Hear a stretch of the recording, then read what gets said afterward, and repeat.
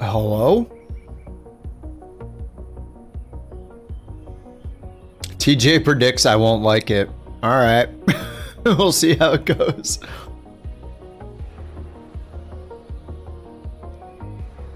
Hey, if the performance is as bad as Sim Update 3, then you're right. What's up, Jack? Hey, P2. Hey, Puppy. What's up, Kubi? Hey, Joe, wake up. Joe. It's time to talk. Oh, right. Congrats to Dan Razor, yeah, for being a coach captain for 9 months. That's quite a ride. Plus, Dan, thanks they for 9 left a months. message, hello, we've got to keep on flying, just like the planes. Or something, smelling heads, maybe. Smelling heads.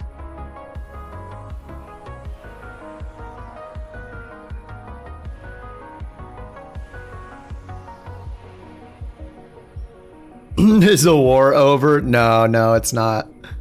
It's definitely not over, and it's going to continue after I'm done flying, for sure. It's definitely going to continue. I am not over Foxhole. Look who's been a couch captain for 4 months. Congratulations, was ETV. What's up, Your Sawyer? message reads, oh shit, he's back. Kind of like R&R from the front line. I just, didn't it? But I'm not abandoning Flight Sim. Just keep flying high with Kip here. Michelle says hi too, by the way. Then Dan, thanks for 9 months. Wisey, thanks for 4 months. Castaway, thanks for 3 months. What's up, YouTubers? Hey, Mac. Does everything sound okay? My while I was playing Foxhole, my other interface got a firmware update, and I update everything always. And yet another. It's like the world is changing. Every time I've gotten an update. Oh, I need to fix the chat. Sorry, it's permanent. The voice sounds a little scratchy. So, big shout out to Angry Cassowary for being a Let me turn the treble down a little bit. That's, Hold on. Super cool. They wanted me to read their message, plain time. I kind of wish I could spend my allowance. Okay, on let me planes know too, if that's but a little I still need to get better. my first job, you know, 299 days till my birthday. Let me know if that's a little better. I had the treble up, but yeah, my what's it called? My other interface took a crap. Well, it didn't take it. It started glitching out after a while. Raspy voice, too clear. I sound like I'm sick. I'm definitely not sick. Thank you though. Sounds a bit better. Let me turn the treble all the way off. Okay, there. I turned it down even more. Now it's just completely flat. But yeah, my other interface took kind of a crap, and like I have a cold. Let me turn the bass down one. In the vast realm of gaming, we encounter a remarkable creature, Matietu, a couch captain for 5 long months. Observing the landscape, they announce, back to msfs, a passionate return to the skies invigorated by the core of adventure. Will we W? Will we W? Oh yeah, multiplayer, of course. What's up, Maddie? Thanks for 5 months, Maddie. Me and Maddie and Wood and Agile have been holding down the front lines in Foxhole. I'm gonna play it right when I'm done playing this. Sorry, let me fix the chat thing real quick. Yeah, so anyway, my interface is all messed up, my normal interface, so I switched back to the Go XLR Mini I've had in my closet for years and tried to set it all up. Hopefully it's decent, but yeah, I'm sorry if my voice sounds like crap. I'll try to dial in the settings. What's up, Ultra? All about the bass and no treble. Yeah, I can tweak it. I'm not sure exactly. Yeah, I just gotta figure it out. I turned the bass down a little bit. Maybe it's a little too tinny still, but it's just pretty much using the default settings. Wait, what if I turn the compressor down or something? Hold on, let me try turning this way down. This is gonna get quiet, and then I'll slowly turn it back up. Maybe it's just clipping or something. Or maybe like that. Does that sound better? Hey I have everyone. no idea. So, like, congrats to I'mRHuckle63RI for being a couch captain for 7 months. That's It like sounds super fine. cool. Oh, okay. I wish I could spend all my allowance on planes like you do, but I really need a job first. My birthday's in. 299 days, just saying. Hope I get to fly 299 again days soon. till my birthday.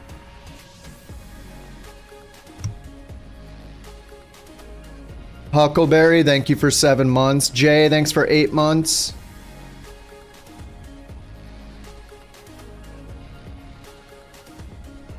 I didn't know if anybody would show up. Okay, now let me fix the chat box. Hold on.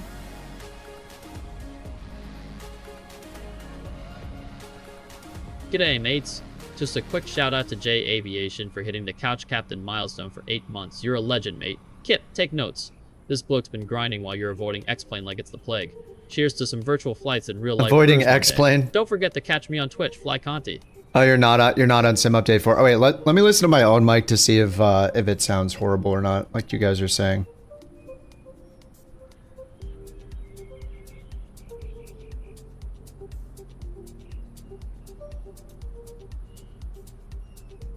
Okay, I don't know. Sounds okay to me. Sounds okay to me. Maybe I can turn down the gain one. Beats a Kip 2 holiday. Oh my god, Right now, no, you can save dude. 50 Bork coins per person. Alright, I'm That's done. 200 Never mind, Bork we're going back coins to all for a Foxhole. Family of 4. Who played it? Except JT won't save the money anyway because JT doesn't save. Book now with Kip 2 holidays. Oh god, Forget your dude. worries I and forgot forget to about live that. here. So bad. No, back to Foxhole. Oh my god.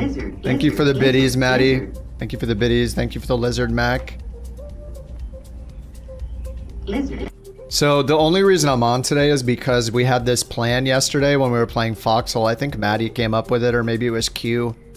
I'm just here to recruit people for Foxhole. We need our regiment to be bigger so we can help impact the war. I'm not actually here to fly planes. I'm just gonna walk around for about 20 minutes talking about Foxhole, and then you guys will come play Foxhole with us. All right. All right. Let's do the short daily. Yeah, it's a bait and switch. Exactly. All right. So here's the short flight, Benton to Nashville. I haven't been to Nashville for at least a month. See how this thing goes.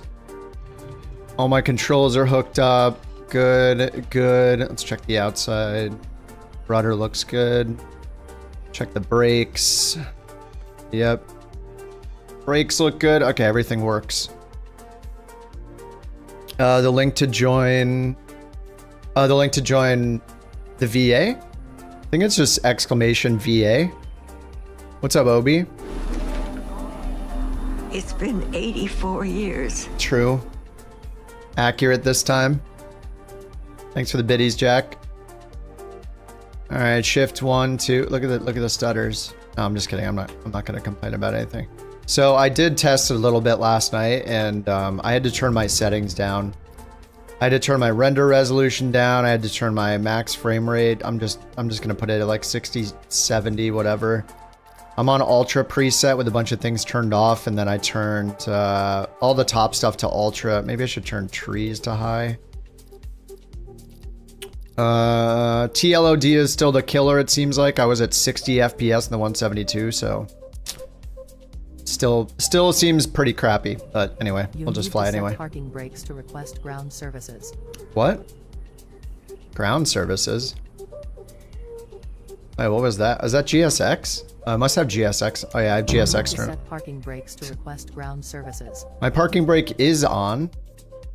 My parking brake switch is on. Nope, that's still broken. Alright, set parking brake switch is still broken. Off to a good start. I guess I'll use command spacebar. Alright. Let's get this thing started up and fly to KBNA. How do we start the airplane again? Nikki Fizz, congratulations. Let's figure it out. 5 months as a couch captain. Tremendous achievement, really. You know, Kofef, I mean something special. Folks, it's about keeping everyone guessing, just like that Bella post. Oh my god. Excuse me, just a little air pressure.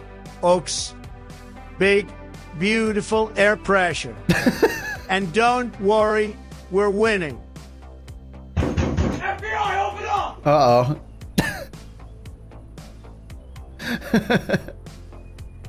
You're downloading Sim Update 4. It's taking 84 years. Yeah. Well, I'll probably end up doing at least 2 flights. So by the time you have it, all right. Let's get this thing turned on. Fuel to both.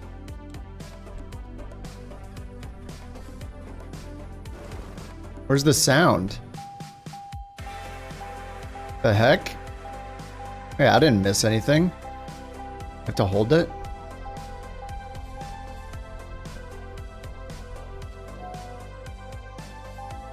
Oh wait, yeah, I got all the covers on. There we go. Nice to see my back. Dude, I don't even have a webcam. How are you seeing my back?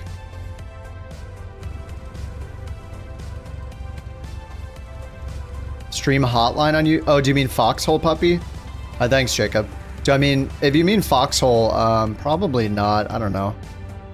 I've been having a good time playing Foxhole off stream, honestly. It's nice to not stream every single game I'm playing.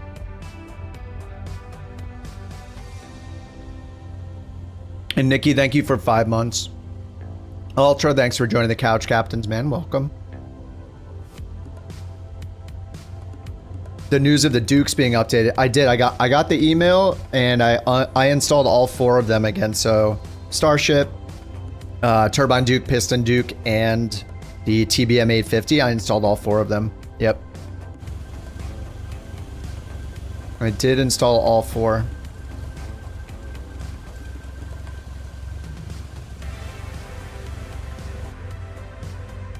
Seems like the in-game sound is kind of quiet, right? Or is it just me? Maybe I'm just used to Foxhole where everything is loud all the time. Black Square binge earlier today. The updates are so good. Nice. I saw your screenshots. Yeah. Maybe I'll be in the Starship for the second flight or the 850. I haven't flown the 850 in such a long time that I'll be very lost in it. Okay, nav light should be on. Oh yeah, I should probably get on alternator and avionics buses. I forgot the fuel pump. All right, landing taxi and strobe light switches still work. Yeah, this is just the default 172. I'm trying to ease into it. It's been like a month, so. Runway 2 is preferred, I guess. So we'll just put in visual for runway 2. I'm gonna choose 2 right, approach 2 right, visual 2 right, straight, activate, turn only flight plan, turn only waypoint. We're just gonna go direct. All right, we hit comma.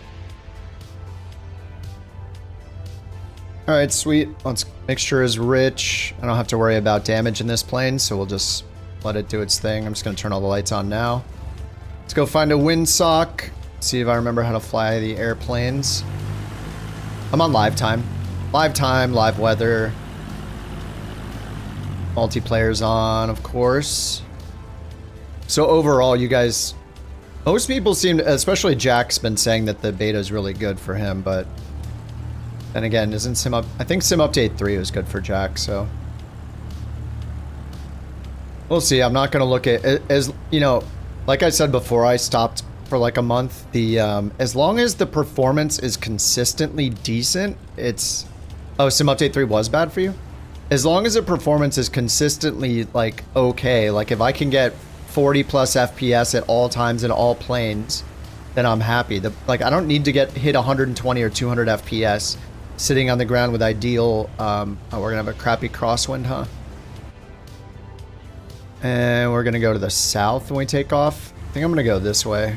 It's a longer taxi with a crosswind, but then I won't have to turn.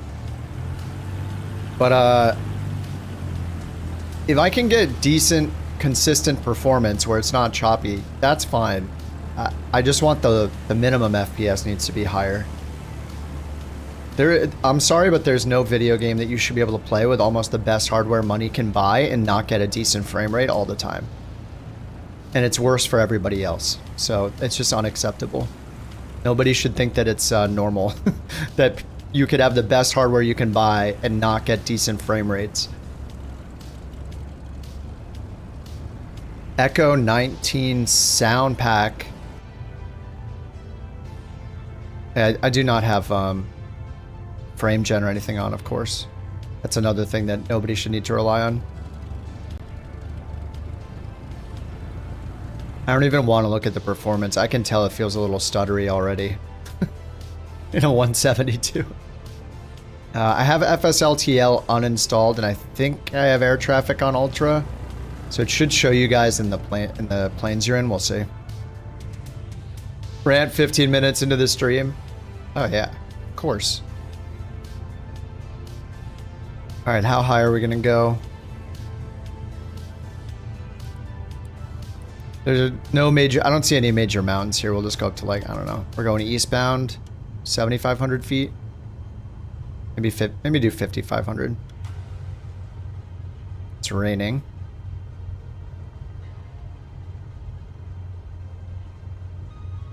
Stuttering.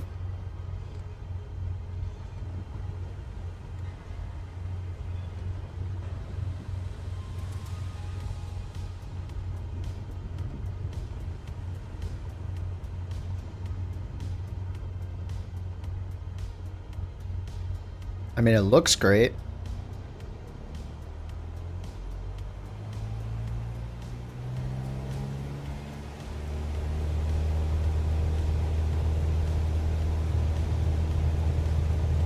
Alright. Heading bug sync doesn't work. Oh. At least the shortcut doesn't work.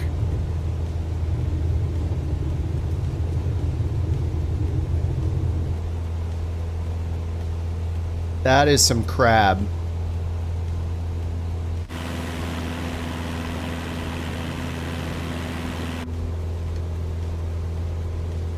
Alright, no gear up required. What's the improvement? I don't know. I haven't been keeping up with what's going on with it, so. I mean, it looks really good. I don't know if I have any of my tree mods on. I'm not sure what mods are on at all. So there's a chance I have some mods running, some not. I'm not really sure what's running right now.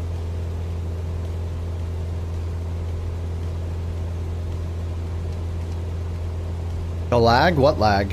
What's up, Peter?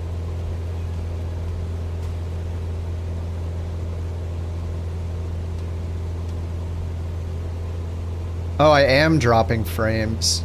Oh, it's stuttering. Oh, yeah. That's weird. I haven't changed any settings. Why am I dropping frames?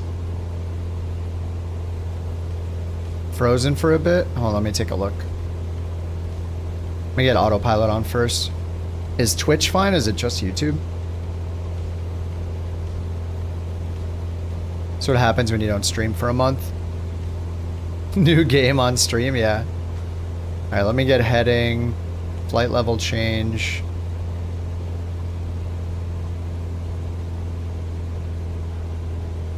Twitch is stalling too? Oh, weird. That's always good. Let's see. I haven't changed anything with the streaming setup, so I don't know why anything would change, but you know how it is with computers.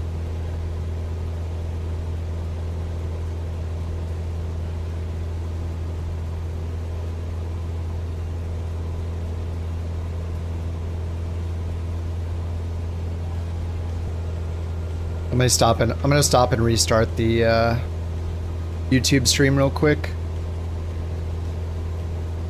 My favorite thing is when you change nothing and things are different. That's the best. Okay, I restarted the YouTube stream. We'll see how it goes.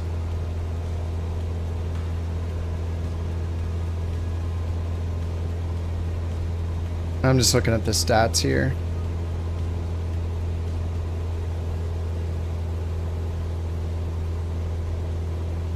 Okay, it might be recovering. Let me just get on the course.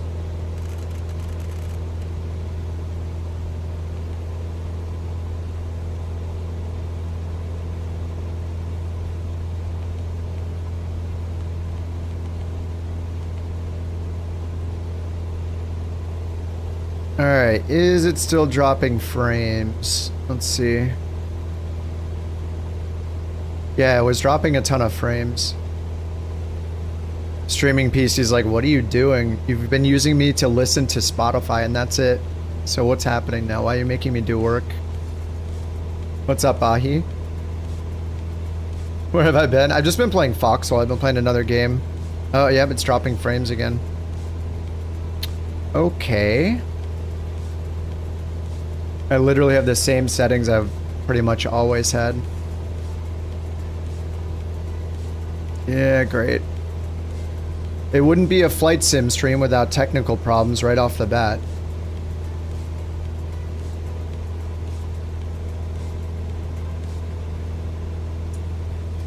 You know what? My system isn't even taxed. Nothing is wrong with my system. The PC's using, the streaming PC's using 16% of my CPU and 65% of the GPU. It's not, it's totally fine. Nothing is maxed out. Literally nothing is maxed out on the stream. Everything's fine on the streaming PC. This might just be a networking problem. I mean, it could be my internet. Let me check my internet. That might make sense. Speed test.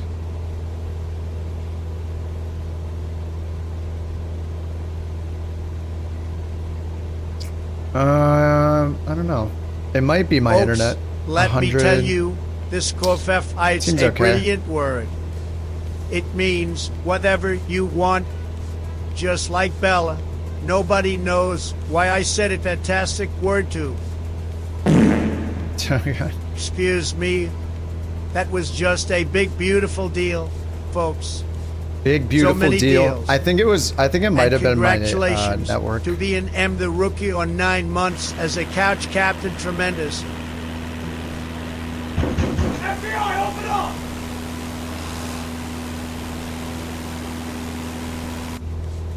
Rookie, thank you for 9 months, dude. Yeah, the network keeps going up and down, but the PC itself is fine, so I'm not sure what's going on.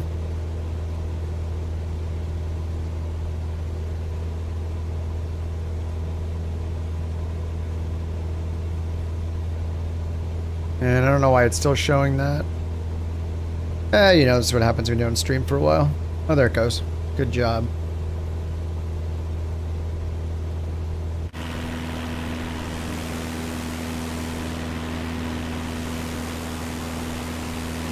Yeah, something is wrong with the network. I don't even see you guys anymore. Oh, there you are.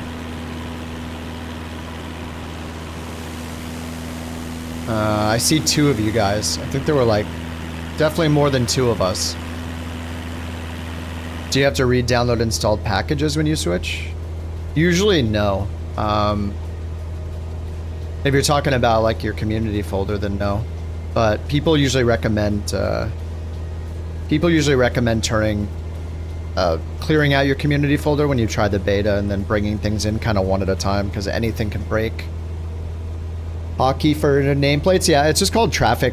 It's like toggle traffic nameplates or multiplayer nameplates or something like that. Yeah, the ISP turned down all the bandwidth. Yeah, it could be. I mean, I was streaming a little bit on Twitch, but not multi-streaming. Yeah, I'm gonna say it's a network issue that's happening. It looks like it's happening again right now. It's just going down to 11. Yeah, something is wrong with the network. It's just crapped out again. It's down in the red and now it's going back up into the green. It's not the PC itself. It's not the performance of the PC. The streaming PC is at like half of its possible performance, so it's just a networking problem, unfortunately.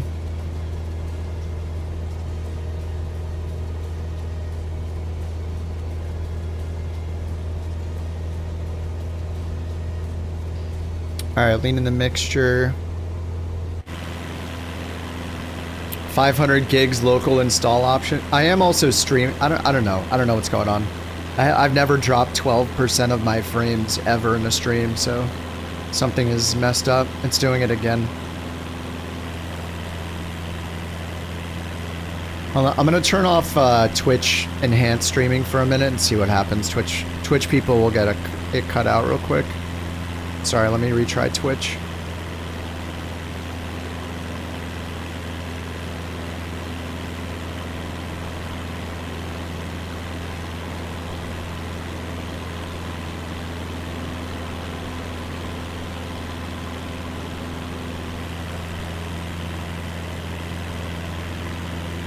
Just restarting Twitch here.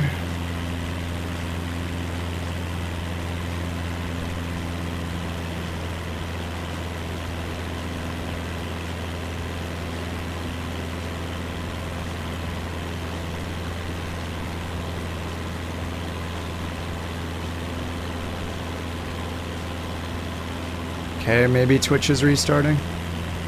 I have no idea what it is. This is what I get for trying to stream.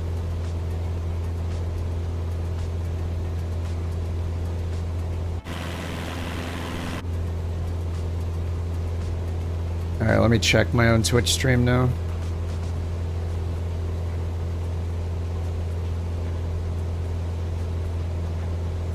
I'm immune to technical problems, yeah. It's my favorite thing about playing Flight Sim is more than half the time I'm dealing with technical issues instead of just playing the sim. Yeah, it's the best.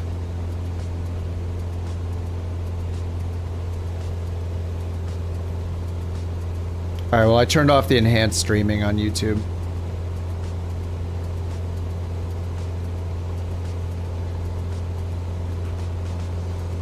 We'll see if that does it. I wouldn't be surprised if that was the issue. Or sorry, the enhanced streaming on Twitch, I mean.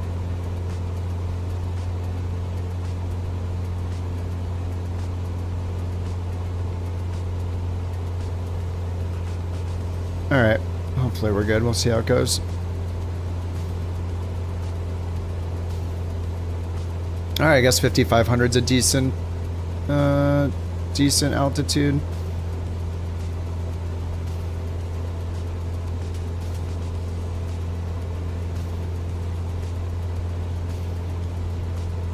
Yeah, it might have just been Twitch, I don't know. Sorry, it's out of my control.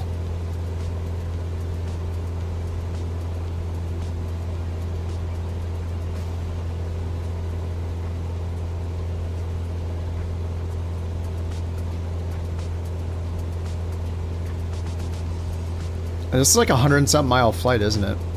Alright, well, let's fix up our avionics here. Menu, map settings, north up.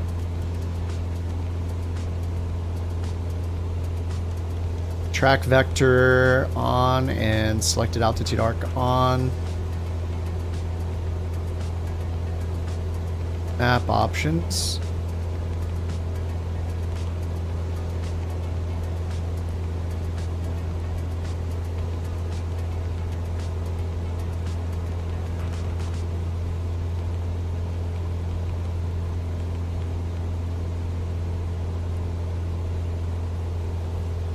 Here we go.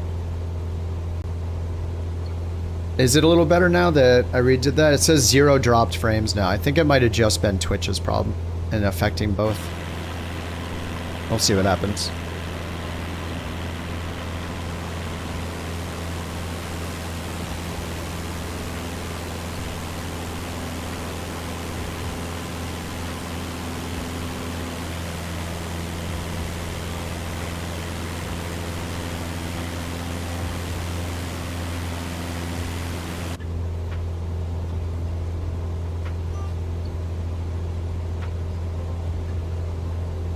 I think I gotta fix all the commands on the streamer bot too. This is just the default 172 with the G1000. Totally default.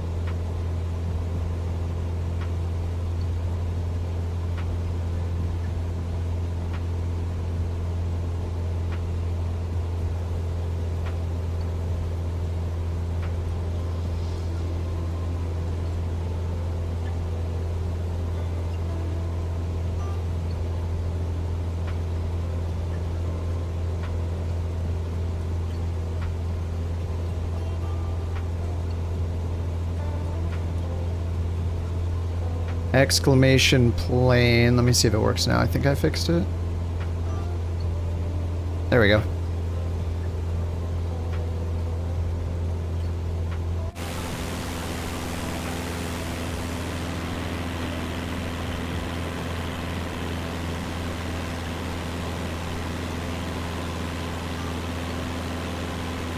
What's up, Nikki? Oh, you feel like you need to say hi on YouTube as well? Oh yeah, Ian, thank you for 9 months, dude, and Nikki for 5 months.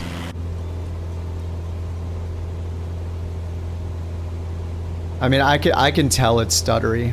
All right, I can tell the frame rate is low.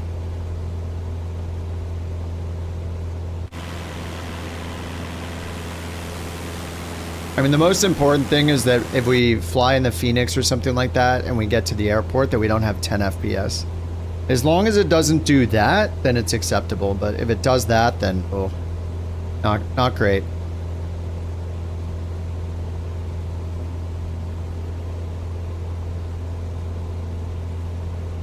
Yeah, somebody else mentioned the Echo 19 sound pack. I'm out of the loop, so I also don't really fly this plane that much. But I thought I'd make it easy on myself and start really simple. Fewer chances to mess things up after not flying for a while.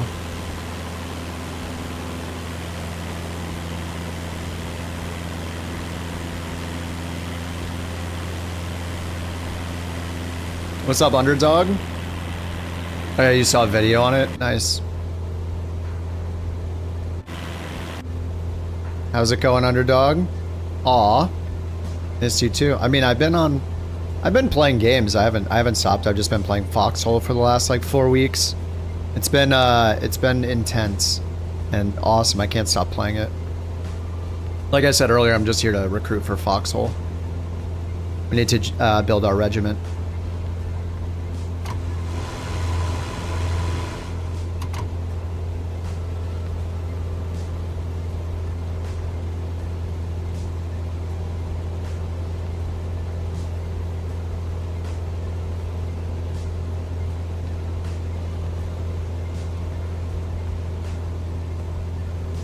Alright, VFR 3000 at BNA.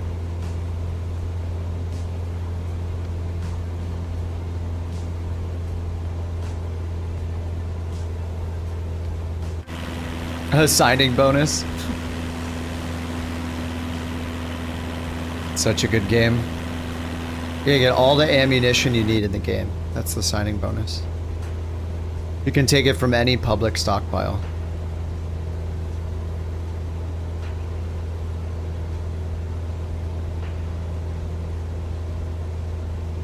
Outside air temps 15, we'll leave the pitot heat off.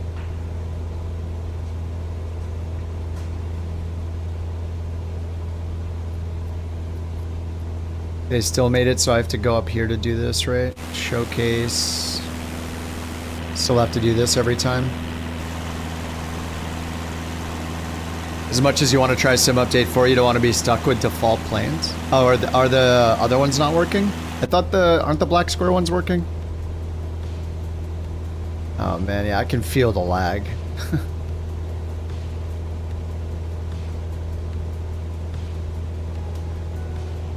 Yeah, the black square ones work? Okay. Yeah, I would, after this, maybe I'll fly like maybe the 850 since it's updated now.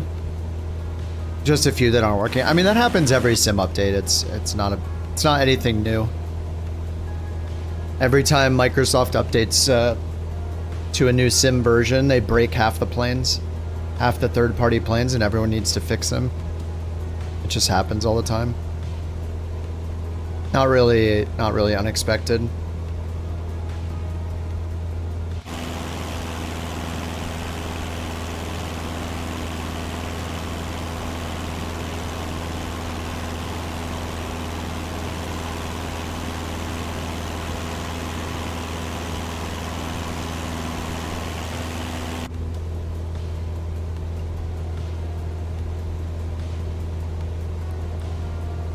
I didn't check my fuel at all. Hopefully we're good. Oh yeah, I should check to make sure I'm visible over here. Okay, I am. Nice. I did have to fix and reinstall or run the fix script on LRM and set it all up again, which is super fun. And I haven't tried any of the aero economy stuff out, of course. I don't know that I care about the properties. I just care about, like, the hangars and stuff like that. Yeah, so I have $500,000 on aero economy from back when we were doing the events and stuff like that. Build a new property. Can build a hotel. House, a mansion, and a hotel. Non-refundable admin planning fee of $3,000. Upload a photo. Apply for planning.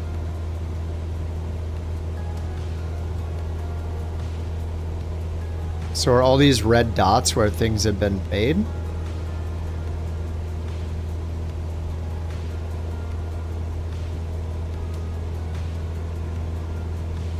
We should find the, I should build a little, we'll build a little house. Where's the spot in, from Breaking Bad? Where's their first cook site? Pick that, make a house there.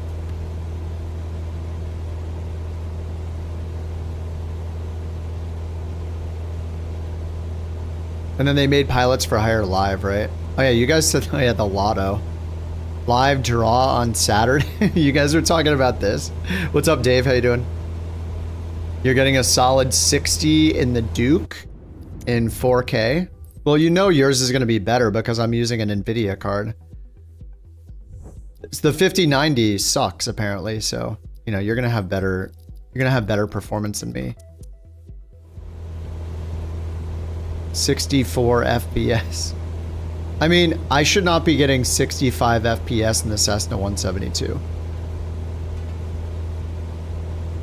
Limited by graphics queue on a 5090. Somehow. I can't believe that the 5090 would be the bottleneck.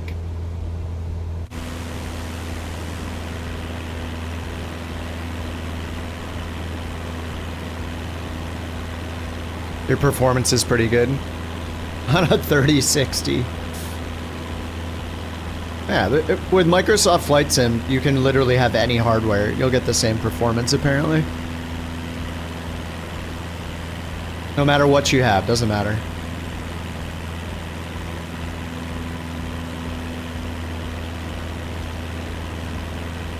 I don't know how it's only getting 65 FPS. Do I have it limited to 70? I think I limited it to 70. But it's not even getting to... Wait, what? Oh my god, they don't know how numbers work. What the... I limited it to 70 and it was limiting me to 65. I put it to 120 and now I'm at 80. Okay, Microsoft doesn't know that 70 is greater than 65.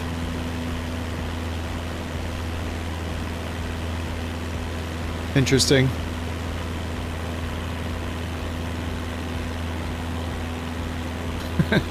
Frame rate limit 70. Let's limit them to 65. Okay.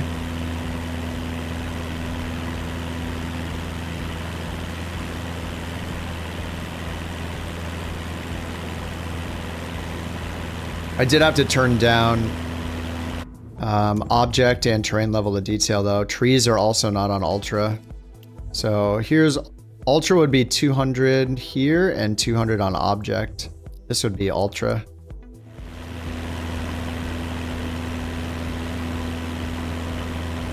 So I just lost like 5 to 10 frames. Lock the frame rate. I don't think I have anything locked in NVIDIA. I mean, I shouldn't have to do anything to get as high a frame rate as possible.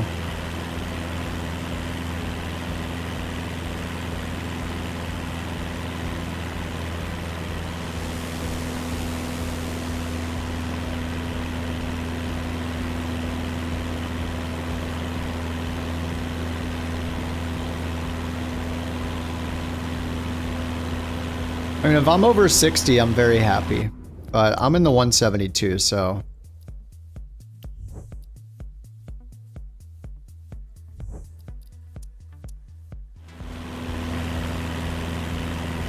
Yeah, I've been avoiding auto FPS since like Sim Update 3, I think.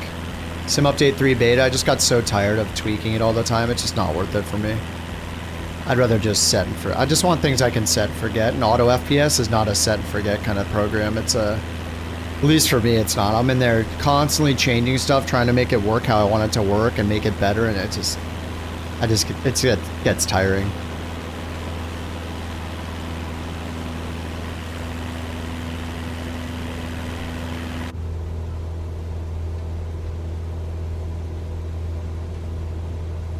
I mean, this isn't bad. I'm just worried when I get into an airliner. But if it can maintain good, like over 30, 40 FPS in and out of big airports, that's the big test, I think. I don't care that it can get up to 70 or 80 or 90, like that's fine. But the floor, the minimum FPS just needs to be higher. Minimum FPS should, at a big airport, worst case scenario, that can be over like 30, that would be awesome. If it could be like 40 or 50, that'd be incredible. Obviously, it matters the plane you're flying. What's up, Factors? You've been flying 27... Wait, what? 2737 personal jet? What's up, Mako? The what now? The better aircraft lights mod? I would not use it, no. It was good before Sim Update 3 with the lighting improvements, but after that, I don't think you really need it. I don't even know what's active right now because Microsoft does weird things with what's active or not in your library. So I'll have to go check my library after this flight. I might have a ton of stuff. I might have a ton of stuff that's turned on that I don't mean to have on. There's not too much up here in the toolbar, so that's good. Night lighting in Sim Update 4? Oh, they improved it even more. Nice. Yeah, I mean, even Sim Update 3 night lighting was very nice. So, yeah, I mean, in general, I don't know that you need any lighting mods. I still think a tree mod is worth it, though. Like either the Bijan stuff, the, what is it, Four Simmers, or there's a few of them that have tree mods that are nice. They fix, like, the height of the trees, they make them look a little more randomized, like, than they normally do. How's the Q&A? The QA streamer? That's all of us. It's not bad though. Things are okay. What's up, John? How you doing? Yeah, things are not too bad. Could be worse. I'll have to do a flight with the... I don't know. What's the best performing right now in Sim Update 4 Beta? Should I be using the Phoenix, the PMDGs, the iFly? Are any of those actually working, or should I avoid all of those right now? Phoenix is good? Okay. Maybe it's like a baby shark time. PMDG and iFly don't work? Okay. Thanks, Jack.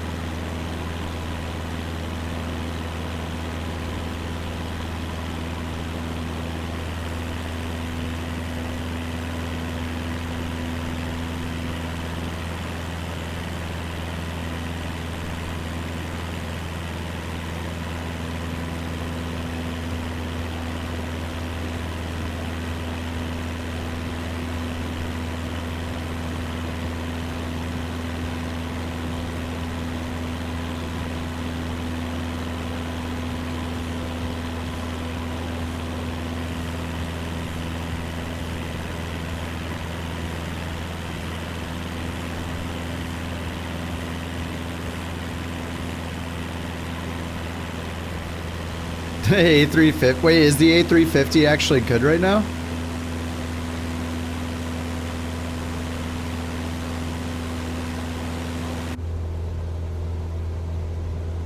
For you, it's good. I could install it. Do I want to fly the 350? I mean, if it's decent, I do want to fly it. You're locked at 30 frames? Okay. 45 to 50.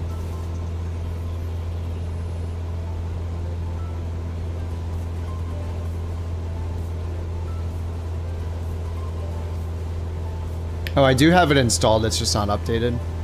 Alright, I'll load the update in the background.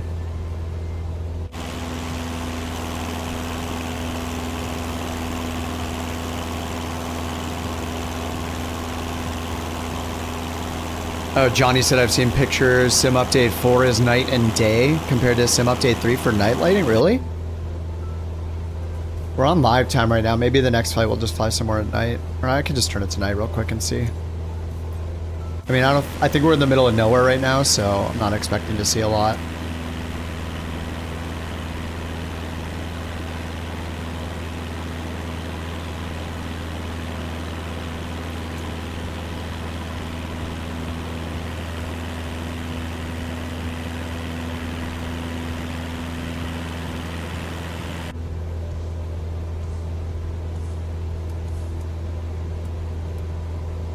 Turn our lights off.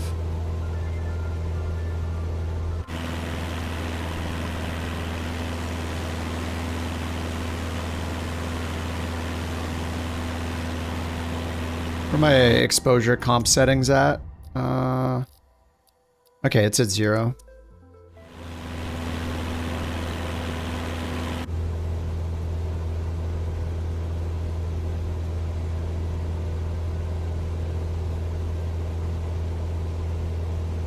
Yeah, in big cities, yeah.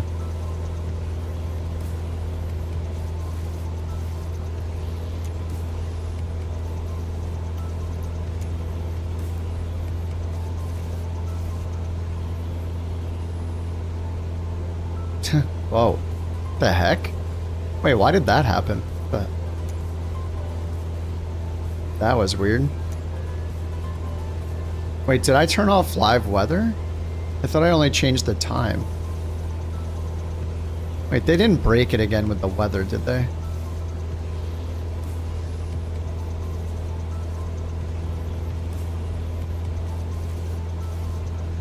See if the clouds disappear.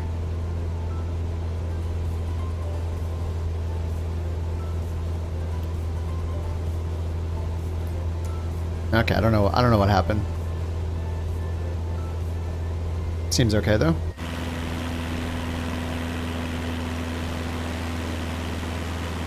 Here, I'll move down from 4K. I've been like turning it down just a little bit because it doesn't matter for the stream and I don't really care too much for me either. I'd rather have a little bit better performance than a little more sharpness. And it looks really good right now. This is on 200 train level of detail. That looks really good. That runway actually looks a little higher detail than I would expect. I don't know, it's a little bit blurry. It's always funny to me that the runways aren't rendered in when they're near us. What's up, Clorix? That runway is pretty visible though.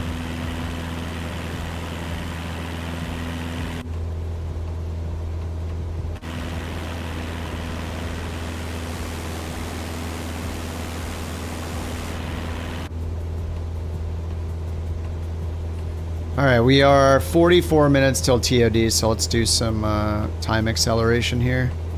Do I still have the time acceleration thing? No, it's gone. Hey everyone, just popping in to say that the Lucidity has been a I'm gonna do double time. months. Big cheers to you, mate. They sent a message. You, that's some classic enthusiasm there. Remember to tune into Fly Conzi on Twitch for some top-notch flight fun, unlike Kip here. Still too scared to tackle X-Plane. Yeah, okay. Okay, Conti. Lucid, thanks for 3 months. Oh, there she is. I'm sure you guys have mixed. I'm sure you guys have missed her. There she is. Oh, jeez.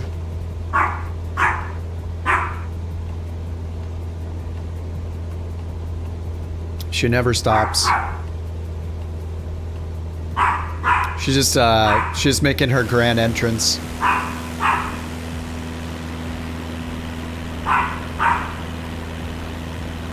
Thank you for the Borks.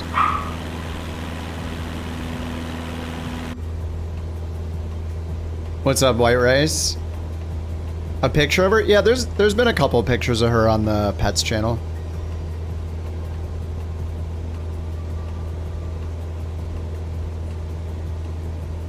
Settings. I'm just on the ultra preset with like motion blur turned off. Motion blur and depth of field turned off.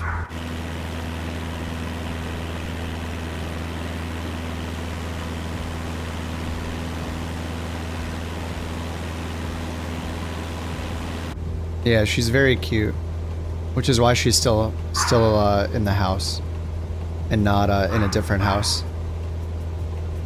She hasn't been given up for adoption because she's cute. You're in SU4? Oh, that didn't take that long. I haven't installed any of the content yet, so everything is being streamed. Nothing is downloaded.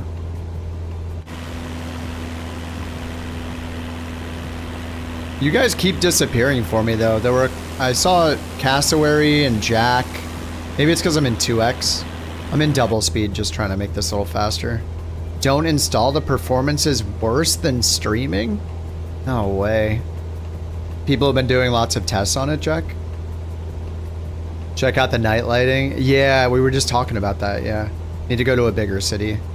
We could do, I could do like a Phoenix flight after this. How far am I? I'm in double speed. We're 38 minutes until TOD, so half of that's like 20 minutes-ish. I'm just in double speed. This is a long flight. Long flight for a 172. Someone did a comparison. The difference was crazy. It was probably Cowtown. Or maybe sometimes there's just like a random performance YouTube video pops up for me. But I know Cowtown's always like doing performance testing, just like anecdotally. He'll like load it up. What's up, Conti? Do your eyes deceive you? No, I mean, I'm not gonna disappear forever, but after a couple flights here, I'm going to play Foxhole for the rest of the night for sure.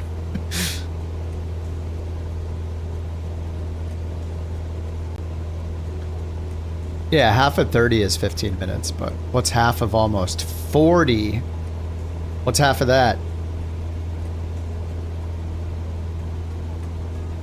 Plus, that's just until TOD. I know half of 30 is 15. What the heck?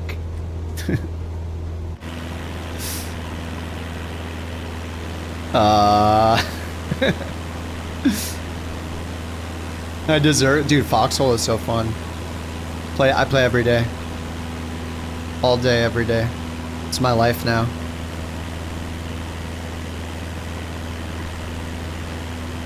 It's there's another runway that looks decent from a distance.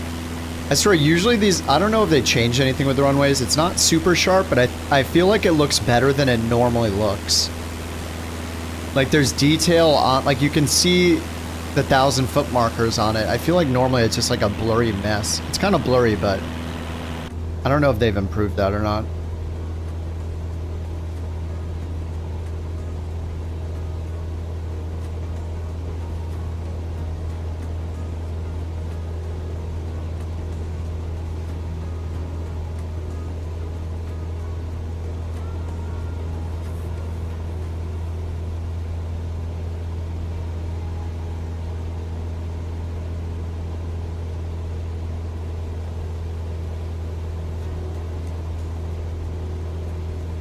How you been, Conti? There's still that little micro stutter when you set a camera preset. Always weirds me out. G'day mates, Kip's here and he's finally back in the cockpit. Let's give a shout out to Fly Conti, our couch captain for 2 months. Congratulations mate, and here's a message from him. This is my member chat. Make sure you check out Fly Conti on Twitch to catch all the fun. Cheers to that. This is my member chat. Conti, thanks for 2 months, man.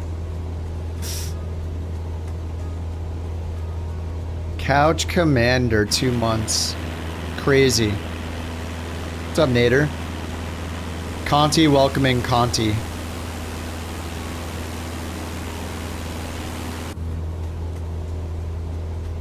Alright, outside our temp 15. We're in double speed here. TOD is in 32 minutes. You're fine, usual. Nice, nice. Yeah, we've been talking about how you haven't been on the front lines lately. It's been a hot topic in the Foxhole community.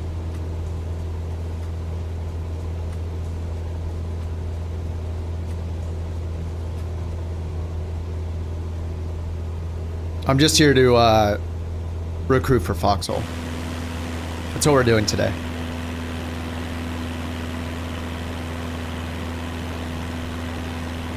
The clouds are looking amazing though.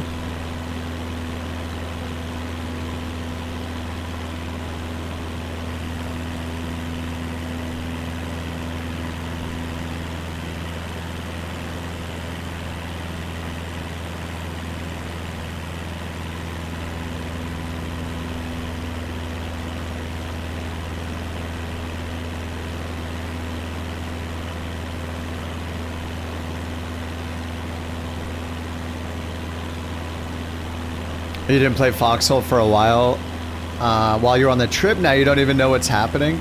It's like getting into later in the war in Foxhole. Like it's just like any other RTS, except every single person is a real person, you know? Like think of any RTS you've ever played. So like the technology gets better and better as your game progresses. So Foxhole's the same way. So now we have like super heavy tanks, and I think they said in like 4 or 5, maybe up to a week, we'll have nukes, like the equivalent of nukes, which is like, it makes sense to have something like that in the game so the wars don't last forever. When people suddenly have like super powerful weapons and it just becomes, I don't know, it's like end game status, you know, it's gonna end the war. But it's been great. Seeing the whole progression of the tech tree or the upgrade tree the whole time, it's been great.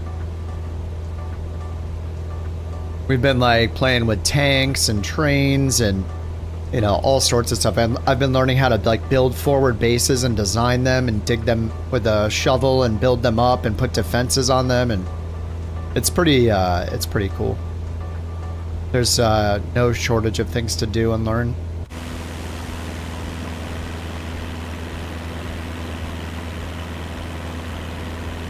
And the war is pretty even right now. It's like 14 to 15. And I think it's the first one to 24 wins. So there's going to have to be a lot of land changing, a lot of territory changing for somebody to win. It'll be interesting.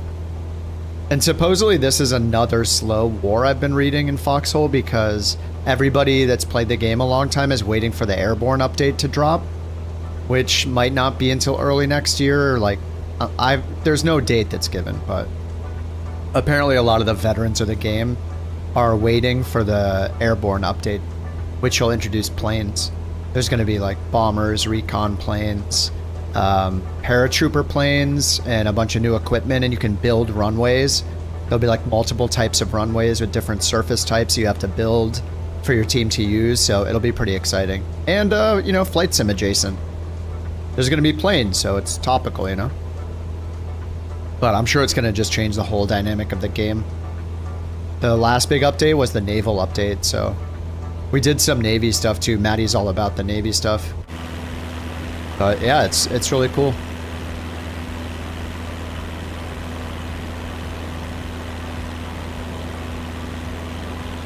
Oh yeah, coffee update. I'm still on the vanilla sweet cream cold brew. I see you guys have been spamming, asking about the coffee since the stream started, and I've been avoiding the answer, but yeah, it's a vanilla sweet cream cold brew. Delicious.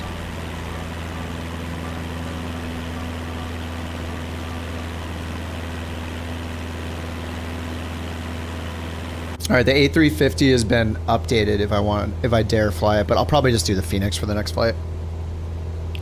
Nighttime looks better now. So it's not like it's not as warm looking as it was before. I'll have to try it out. Maybe we can fly somewhere where we'll fly into a sunset or something. Start at day, fly into night. What time is it? It's 1:30 Pacific time. So if we just fly like towards the East Coast from somewhere, the middle of nowhere is actually dark. Sounds horrible. It's cool when you're near cities, but for me, nighttime flying is pretty boring. I guess some people like that feeling of just being like completely in the darkness, in the plane, in the middle of nowhere, at 30,000 feet or whatever.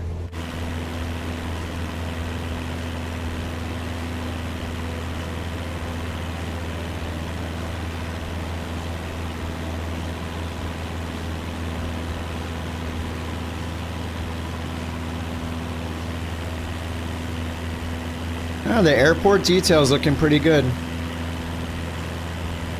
I haven't really looked through the list of what's been changed.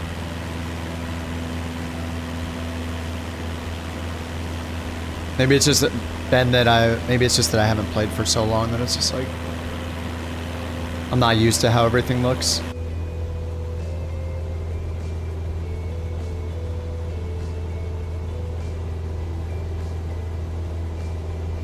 Alright, let me set the fuel endurance. I think we're good, but I'm gonna set it up anyway. So we'll roll this over to aux system setup, turn on the cursor. Ground speed, ETE. So I usually like endurance and en route time.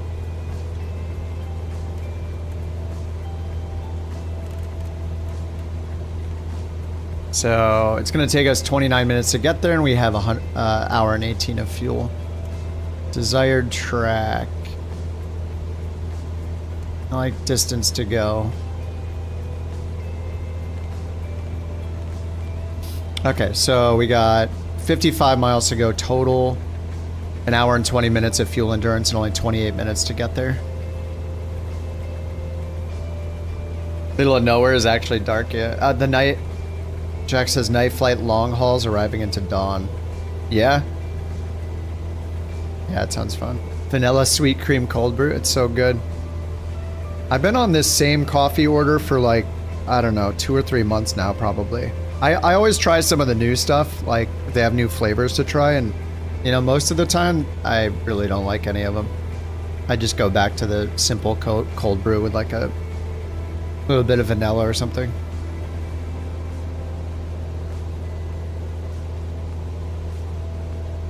I did get Dunkin' Donuts a couple weeks ago. I wasn't on the stream to tell you guys about it though. Sorry for robbing you of that. I had a desire for you know, for some Dunkin' Donuts a couple weeks back. I got the bagel breakfast sandwich, of course, just the iced coffee. Obviously a couple donuts. Chocolate frosted, of course. And this isn't bad for 2x either. You can't confirm nighttime looks 100% better. Performance is great. Nice. Very nice. What's up, Standard? How you doing? Alright, TOD is coming up in 16 divided by 2. Nobody knows what that is. That many minutes till TOD. And we're gonna get down to 1,400 feet, round it up to 1,500. 1,500 feet, VNAV, VPath on standby. Ready for TOD. Outside air temp still 15 degrees.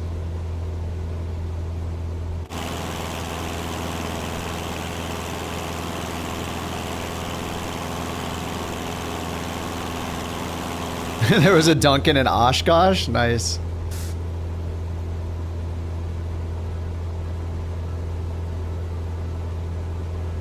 Clouds look really good. They're very fluffy looking. TLOD's at 200 right now. I'm just using the Ultra preset. All I've done is turn off... I turn off motion blur and I turn off depth of field.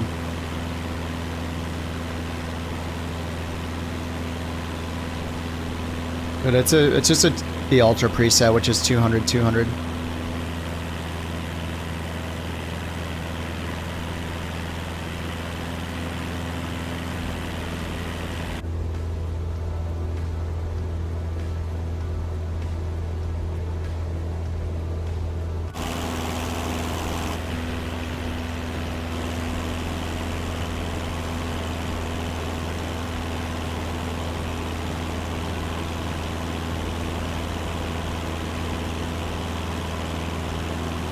Locked at 50 XPS. Oh, frame gen X2. Yeah, so it's running at 100. Yeah, I don't use frame gen or DLSS. TAA all the way for anti-aliasing and then no frame gen.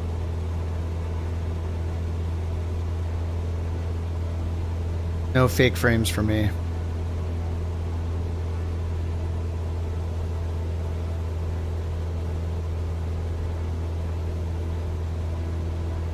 Yeah, if there wasn't the weird ghosting artifacts, I'd probably use frame gen, but whenever I see the ghosting on like the engine turbine, like the on the like the engines on an airliner all ghosted and weird looking, or like when you land in the wheels, or like the shadows and stuff on the wheels bouncing around, there's some weird things that happen.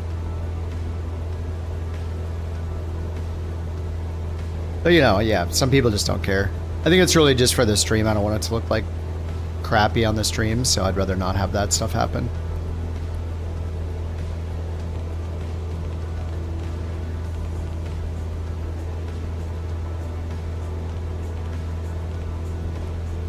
But yeah, if it works for you, then it works for you. Alright, 11 minutes till TOD, so 6 minutes in real time, 5.5 minutes.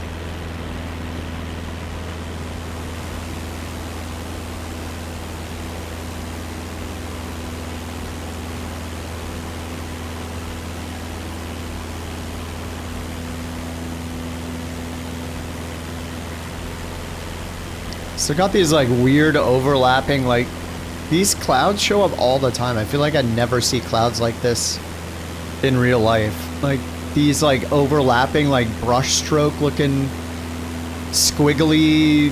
Isn't that weird?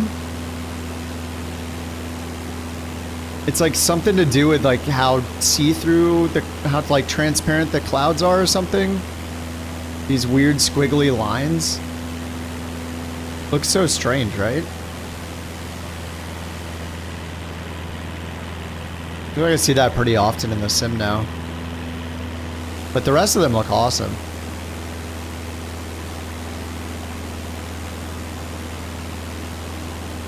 Yeah, these little squiggly layers look strange to me.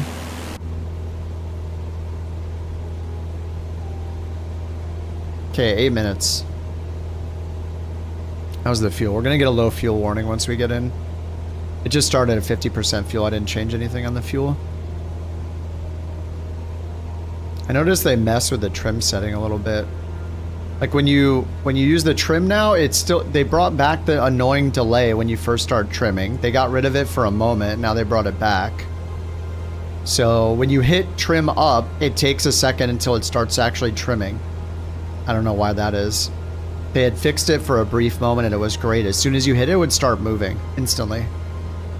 Now they made it so when you trim and then you let go of the trim wheel, it like moves a couple more notches, like this weird smoothness slowdown thing. So it trims more than you want it to. When you let go of trim, it still moves the trim wheel a little bit. I noticed. It's so weird. I don't know why they make these strange changes. If I let go of the trim wheel up down button, it should not be moving it anymore after I let go of it. And if I press the trim wheel button, it should be moving it. It shouldn't do the stutter and then start moving half a second later. I don't know why they make it work that way. It's really, really odd.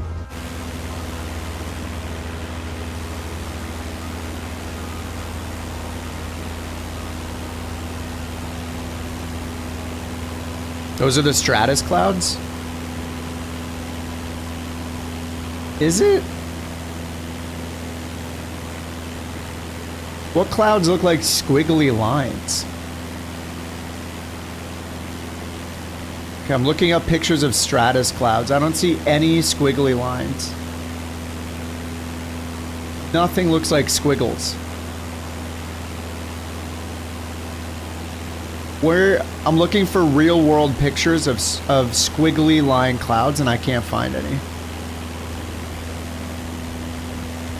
These are like overlapping squiggly mustache clouds. See?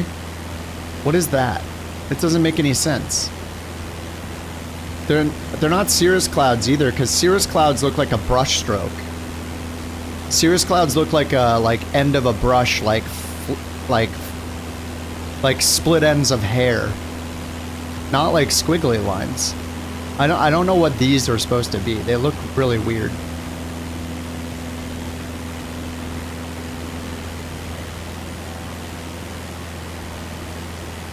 Types of clouds. Yeah, I can't see a single photo that looks like squiggly lines. like that. Let me see. Okay, I found an image that has a squiggly-ish line. Stratus at 6,000 feet or lower. Maybe you're right. Maybe it is Stratus. Here, this image. This is the first one I found with this bottom one right here. It's kind of like this mustachioed squiggly. And these Alto Stratus too. The Cirrus one, these look kind of funny though. The Cirrus ones usually have like the big, like a brush stroke, and I think maybe the detail is just weird on those.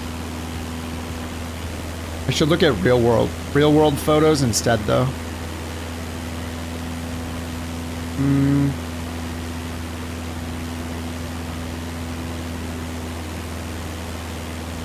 Stratus, clouds, beautiful shot. Correct me if I'm wrong. This is someone's photo from Reddit of Stratus cloud. I think these are Cirrus, aren't they?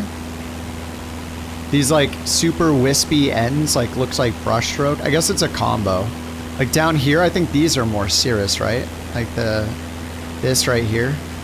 But none of them look like, you know, wavy, repetitive pattern squiggly lines. I don't know. I got cloud learning to do. Whoa, what the hell? That was... I have ultra pre-cache turned on and that just happened. Whoa. What's the point of ultra pre-caching then?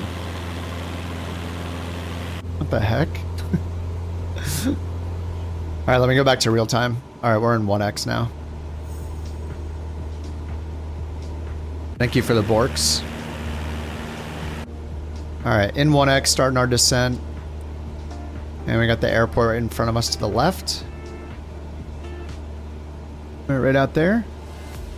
Maybe.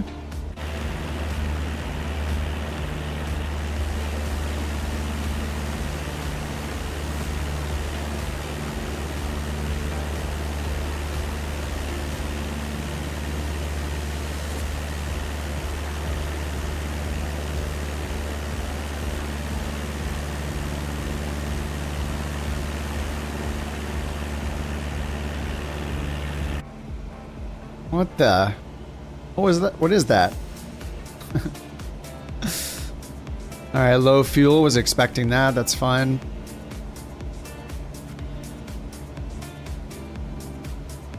Alright, so we got Nashville directly off to our left.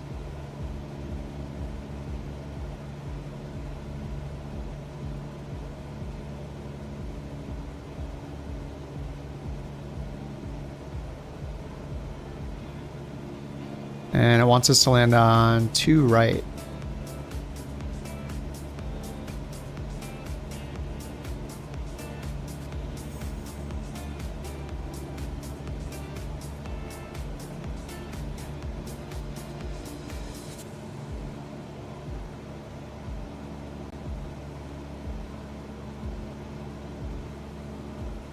Alright, let's check runway 2 right.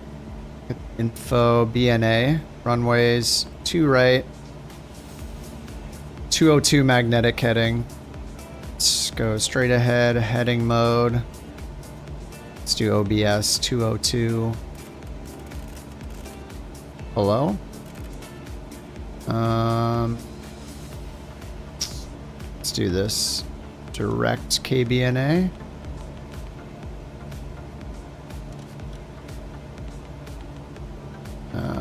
Direct KBNA. OBS. Guys, this is the default plane. How, dude, what, am I doing something wrong here? OBS mode is on, and I can't change the course? How? Oh, man. OBS course knob is broken.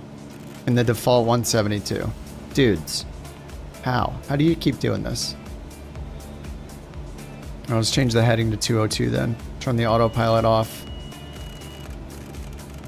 Is it 202? 202 magnetic.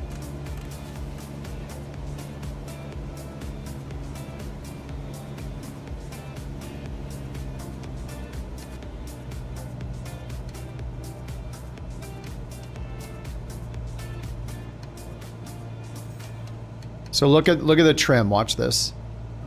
I'm gonna start moving the trim. It's gonna stutter and then it's gonna start moving. Watch.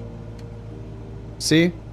It stutters, and then when I let go, it moves a few clicks further. See that weird smoothness? I'm letting go now, and see it move? After I let go, it still moves. Oh yeah, we want 0 too. It still moves. Like, what are they doing? And there's the stutter. Every time I hit it, look at the delay. Press. Press. What is that delay? The delay doesn't make any sense. They fixed it very briefly. They removed that delay. So as you're hitting the button, it just works. And now they've added a thing where you let go and it moves it a couple clicks more, even after you've let go. They have no idea how hotkeys are supposed to work. When I'm pressing the hotkey, it should be moving, and when I let go of the hotkey, it should stop.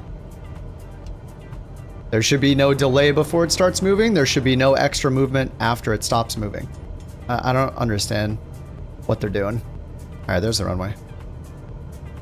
I don't know why they keep making these weird changes.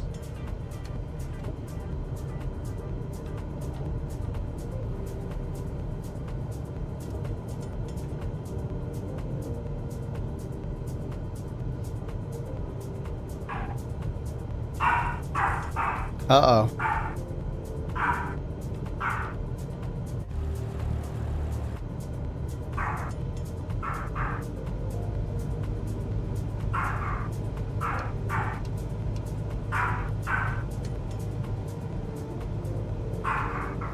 Imagine in real life, you like move the trim wheel, you let go of the trim wheel, and when your hand stops touching the trim wheel, it moves a little bit more on its own. That's basically what they've coded.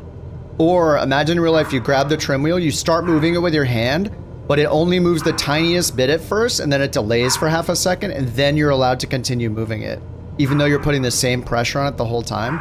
That's like the equivalent of how they're making the hotkey behave. It makes no sense. Thank you for the Borks. She's trying to be the star today.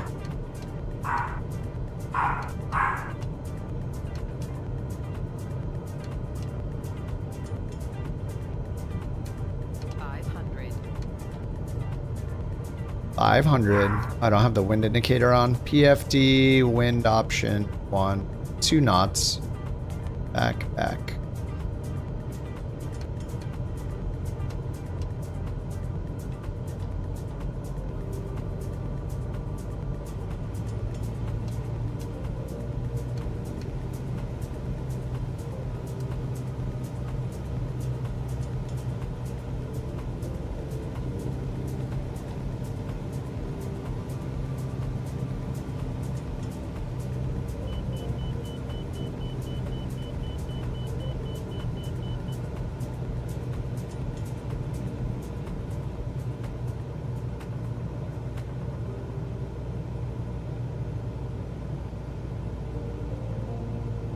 It's like the Cruise Excel button.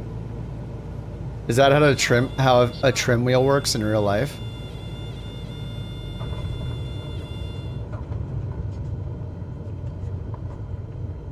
So in real life, when you start moving the trim wheel, it has a notch that it hits every time you move it, and then you're still trying to move it, but it prevents you from moving it, and then a second later it starts moving? I don't think so. That's what's weird about it. It doesn't make any sense.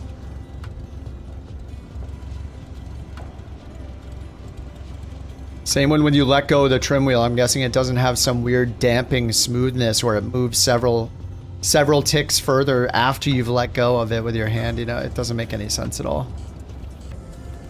I don't know how they come up with that stuff. I got an idea. How about when you let go of the trim wheel button, it keeps moving the trim wheel? Yeah, that's a great idea. Let's do that. What?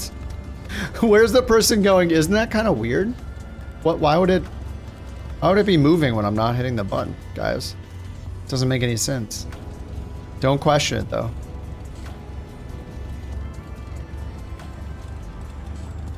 This, is that a road? What the hell? Wait, what is going on here? Input lag? It's not input lag, it's them. What the? Dude. Welcome to Nashville's taxiway. All right. It's not input lag because the moment I hit it, it starts moving. See, if I tap it, it moves instantly. See that little tiny movement? It is responding instantly. It's a choice that they're making. And they did change it at one point. One of the betas, as soon as you hit it, it would start moving smoothly. And when you let go, it stops moving. That's all it needs to do. When I'm holding the button, it should be moving. When I let go of the button, it should stop moving. Just like when you put pressure on it with a hand and you're moving it in real life and you let go, it stops moving. Like it's just humans are so bad at overcomplicating things. Now it has this weird smoothness when you let go where it moves it an extra 3 or 4 clicks. Even though I've let go of it, it's dumb. It doesn't make any sense. They need to stop. Whoever's making these decisions needs to just stop. See, look at when I let go of it.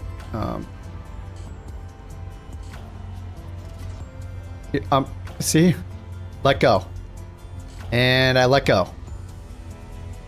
And I let go. Inertia? There is no inertia, though. There's no inertia with a trim wheel. When you move it with your hand, as soon as you let go, the trim wheel stops. There's no, it doesn't like slowly come to a stop. I don't know where they came up with this idea. That when you remove your hand from it, the trim wheel keeps moving on its own. It makes absolutely no sense. And the other idea where it has a delay when you first start moving it makes no sense. Why does it click one time, pause, and then finally start moving? And then when I let go, it moves 3 clicks on its own. It absolutely makes no sense. They just need to stop. The person that's working on this stuff is messing everything up. I don't know where that idea came from, but it's really bad. You flew from a broken runway earlier that had a huge wall at the end of the runway. Heck yeah. I mean, look at the speed bumps here. Look at this. I mean, this is a road. This is a road in the middle. Did everything get dimmer in Sim Update 4? I don't know. People are saying that the nighttime is better.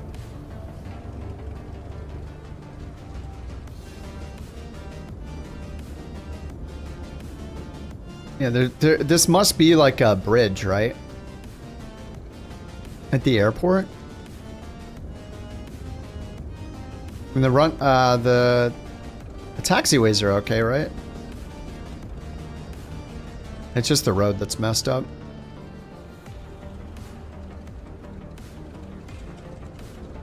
Cockpit screens are hard to see. I haven't noticed that yet myself.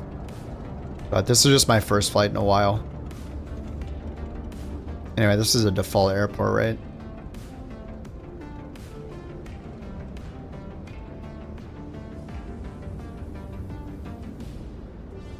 Classic. I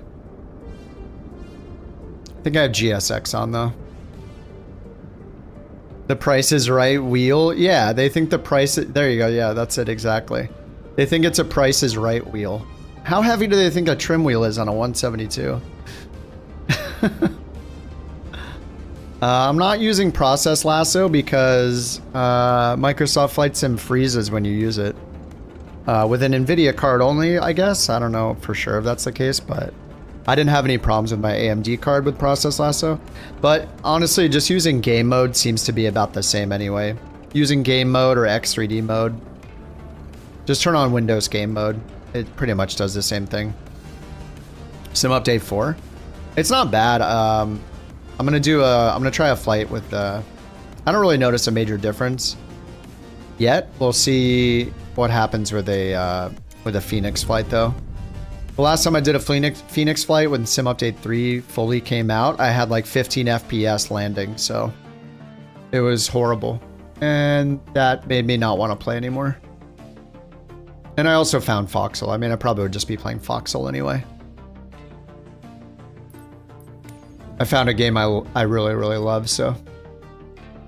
Australia is the medium flight. Maybe we should just do a different one. So I'm guessing we can't take the same pilots for hire flight still, so there's no point in doing one of those as a group. Freezes with the game mode off and lasso on? Yeah, I think if you're like, Process Lasso worked out really, really well for me when I was on the AMD card. It was insanely good. Since I switched to the NVIDIA card a couple months back, it causes issues and I don't know why. But if it works for you, if I was still on the AMD card, I would be using Process Lasso still. It was amazing. I don't know what it has to do with the graphics card, but something with NVIDIA's crap seems to mess with it. I don't know. Yeah, Jack's still using it. Yeah. Yeah, if I was on the 7900 XTX still, I'd be using Process Lasso still. It was incredible.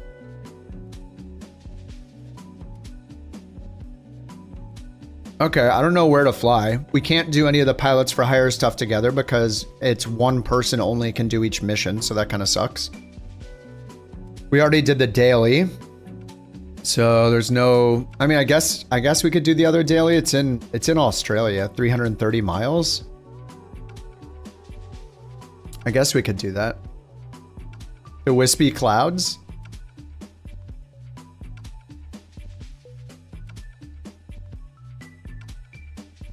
I don't see the must. What the heck?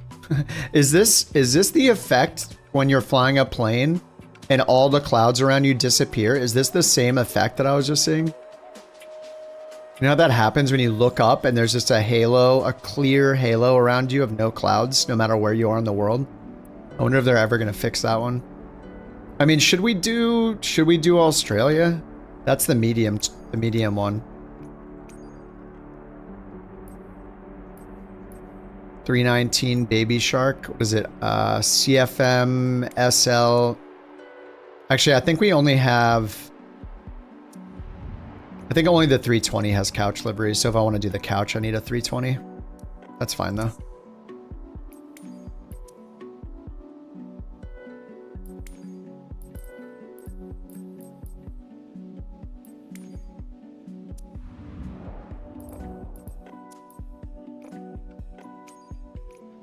What the? Wait, I chose the blue one. Wait, what? Maybe it just doesn't. And we don't have a thumbnail. Oh, wait, what the heck? All right. I don't know what's happening. Ramp, GA, medium, and small. Maybe not. I don't know what to do.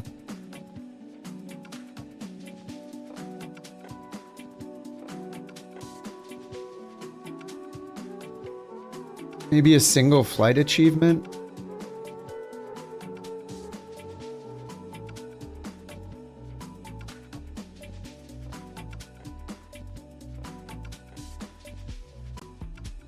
Okay, let's just go to Amsterdam maybe. There's an achievement for Amsterdam I haven't gotten. Just fly to Eham.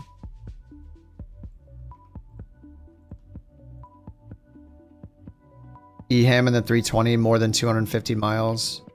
Yeah, 250 nautical miles or more. Route discovery. EGKK to Eham. How long is that?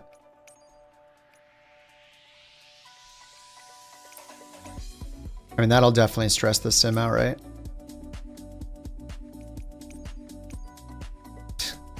Dude, these bugs, man. Like, I can't even choose the arrival airport. Microsoft. I don't understand, man. What the hell? This is just ridiculous. How does that not work? I'm just choosing the two airports. This is just crazy. What the heck? I hit X and then it added it? What? Guys. Alright, it's only 200 miles. We need 250 miles. Maybe with a Simbri flight plan? I don't know why the map looks so weird too. What is going on? Does this look super weird? EGBB.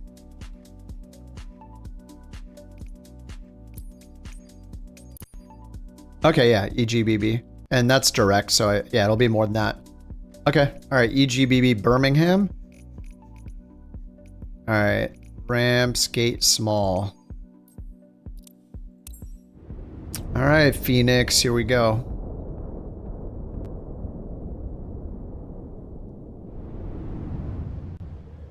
The Borker's just here laying on the ground now.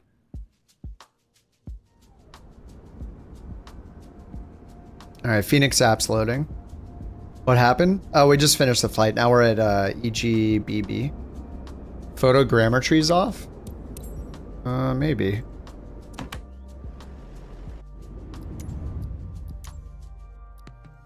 No, it's on. It always sets this. That could help. Someday they'll default to a larger... Or not change my value. Turn off clouds. I mean, it just never looked that weird. It wasn't really the clouds, it was just the map. The ground looked really weird to me.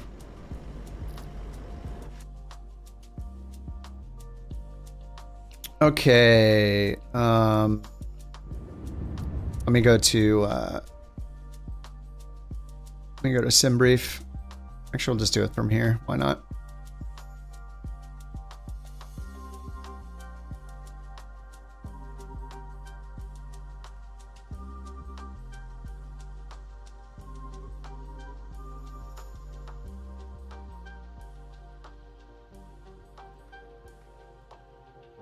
All right, EGBB to EHAM.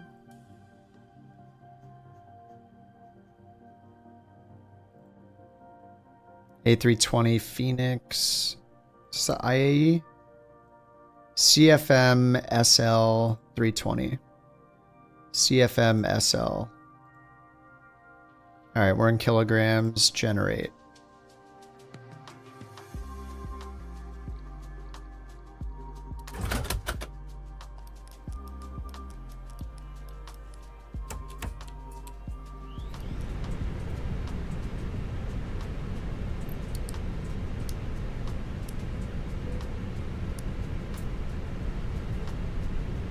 Alright, let's turn the dome light.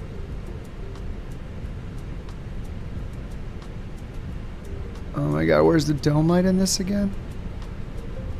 Is it up a little ways from... I always forget where the dome lights are. Dome. Oh, right there. Dome. Oh yeah, this looks like much darker inside, right?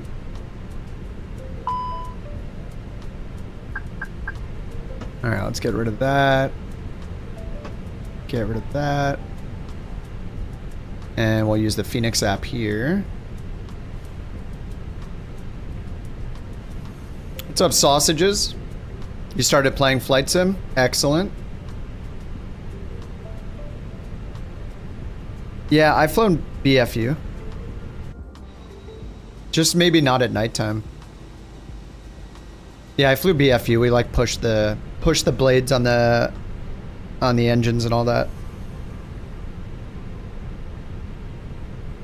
All right, import from SimBrief to EHAM ground services. Let's see if GSX will work today. Let me get Beyond ATC going. Beyond ATC wants administrator mode. Okay, that's new, I think. Mass and balance, load aircraft, GSX boarding and refueling. Refueling truck is on its way. It said bad jetway data. Requested. Bad jetway data. Please don't load aircraft Okay. until the fuel truck arrives and ask to view. It defaults to admin mode. Oh, weird. Why does it need to admin mode? Okay, loading Beyond ATC. There are no passenger stairs. No, I haven't tried local voices yet. I do have them turned on though. But I have traffic turned off. I have FSLTL off. So no traffic, but we'll listen to, yeah, I got the local voices turned on. I saw the update that they're doing that live. What does this mean? Traffic season? Huh, that's new too. The voice model air traffic controller uses when making callouts? is traffic season? Fuel truck is in position. Wait, what? Okay, that's a bug. Aircraft until the fuel truck arrives and ask to do it. Okay, well, traffic is off.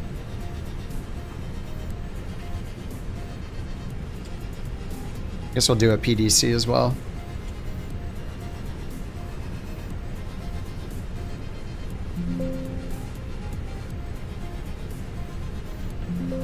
The heck, my Windows sounds are on?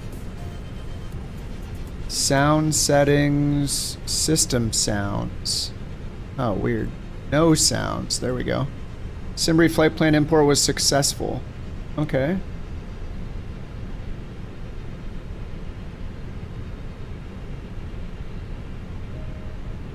Alrighty. Make sure you have the local voices selected.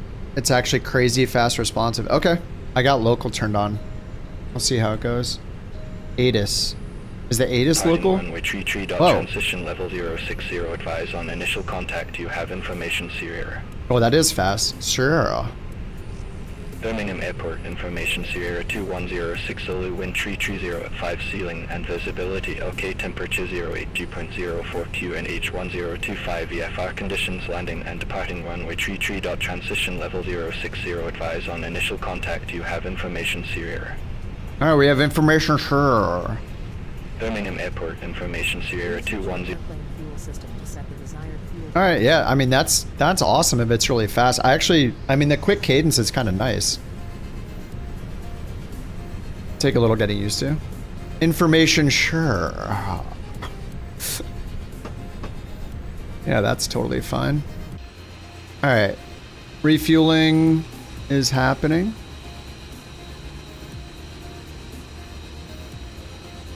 Do I use something like a flight stick? Yeah, I have a stick, a throttle, and rudder pedals, all VIRPIL. VIRPIL. It's like higher end stuff, but I've owned a bunch of stuff. I have a pretty simple setup. Just a mounted stick on the left, mounted throttle on the right, and rudder pedals. I use keyboard and mouse a lot for everything else. Alright, we actually fueling up here. 37. Okay, let's do our PDC then. We'll go down here. ATSU first. ATC. Actually, no, we need to use AOC. AOC, flight init, and init data request. Simbrief dispatch. We got 33,000 feet, cost index 30. Block fuel is 4646 kilograms. And we're at 41. Okay, that looks right. EGBB to EHAM. Okay. AOC menu. ATC request. Actually, yeah, no, this is good.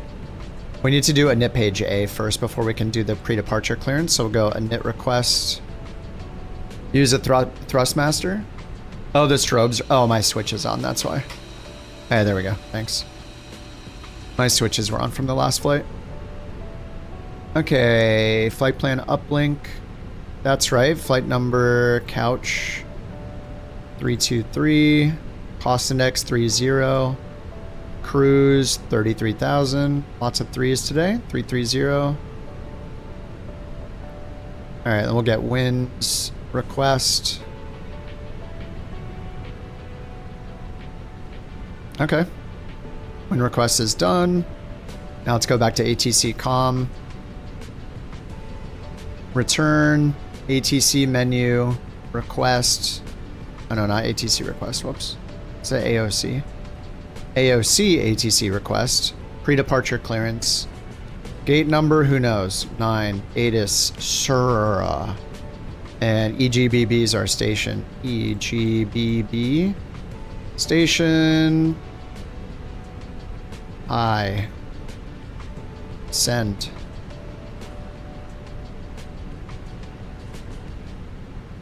Thrustmaster, T-stick, and throttle. You want to get the Airbus. If you can go find like a physical one to try first, that would be the best thing ever. Like I pretty much ordered all of my peripherals just online, sight unseen, not testing them, you know, like in real life beforehand.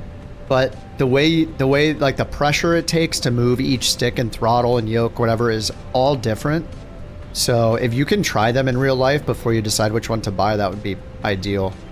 Like the T-Flight stick or whatever. Is it the T-Flight stick? The one with like, it's got a lot of great features and like 2 little mini sliders and throttles on it.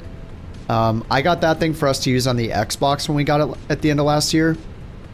And it takes so much pressure to move the stick, it was unreal. So I prefer the TCA to that one.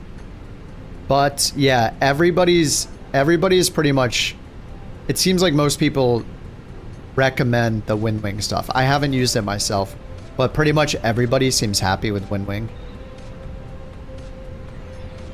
Yeah, I would definitely look at the WinWing stuff, like Jack says.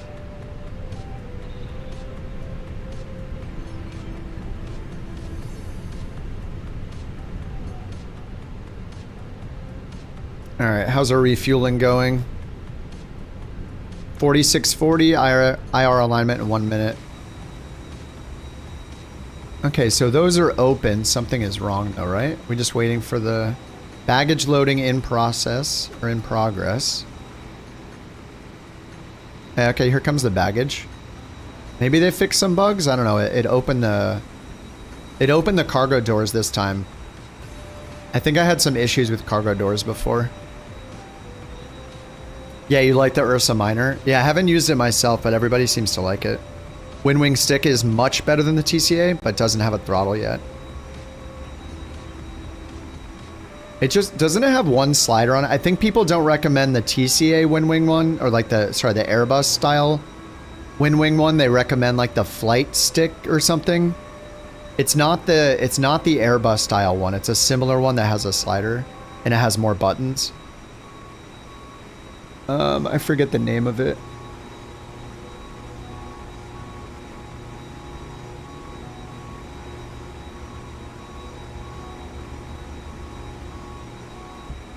You can see the Phoenix couch liveries, but you don't own the plane?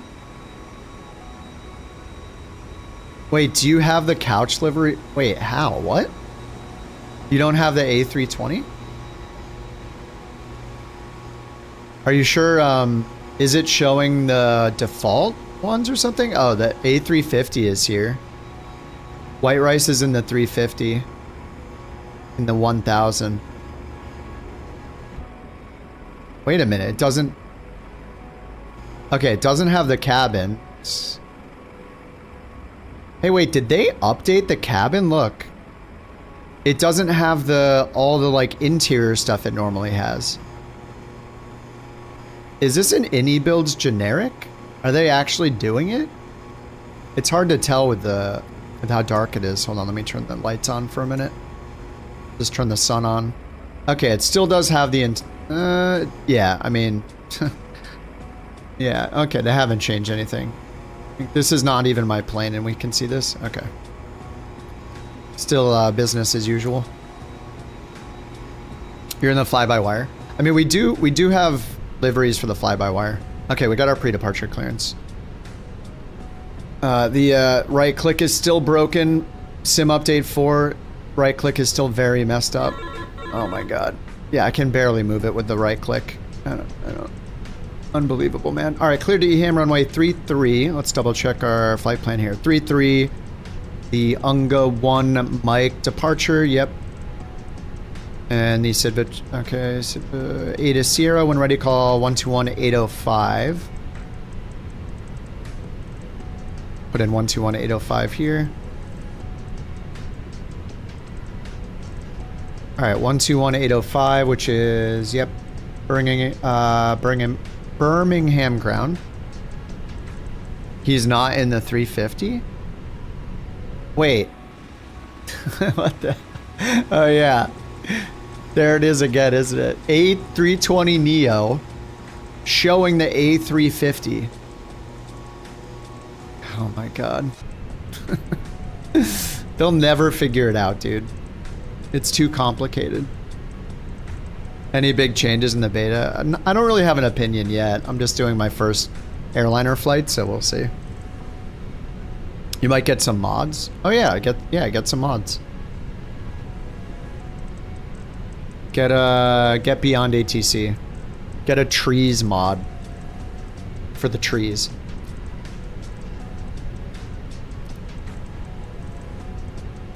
All right, Wilco, runway 33. All right, let's put this stuff in. Flight plan, departure, runway 33. We got the UNGA 1 mic. Okay, insert.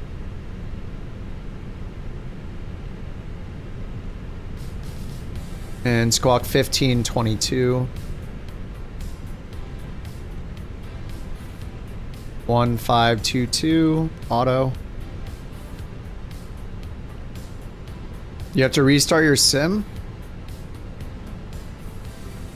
Did you happen to delete everything, Maddie? Did you delete like the rolling cache files, sim objects folder, scenery indexes folder, WASM folder? I deleted all that stuff. Okay, arrival expecting runway 36 right.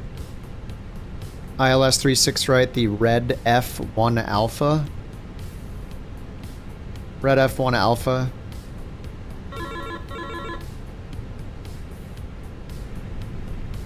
Hello? Okay, we can close that. Clearance confirmed, close that. And recall works. Nice. Oh, does it just recall the last message? Uh-oh, she's back. Okay. You want a 737-800? Yeah, when the NGs come in from PMDG, it's gonna be great. But the 777s are so nice. Or you can do the iFly. The iFly is really good too, but some of them aren't compatible with Sim Update 4, I guess. Not yet, at least for the beta.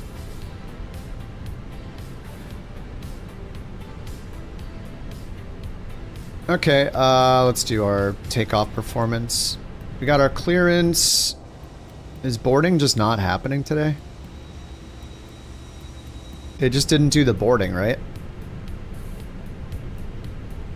Oh, it is loaded. I think maybe the jetway just didn't attach, but boarding's done. 109 packs, that's light. Alright, 109 packs. Let's go to Phoenix, home, departure performance, runway 33, dry, surface runway, sync the load sheet, sync the weather, calculate, send to the McDo. Alright, performance, McDo 135 all the way down. Flaps 1, down 0.4, flex 68.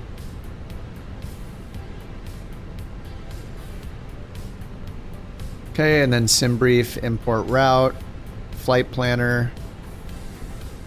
I came up on my renewal for Navigraph and I did not renew Navigraph Ultimate. I just downgraded to the data only for 30 bucks. So no Navigraph for me right now. Just the data. So we'll see how it goes with just using the data. Tell me we can see our location on the ground chart. Where are we? Nope.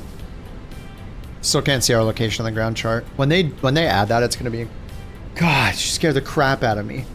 Oh my god, what is this? Thank you.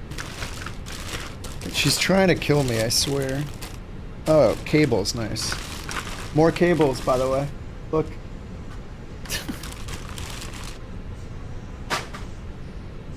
Okay, don't eat that.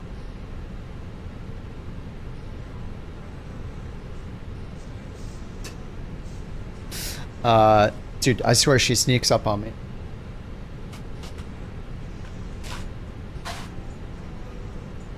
Alrighty, it froze again? Your sim froze again?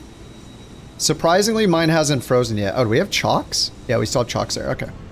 Okay, so ground chart, runway 33 over there, 326, and then we need to look at the departure. So it did not choose the departure for us. So let's see where the departure's at. Route, info, charts, departure. Departures.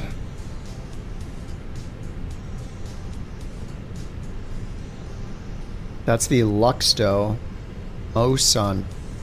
Okay, well, it's not in there. Oh, is it the ungap? It's this one, right? The ungap one mic. Unpin those. I do like, they have made some good changes to this from Sim Update 3. Like, clicking these entirely is great. It's a good change. Good UI change. Alright, so here's the map 6000. And then let's check the white one. The page number is still broken. Okay. I can't. Okay, that's still broken, I guess. Alright, we'll just do 6000. Okay, 6000 constraints. I like to do nav, plan. Okay, that looks good. Seatbelts, parking, TCAS. Okay. I think we're good to go. What's up, Deej? You load in and it freezes as soon as you start to move? Which plane are you trying to fly? Okay, Phoenix. Alright, let's get the beacon on and let's request push and start. Birmingham ground couch 323, request push and start. We're on local voices. Let's get the APU. 323, Birmingham ground. Push second engine, start approved, face southwest. Push second engine, start approved, face southwest, couch 323. Alright, push and start approved, face southwest. We are ready for pushback. Ready for pushback. That's GSX, huh?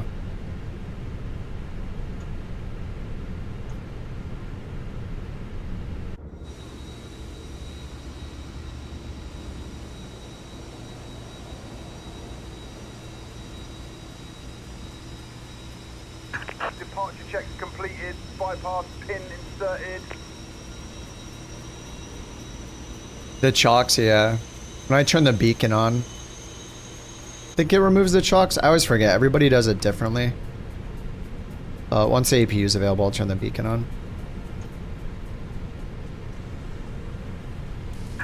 Locking gear. Locking gear. Okay. Let's do these.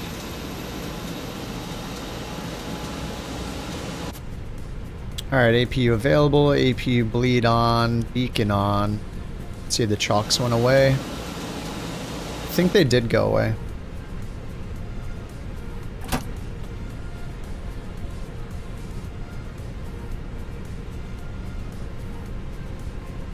Alright, face southwest.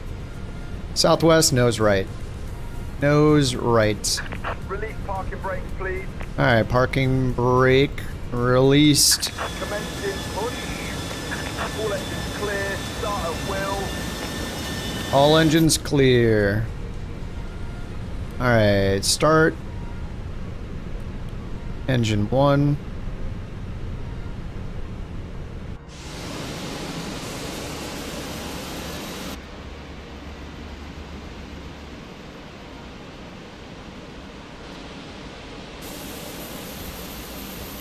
Guessing if I had... Oh, I didn't check what's installed or not, so this is like default airport crappy window.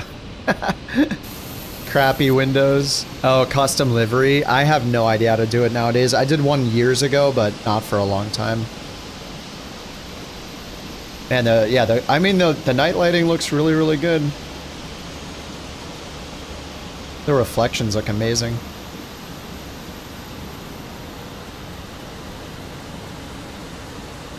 You do have this. You do have scenery, Jack. Yeah, yeah. I don't have one for this airport. I don't even know what's installed right now either. All right, engine 1 available. Let's do engine 2.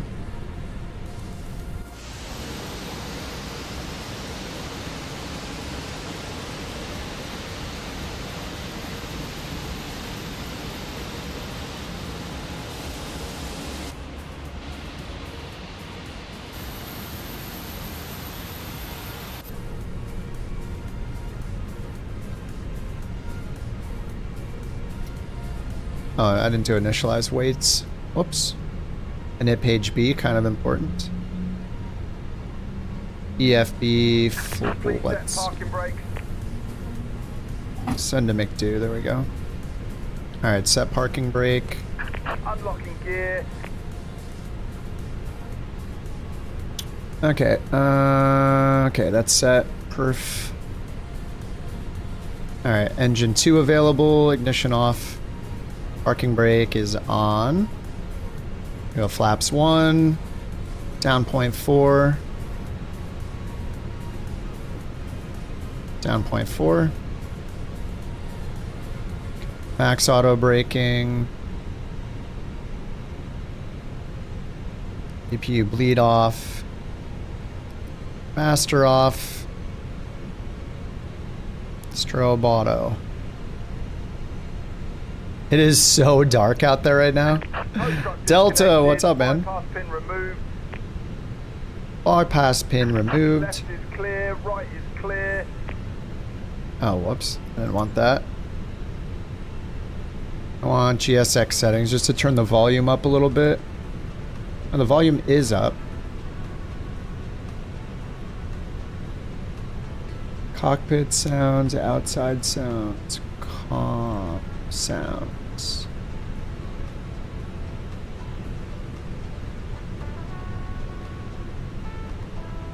It is turned up. Okay. Alright, master caution, direct law. What? The heck? Sure. Okay. You say so? What it? I don't understand. Manual pitch trim. That's bad? I didn't do anything. What is this?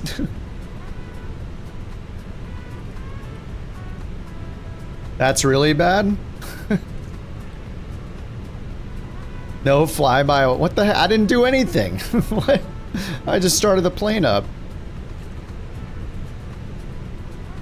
We have failures? What the heck? Okay.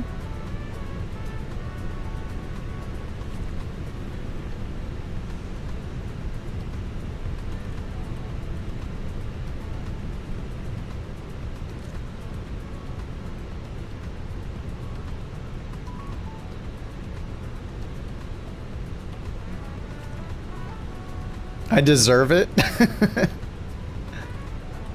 Are we good yet? What the? This is a great start.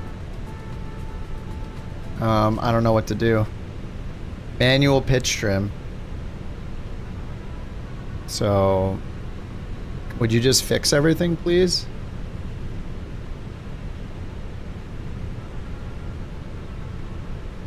Check the overhead. Nav, all on. Should I just redo the nav alignment? Seatbelts on, no smoking on. Everything is extinguished. That's what I get for trying Sim Update 4.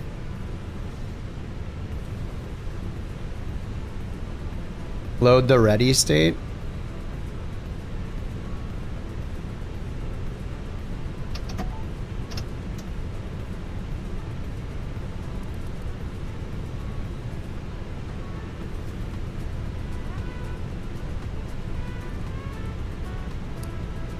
Maybe we should just take off and see if it's true.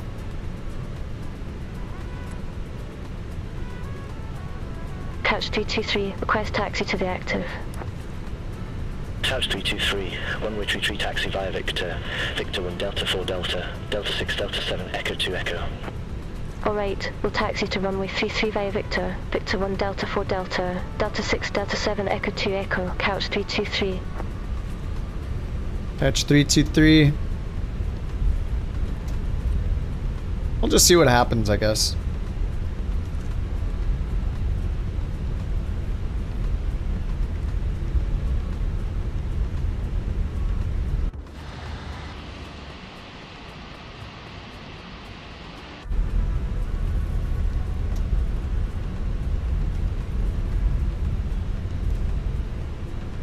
Oh.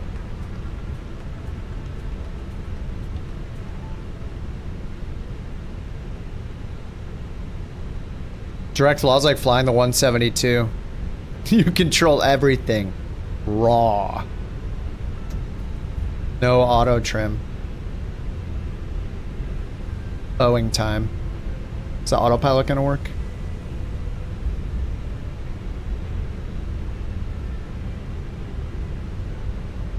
I did clear all the failures from the EFB and nothing changed.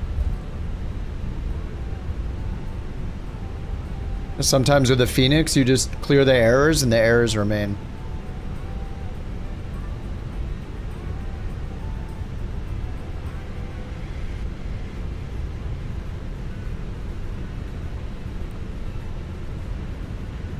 Hi, Captain. The cabin is now secure for takeoff. Turn the ELACs off and then back on.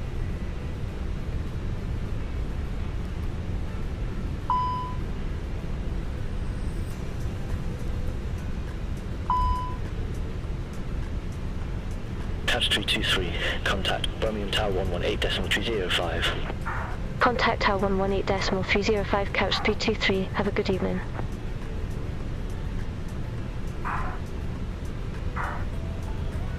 You tuned in at the right time. Yeah, this is gonna be perfect.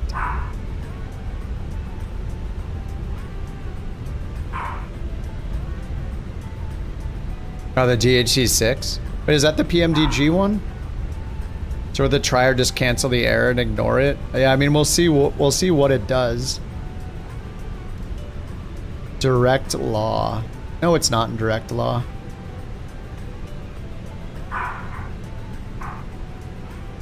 Just don't understand why I can't go in and clear the failures. It says there are no failures, but it shows failures. Like, hello? How are there failures and no failures at the same time? Doesn't make any sense.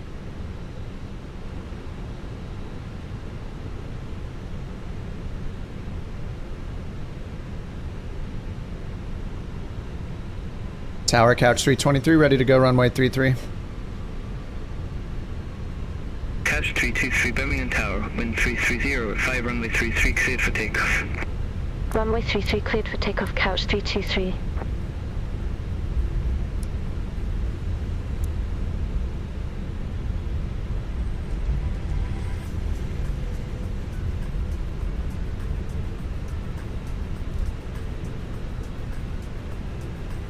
Damn, the runway lights do look good.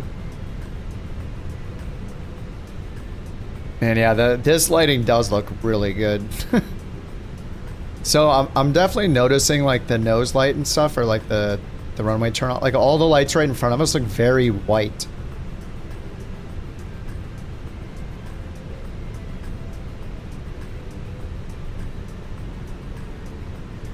Okay.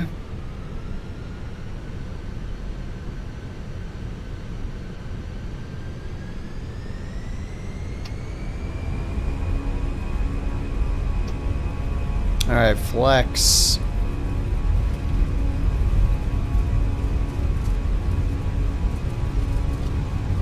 Any builds A320? I don't like anything any builds for the most part because their planes are usually very bad performance and very unstable, so I would do the fly-by-wire instead. Whoa, that came up fast. Positive, gear up, use manual pitch trim. Okay. We'll do that.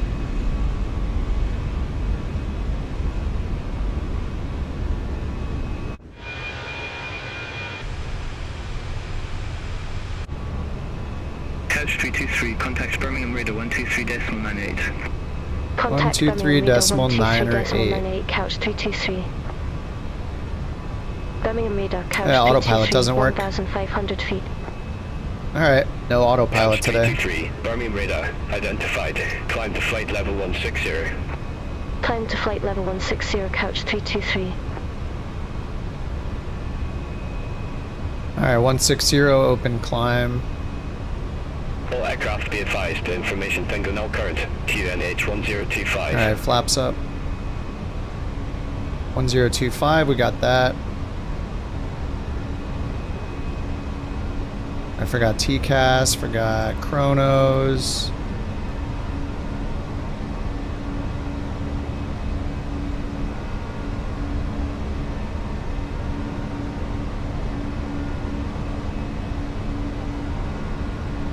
So no autopilot.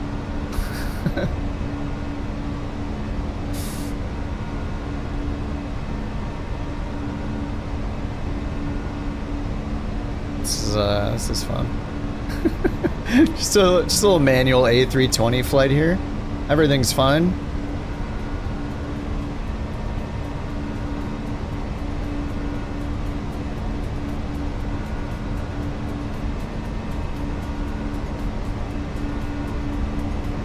I mean, we got everything except autopilot. It'll be fine. We got the flight director, so.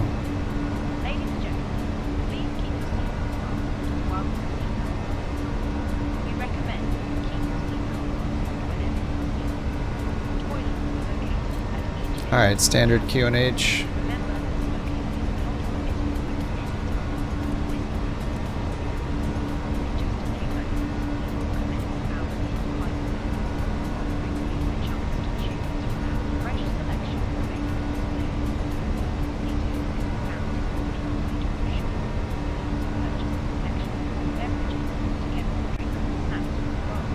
All right, spoilers are still armed. Let's get those off. Let's get the nose light off, runway turn off, lights off, seatbelts on, strobed auto.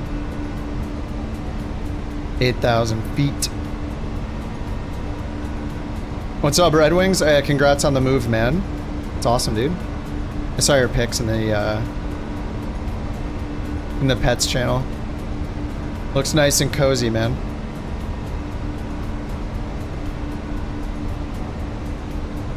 Banana milk? What the heck? Sounds good. Alright, seatbelts off. Turn our headlights off. Turn on the panel flood. Turn off the looks dome. Like rockin' Red Wings, or should I say the maestro of couch captains, Panel just recruited flood. 5 new members. Thanks to you, my friend, and welcome to the family. You know, it takes a village or a virtual cockpit, if you will, just like it takes a Michelle to keep me grounded. Just remember, no tan suits in the cockpit. Red Wings, thanks for the 5 gifted subs on the YouTubes, dude. Congrats on the new apartment, man. Appreciate that, man.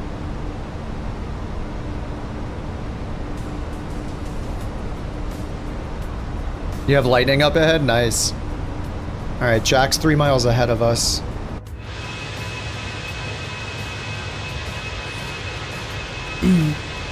Release date? I have no idea. This is my first time trying the beta. I do not know. Contact London Control 118.775. I mean, no autopilot? This is horrible. 775 Couch 323. Have a good evening. London Control, Couch 323. Good evening. Climbing flight level 132 for flight level 160, direct ungap. Direct ungap, correct. Couch 323, London Control. Radar contact, climb to flight level 330. Climb to flight level 330, Couch 323. Alright, 330. Couch 323, contact London Control 118.475. Notice so we can't see Jack's lights. Jack is 3 or 4 miles in front of us, and we can't see his lights. London Control, Couch 323. Still dumb. Through flight level 141 for Don't know flight why level we can't see 320. his lights. He's literally right in front of us. Couch 323, London Control, identified. Microsoft treats injected traffic better than it treats multiplayer traffic. It's so weird. I should see his lights. What's up, Paul? How you doing? Yeah, I thought I'd give Sim Update 4 Beta a try finally. Yeah, the night lighting looks pretty good. It looks more like muted almost, like it's like less bright.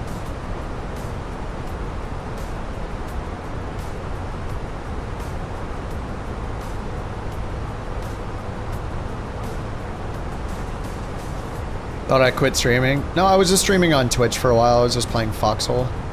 I'm obsessed with playing Foxhole. I love it. Me, Q, Maddie, Wood, a few of us are playing it like every day. I love it.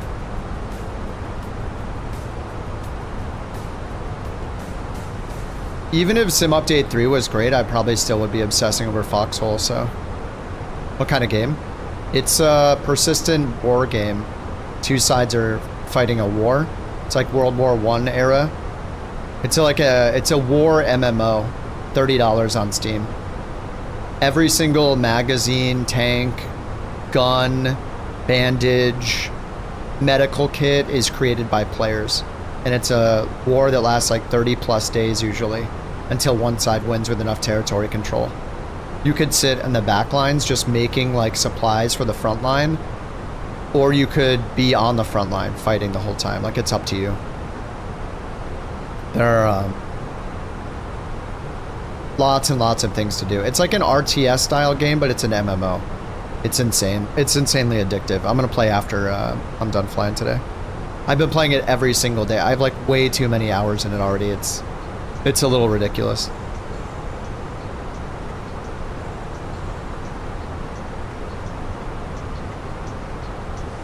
I was streaming it on Twitch for a while, but then the last like 4 or 5 days I haven't streamed it on Twitch either, and it's just nice to chill and not stream.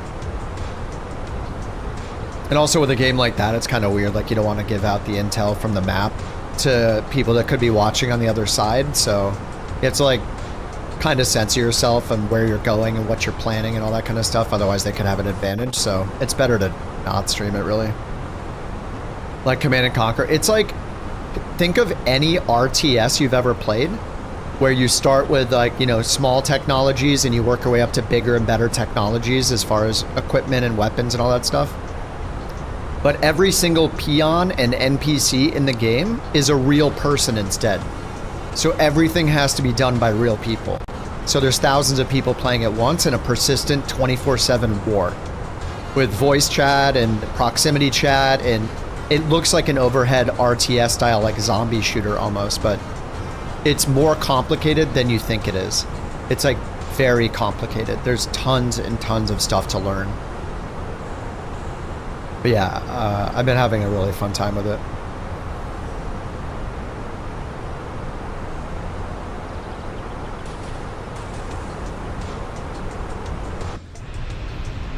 How do you choose a side? We just pick the Colonials. They look more American. The Warden side is the other faction, and they look more like European.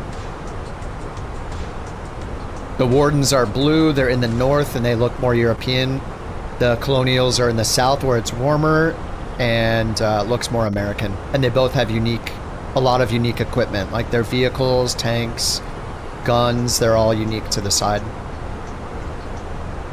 But we chose Colonials, or I chose Colonials when I started. They just looked more American. I was like, okay, Colonials. But you can change every war if you want, and change the other side if you want. Bugs with the throttle on the PC-24. Is that still... Yeah, I'm sure it's still a problem. Somebody said that they introduced the 737 or something. Oh, is it the 787? What can you do in career mode now in the beta? I will not care about career mode until there's any kind of multiplayer in it at all. I can't see myself getting into it. There's no multiplayer. You can't even see other people in it, so it bores me. Yeah, Jack is 2 miles in front of us. Oh yeah, okay, it's this bug again. Okay, so they reintroduced the zoom bug, right? I can't see his lights unless I zoom all the way in. Now I can see his lights. What? How can I not see that light in the default position? DCS? Oh yeah. Now DCS is supposed to be very complex too. I don't really care about fighter combat games myself, or even space combat, so it's not for me, but Foxhole is... I think it's already one of my favorite games ever. Up there with like Destiny 2, Flight Sim, Dota, Foxhole. That's already on my list, I think. It's so unique. You don't see white rice only a few miles in front of you. Yeah, it doesn't make any sense. They had it working in Sim Update 3, and now they've broken in Sim Update 4 Beta. Yeah, no, more of the usual. This is their idea of multiplayer optimization. Come on, seeing other planes is not important in a flight simulator, guys. The priority is not planes. Don't question it.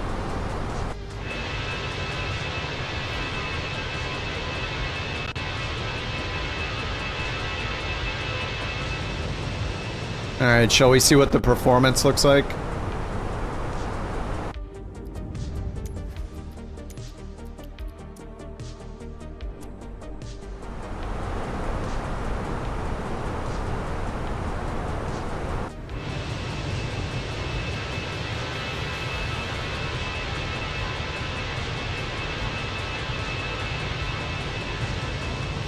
At 60 FPS and 4K Ultra, 200 train level of detail. I think that's pretty good. 10,000 hours in Dota, yeah. I think I have like 6,000 hours in Dota, and despite like, it's the thing where you think you think you're better than you are, you know? It's just the classic competitive gaming thing, where after so many hours, like I feel like I'm making all the right moves, but then if I analyze what I did, I'm like, oh my god, I'm still such a noob. But yeah, Dota is one of those games that's infinitely complex, and that's why it's awesome. I'm just drawn to games where there's always something to learn, I think. I think that's the theme with all 4 of those games. Like Foxhole right now, there is so much to learn, and it'll probably be forever learning it, because it's also got the competitive dynamic of playing against other people, like Dota has. So it's one of those things that's going to be changing over time, over and over again. They're going to add airplanes to it. It's going to get even more complex. Like, how do you rally troops in a war simulator, essentially? Like, it's very, very... The learning curve is crazy. Dota's the same way. I mean, Dota is changing the map, the heroes, the spells, the items constantly. You have to be on top of it, so it's like playing a sport where the rules change constantly. It just never gets old. And then Destiny was the same way. There's always a new dungeon, a new raid, a new mechanic, a new weapon to learn and teach others. And obviously Flight Sim's the same way. I mean, you're just always learning. There's like an infinite number of things to learn, so the game doesn't get boring. But yeah, all 4 of those games, dude, those are my 4 all-time favorite games, I think, in terms of like how long I've played them and how long it's kept my interest. In Foxhole, I already have hundreds of hours in Foxhole just in the last month, and it's like, dude, I can't stop playing it. It's a nice break from Flight Sim too. Like, Flight Sim is so chill and casual, and you're just on your own, you know, like, it's just you and the plane, you know what I mean? You're not dependent on anybody else, besides, you know, if the sim decides to play nice. But like with Foxhole, it's that total opposite. You're dependent on everybody else. Oh, you did a reshade, Jack? Yeah, I don't mess with any of that. I just... If it looks good, it looks good, and if it doesn't, then it's on the devs to make it look good.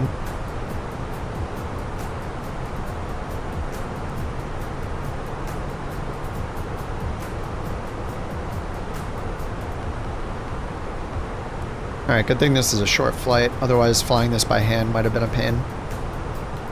It's still pretty stable, though. I mean, I'm not making too many adjustments here on the trim.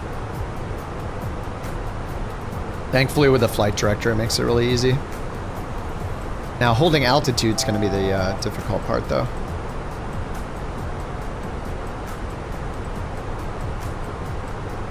Can you play solo in Foxhole? Yeah, Foxhole, it's like playing an MMO. It's 24/7 stuff is going. You can hop on and just join the front line, find other people, figure out where the push is, check the map. Like, the map is huge. Yes, you do not have to have anybody else to play it with, because there's, you know, hundreds and hundreds and hundreds of people on at the same time playing. It's an MMO, like RTS, Factorio meets RTS combat game meets MMO. It's crazy. I've been playing it every day. Me and like 3 or 4 of us have been playing every day. A few other people have tried it. But yeah, if it sounds good to you, like, go check out the video and see if it's interesting. Watch some YouTube things about it, you know, like, it is... I am obsessed with it.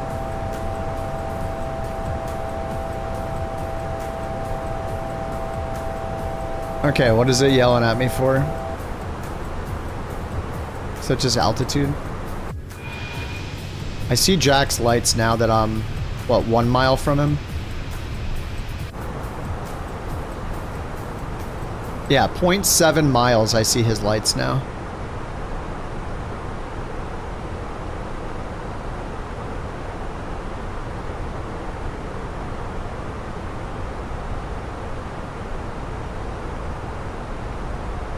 You don't even have a job, you do struggle like sitting and still reading?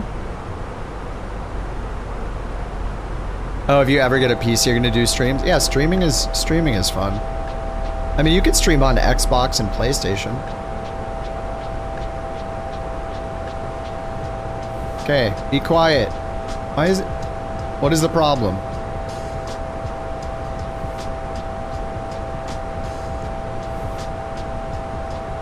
Is that just the altitude? Hatch 323, London Control. Expect Red 31 Alpha, runway 06. Red F1 Alpha? Red 31 Alpha, runway 06, couch 323. Where's the horn cutoff button or whatever? This is so annoying.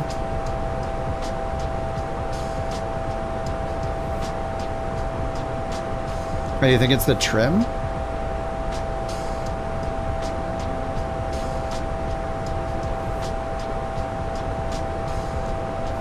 Oh my god, that's so annoying.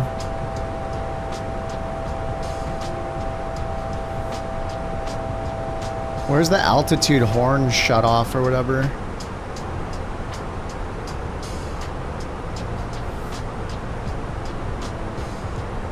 Alright, it's fine. Our TOD's coming up in not very long.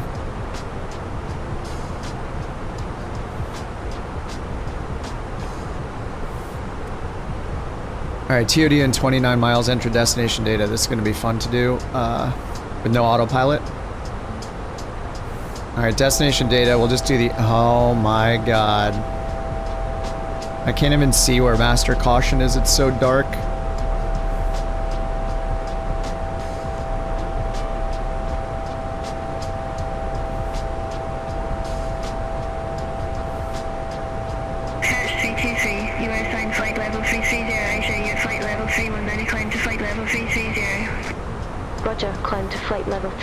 Couch 323.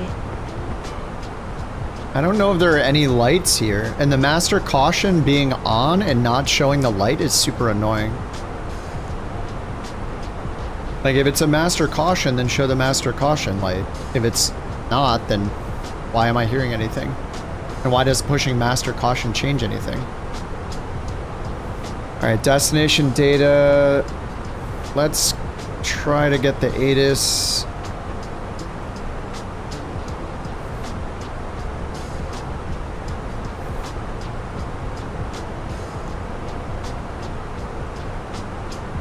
$32.98.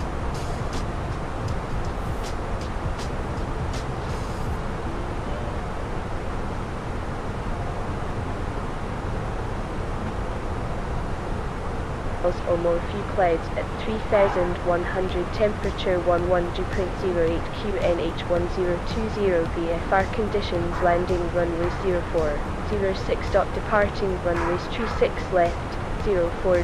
Transition level 030, numerous cranes in operation around skiffle. Advise on initial contact. You have information uniform. Skiffle Airport information uniform 2136 Zulu wind 350 at 1, visibility 10 miles or more, few clouds at 3100, temperature 11.08. Okay, we got information. Was that uniform?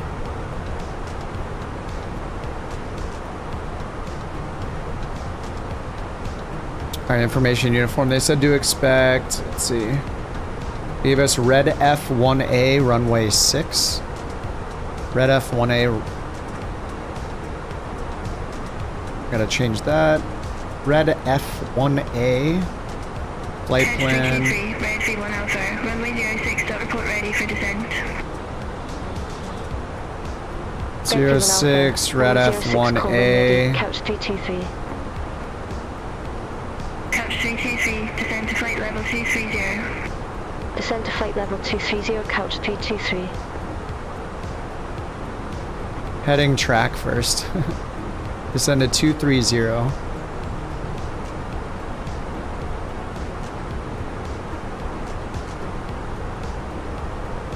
Sug 1B. Oh, okay. Thank you, Jack.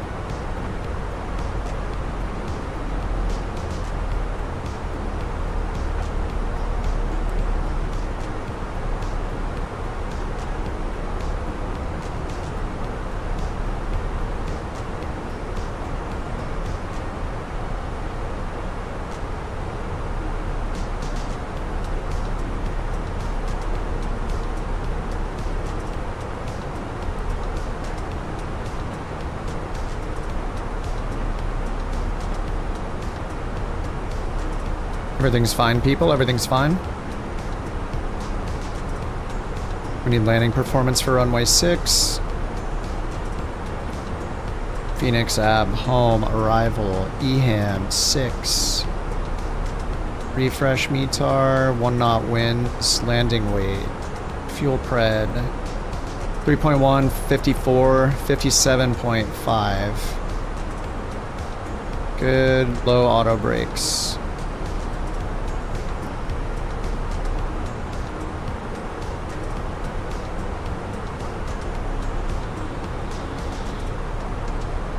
At least auto throttle works.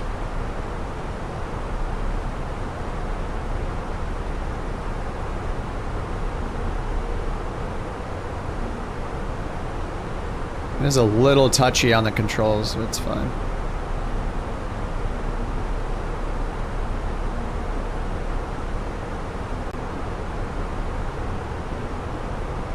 And we need to update this. Approach, change to runway 6, ILS 6, sub 1 feet. Change procedure, arrival Redfin 1 Alpha. Okay. Stars.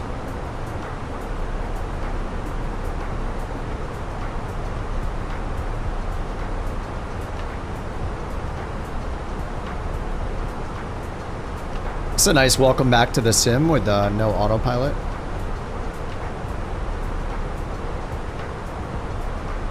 Alright, descend to 230. We're doing that. We're at 258.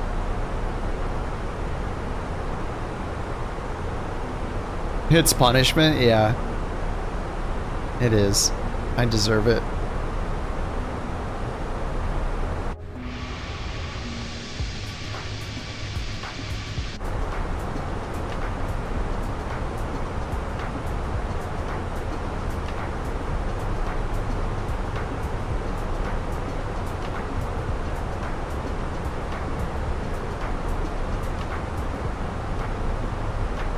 Why no autopilot? I don't know, there's some error with the Phoenix as soon as we took off, so we have no fly-by-wire, so I can't use autopilot. I've been flying manually. Manual trim.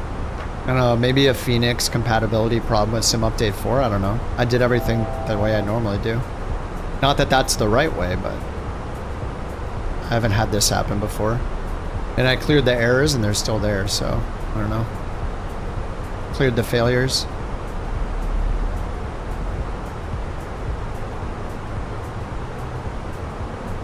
I did just update it, so it should be up to date.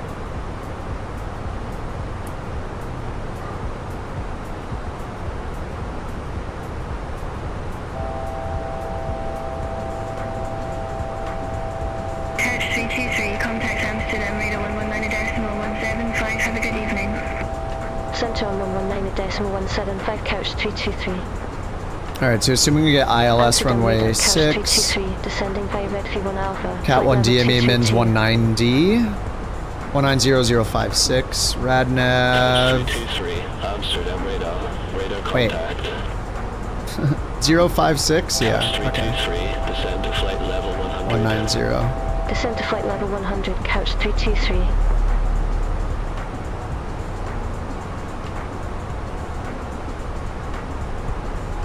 Alright, flight level 100. I'm not on the right waypoint here. Should be going over here.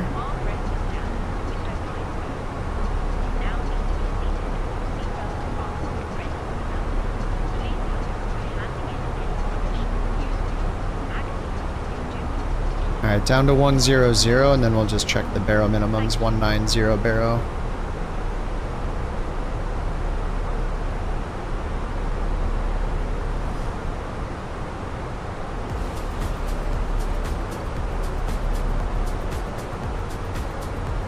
Okay, I think that's all good.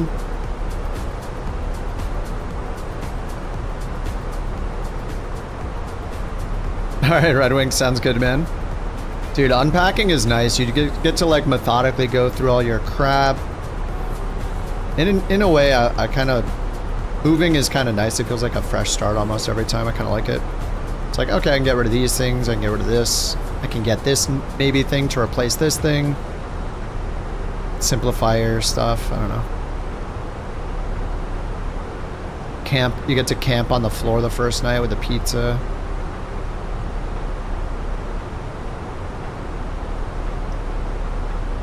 Now, what they say transition level was...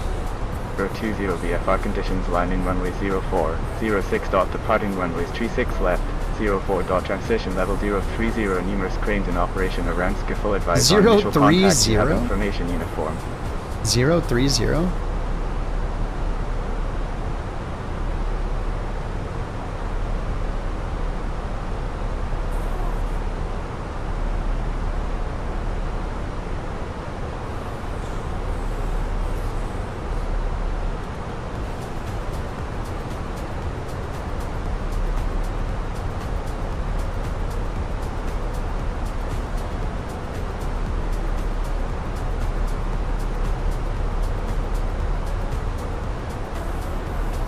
At 3,000 feet, you're in the flight levels? Yeah, that's so weird. That seems so dangerous. Like, you have to switch that low to the ground, like, on your way into the airport? It's kind of crazy.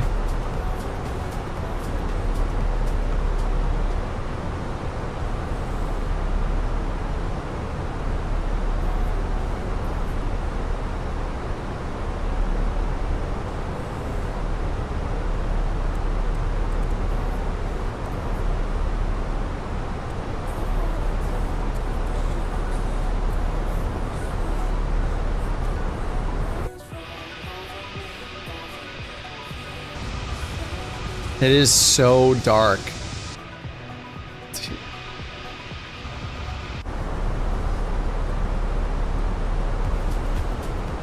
$4X sim rate? Okay. It's only 3. I'll have to do another one with autopilot after this.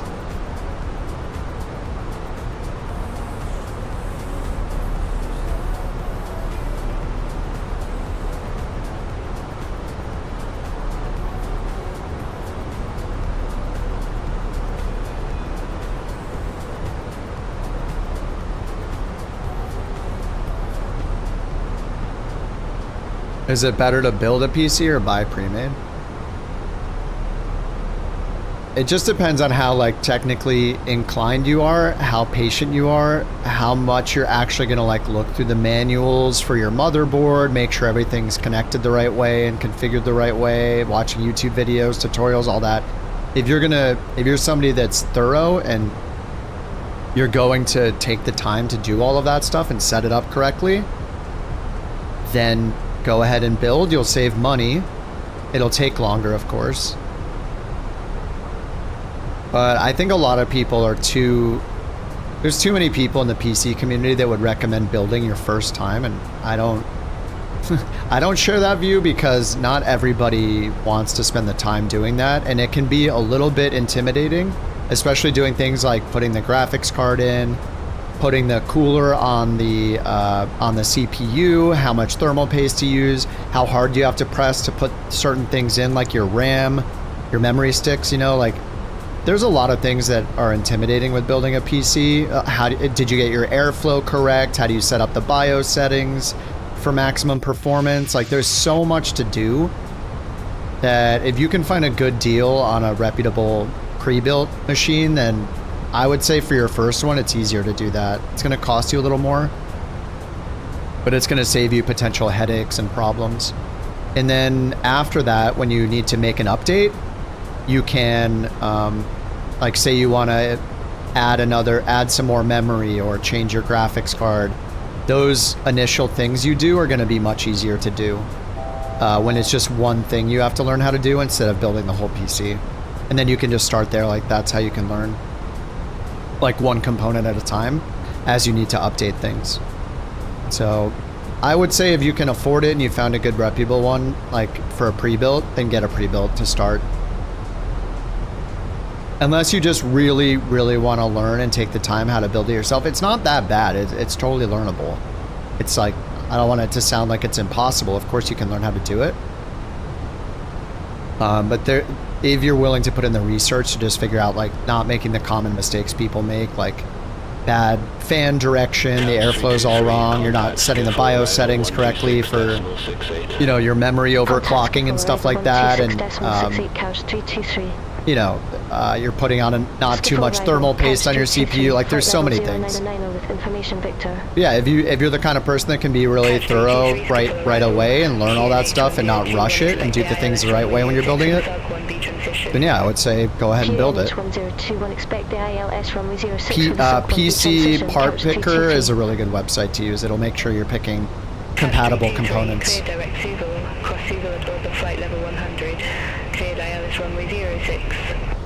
Alright, we're cleared ILS. Cross Signal over flight level 100, cleared ILS runway 06, couch 323.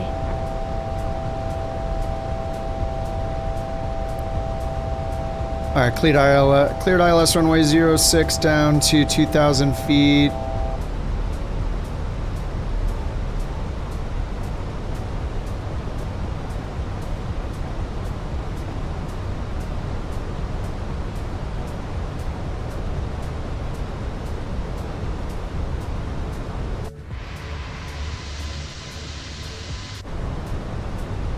Fluid and direct law? Oh, we're not there yet, dude.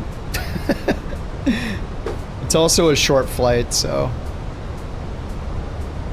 I mean, I have the flight director. It's not that difficult. It's extra work for sure. Especially when I have to go down and put in things like the weather.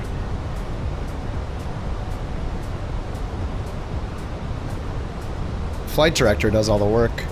And auto throttle work, so that's good.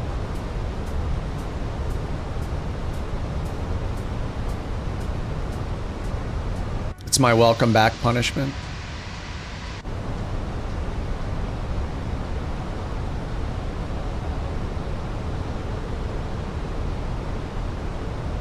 Oh, it said to cross at or above 10,000. I didn't do that. Flight level 100. So yeah, why is it... I'm in managed descent mode. Why is it telling me to bust the 1,000? Look, is that a direct law issue maybe? Maybe it's just because I'm not following it. Yeah, maybe it's just because I pitched down too much myself. Okay, it's a me problem. Kind of fun to just put some fuel in the bus and take off for front. It's a fine flying aircraft. It is, the controls are pretty twitchy in manual, or in direct law. Is there like a map light over here or something? Yeah, we got those. I don't know how to get any of these lights on here though. I don't know that you can. I think you have to put the dome light on to get like any of this lighting.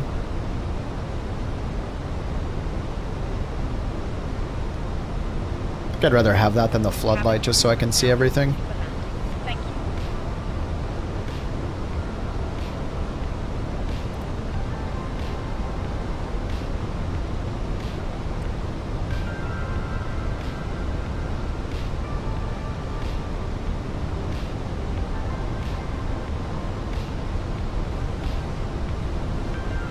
The flight director, it's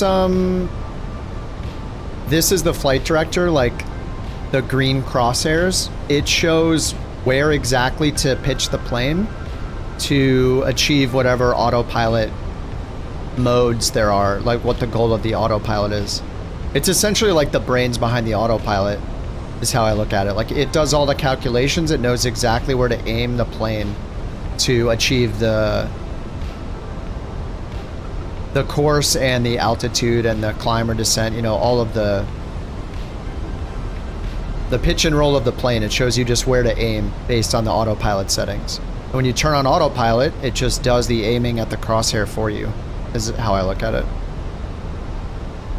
So if I turn the flight director off, then I'm like, okay, I need to turn over this way, get to that waypoint, I need to follow that green line. Am I at the right altitude? Am I descending too fast? But you turn the flight director on, it's like, okay, just point there. This is where you point to finish that turn to get back onto course. This is how high you pitch up to maintain the altitude or the rate of climb or descent you're going for. The flight director is the hero, not the autopilot. Like the flight director is the brains and the where do you point to do the thing. The autopilot's the hey, I'm pointing at the thing. So I'd say the flight director is the hero. The autopilot does what the flight director says. But I can also do what the flight director says, which is what's made this flight still relatively easy to stay on course, you know? You just keep it pointed at the middle.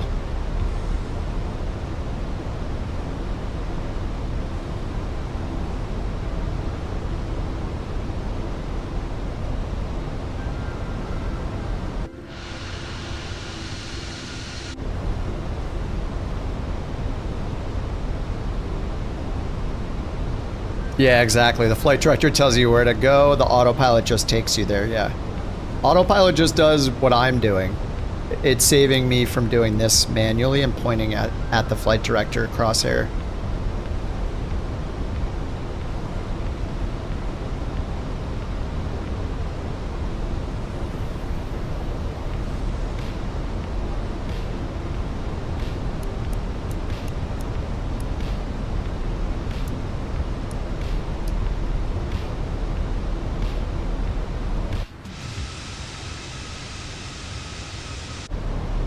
The auto kip, it's not very reliable. It's getting the job done right now.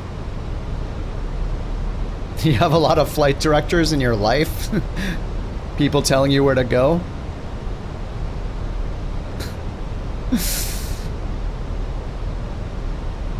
Alright, I should probably activate the approach just because we're getting close and see what it does. Slow us down, give us some time for these turns. Doing these turns manually is going to be a little challenging.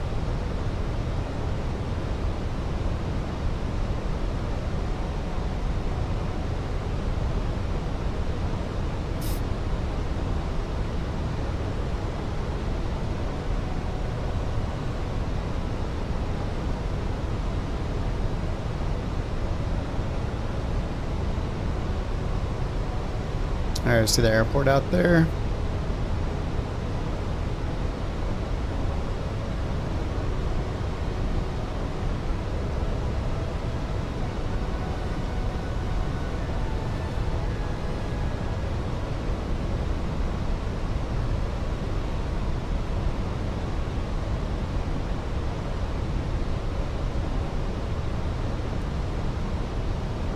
The QNH 1020.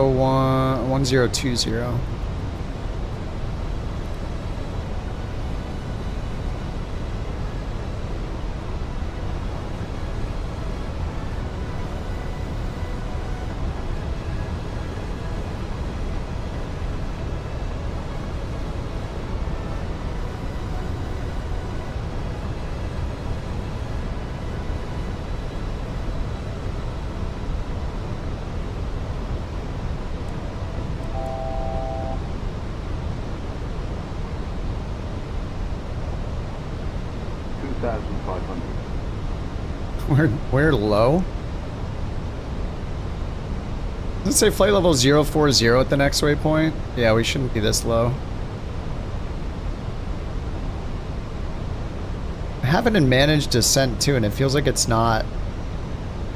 Or maybe I'm just messing up. I'm probably just messing it up.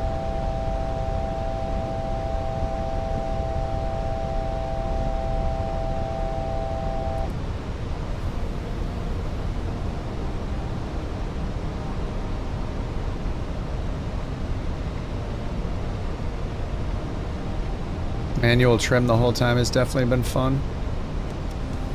It's just like we're flying the big Cessna, like you guys said earlier. Landing rate predictions. Let's see if the script still works.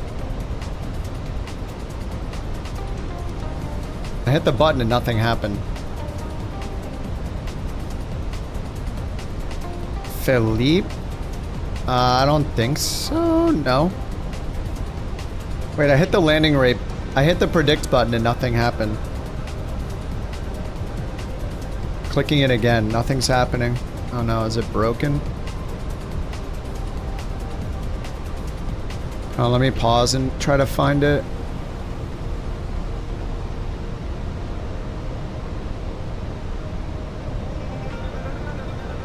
Okay, pause. Okay, we're paused. Hold on, let me look. Why is it not working? Landing predictions, there. Open. I see why. Hold on one sec. 0. I need to change a 9 to a 0. Okay.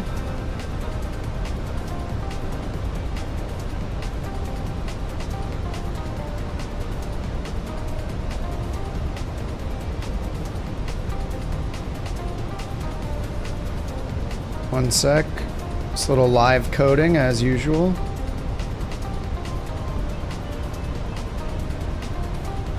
This one needs to be a 0. Okay. This needs to be a 0. I changed a port number somewhere and I need to fix it. 0, 0, 0.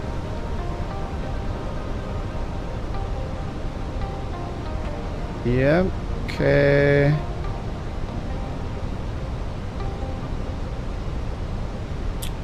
That might have fixed it. Okay, let's try and see if it works now. It said they were open. Okay, let's unpause.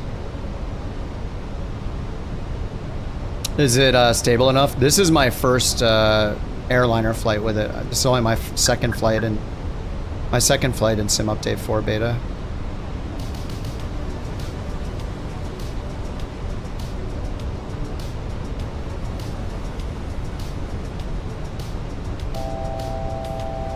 Yeah, it seems like it's like pitching me way far down. Like, why are we going below? Oh, this. Okay, we're just gonna hit that.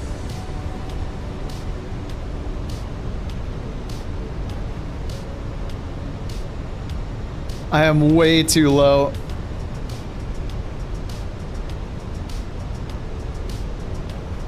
Sorry, we're getting a little scenic view of Amsterdam here.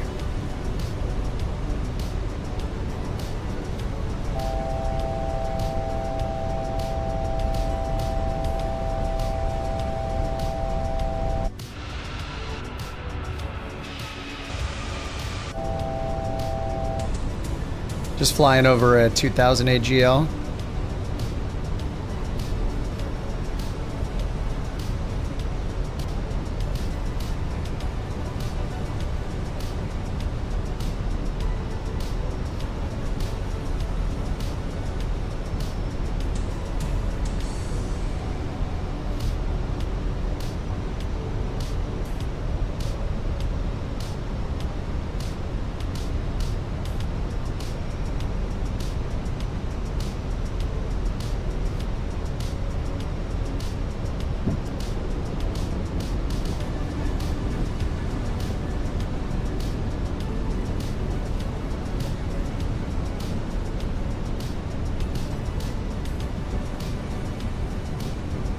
Why is it yelling ILS?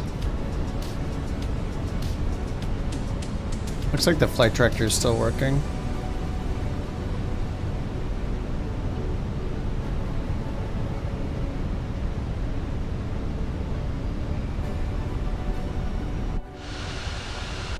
I can see the runway.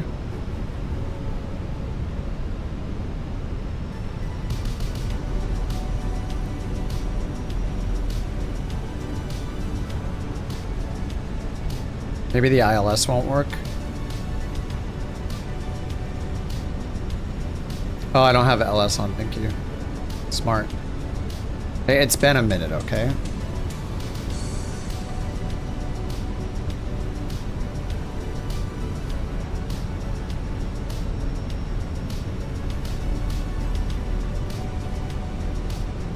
Alright, DME is 10.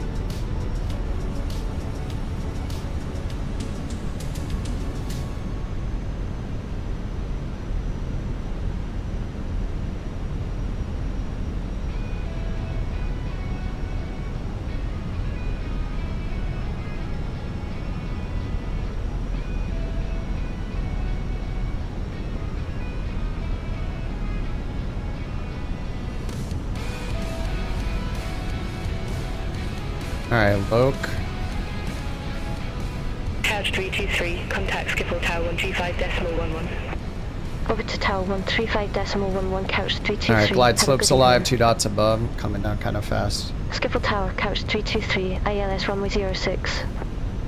At 18 knots Couch from the front 323, left. Skiffle tower, wind calm, runway 06 cleared to land. Clear to Runway 06 land. cleared to land, couch 323.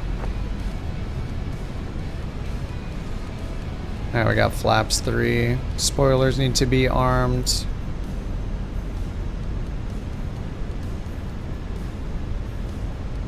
Okay, flaps full, almost on the glide slope. GS star.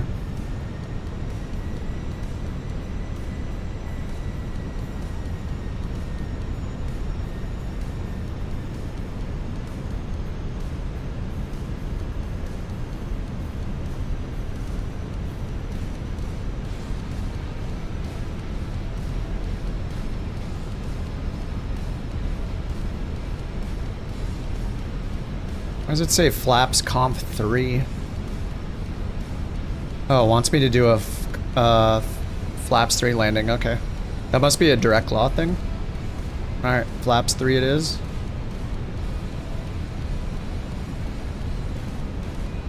$1,700 AGL. We got auto brake set.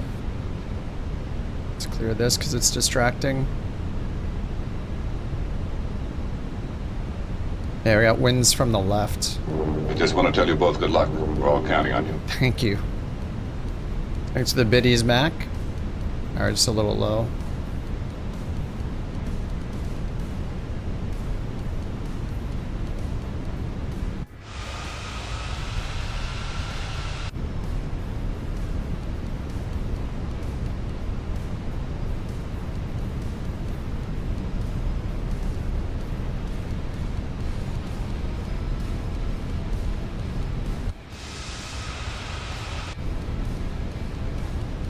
Alright, here comes 1,000 AGO.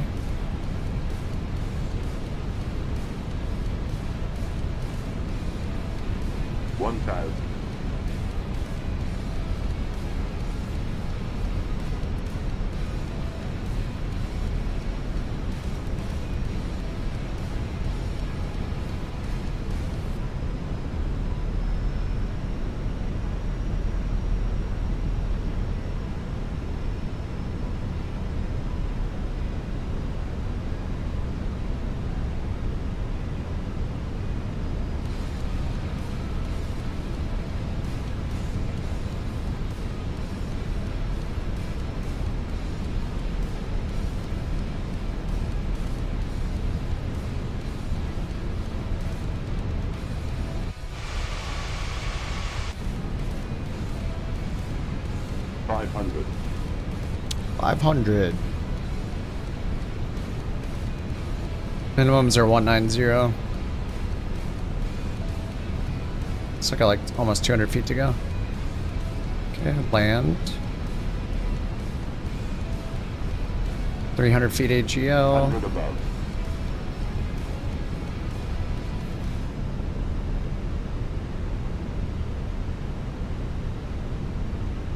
Minimum.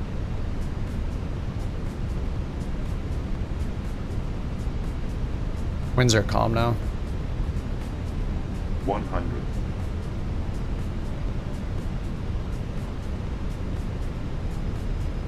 50, 40, 30, 20, retard.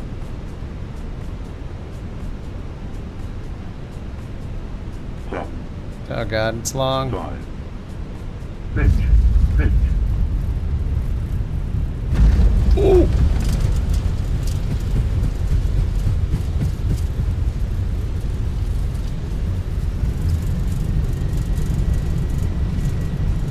$250.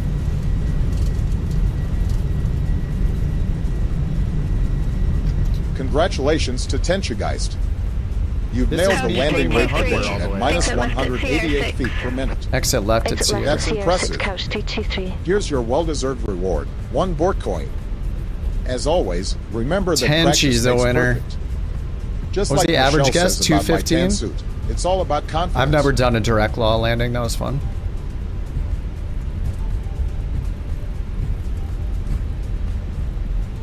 Alright, exit left, expect gate Bravo 35.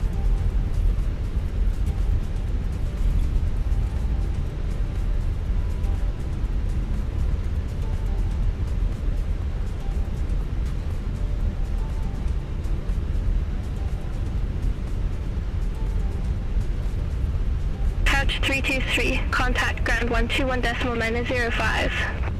Ground 121.905, couch 323. Have a good evening. Little ramp right there. Alright, let's get the parking brake on. Let's get our lights set up here. Landing lights off. Oh, I didn't do the nose light, that's fine. Strobe off, seatbelts on. It's on auto. APU on, flaps are up. Spoilers disarmed. I assume Jack is already on the ground. Oh no, he's coming in right now. 2 miles. Short final.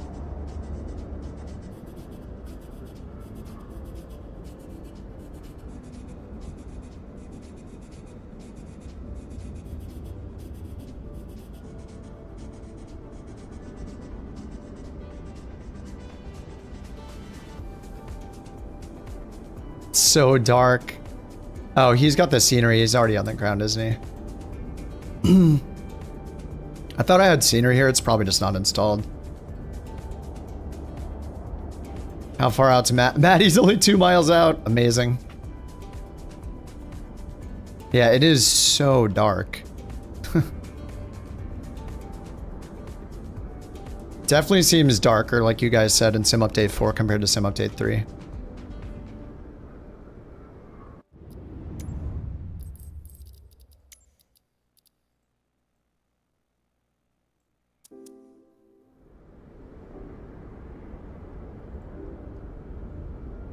Maddie's in the 321. My exposure's at 0. It's at the default.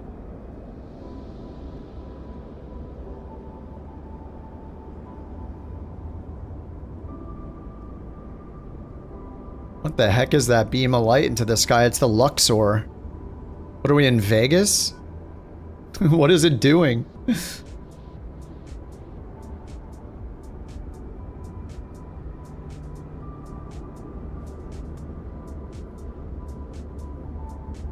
In the fast lane.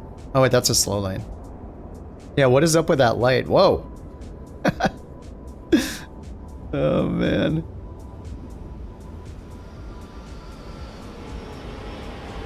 Oh my god, are you in the Jet 2 holiday livery?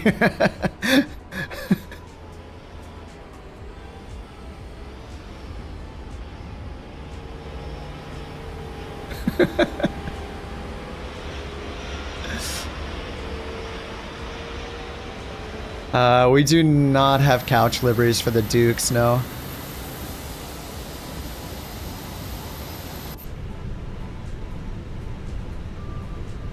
Couch 323, request taxi to allocated gate. Couch 323, gate Bravo 35, taxi via Sierra 6 Alpha 7 Alpha, Alpha 4 Whiskey. Gate Bravo 35 via Sierra 6 Alpha 7 Alpha, Alpha 4 Whiskey, couch 323. Minus 260, nice. Mine was 250.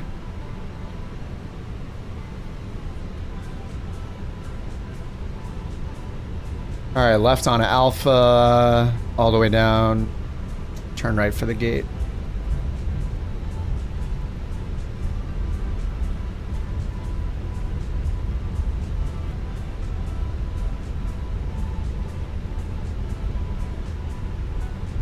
I'll have to see. I forgot between the first flight and this one to see which mods we're running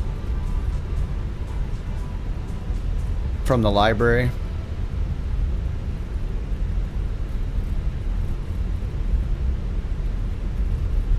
Thanks, sausages.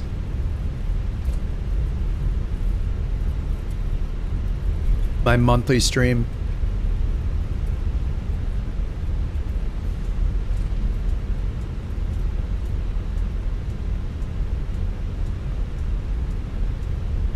Oh, I missed the gate. It was back there.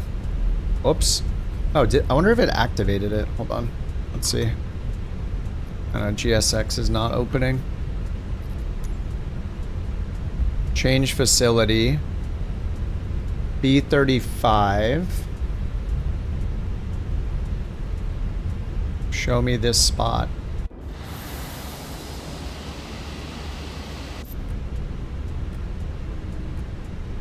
$69 meters.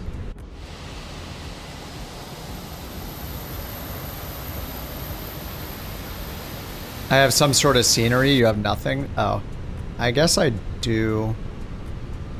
Just horribleness? Oh, yeah, I guess I have the scenery this time.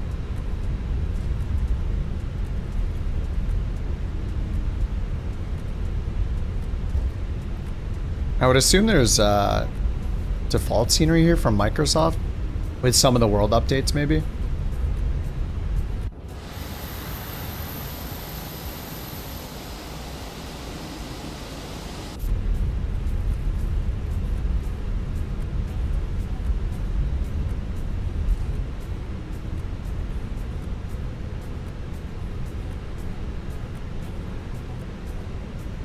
Okay. Nice. Where's the dude at? Alright, there he is. Nice. Alright,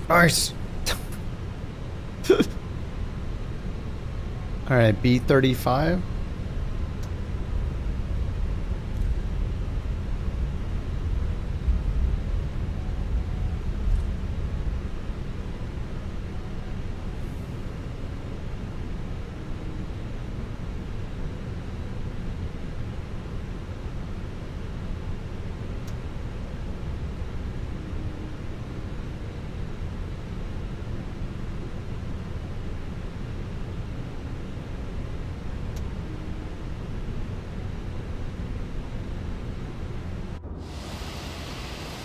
Alrighty, we're here. Whoa, chill. She's trying to take off. Sorry, I'm blinding her with the lights. Sorry about that. Tell me to cut the engines off?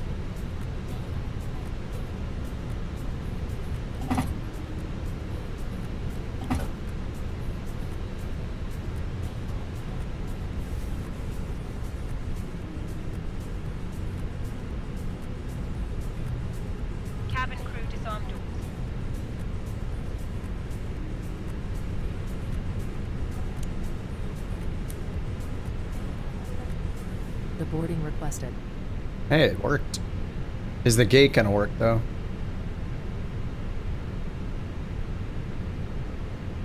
Yeah, I don't know if I'm on the fly Tampa or what, Jack. I have no idea. Probably. Okay. Any gates? I think the gate data is messed up or something. You will not see passengers visually. Okay, yeah, I will not see passengers visually. Passengers deboarding starting. Okay, let's see here. Back to FS Hub. I just want to see that I got the credit. FS Hub.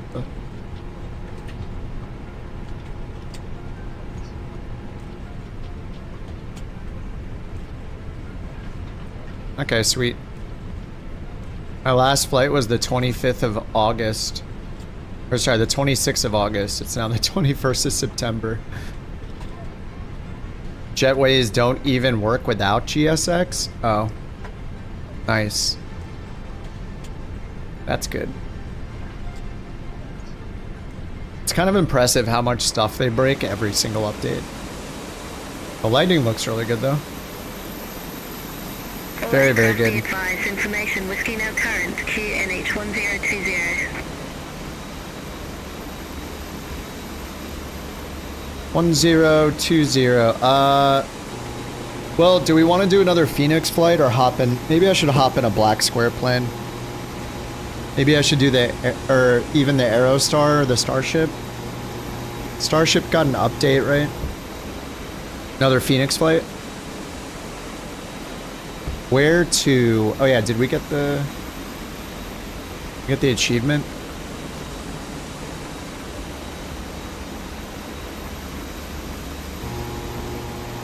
Awarded Amsterdam. Alright, we got it. Amsterdam achieved.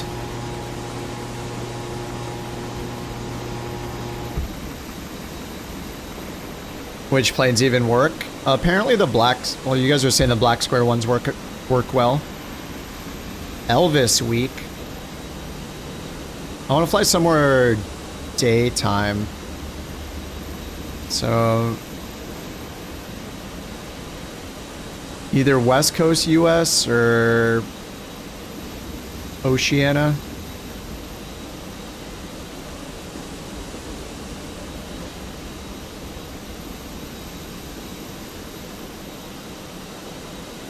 Where do we go? Which one of these?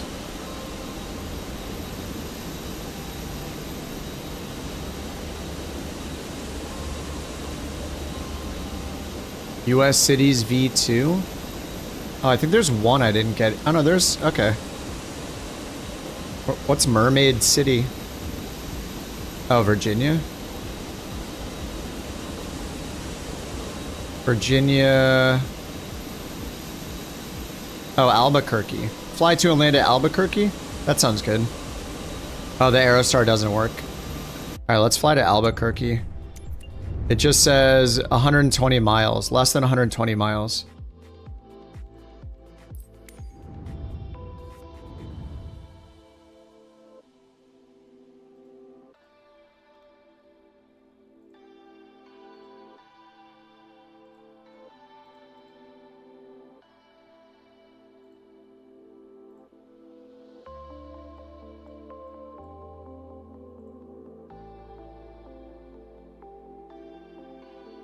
Palm Springs? Palm Springs is cool. I wonder how long the flight is. I guess we have time, Excel. Palm Springs, 8320. Yeah, it's got John Wayne, LAX, 500. Oh, it says nautical miles again on that site. How long is a runway at Palm Springs? Oh, there's a 10,000 foot runway. Okay, Palm Springs to Albuquerque. That this is, oh, there it goes. Okay, it's 500 miles. We can use a little time Excel. All right, ramp GA. I guess we'll do ramp GA large. Oh no, there are gates. Medium gates. All right, I'll take gate 11. Live. And let's pick a different livery color.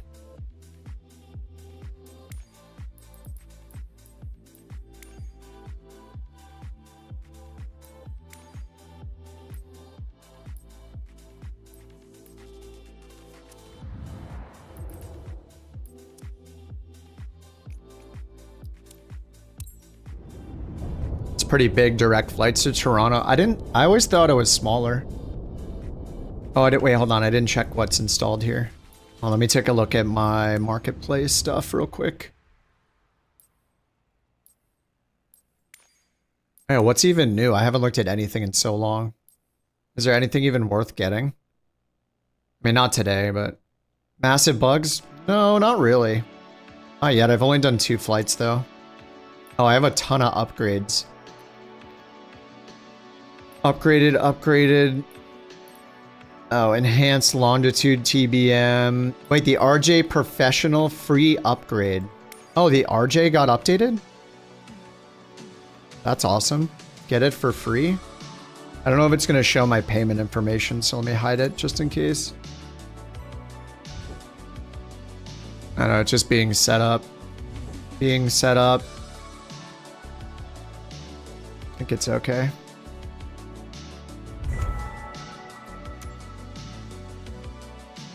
You have to farm rust drops? Oh, the RJ is awesome. I assume they updated it just for 2024.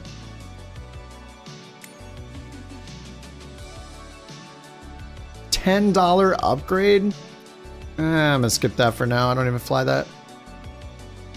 Sim Update 4 is running... It's not running bad. I mean, I landed without 15 FPS, so... You gotta get your 6 skins. Yeah, man. Oh, it's all good. All right, Sausages, have a good one. Username, yeah, it's the same username on Twitch.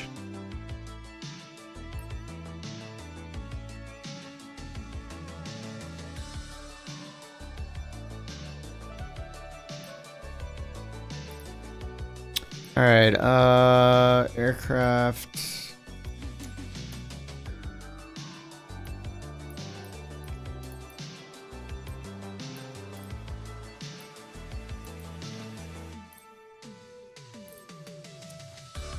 And let me just check what's in here. How else are you gonna have a double sheet metal door with a stained glass cat on it to show your neighbors that you mean business? Sounds beautiful, man. Let me just see what's enabled for Flight Sim 2020. These are usually okay. And then FS24 enabled.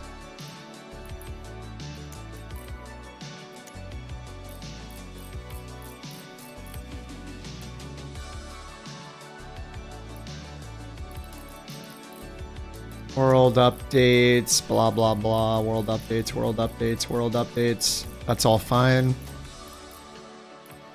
Toolbar, trains.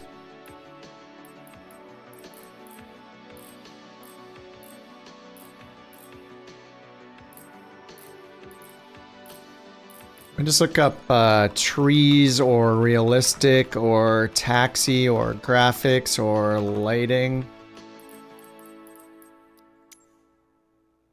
Okay, enhanced airport graphics. I guess that one's decent. I'll leave that on. Shark. Nordics. As long as I don't have the lighting stuff turned on, I think we're fine.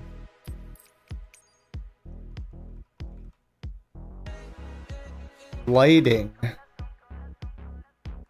Realistic. Okay, yeah, those are all turned off. And then trees. Okay, I have none of the tree stuff on. I was using the short... I think I was using this one. Smaller Trees Pro. Isn't there a Bijan one that was... You guys were talking up the Bijan one at one point recently for Flight Sim 24. Seasons Enhanced? Is this the one?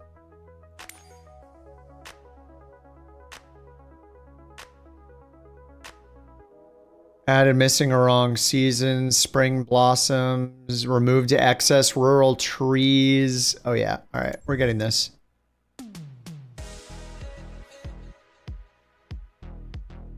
Oh, that's good I did that. It showed the last four of my credit card number. Not that that really matters, whatever. All right, buying $20. Bijan's awesome.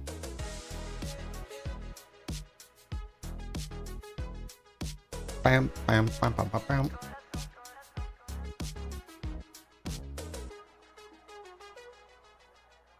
Well, it's still sitting here on buy for some reason. Just says, please wait. I'm waiting for my credit card info to go away. Just says, please wait. Come on, if there's anything that they have to have right, it's taking our money, right? Come on. Please wait. Please wait. Every update is exactly 8.9 gigabytes. It does seem like they're pretty much that. Every time, yeah. Alright, it's just sitting here at please wait. Oh, and then I closed... Wait, what? Now it says purchase processing, even though I closed the window. I guess it worked? Okay. You've acquired the item. Alright, we're good now. Added missing autumn trees with red leaves. Toned down the vibrant color. Added depth and variety to green tree colors. Added palm and date trees to desert cities. Enhanced desert vegetation. This sounds amazing.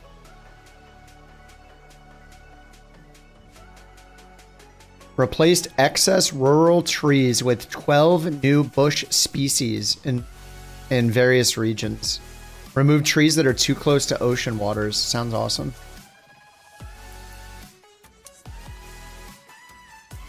All right, let's do free flight Palm Springs to Albuquerque.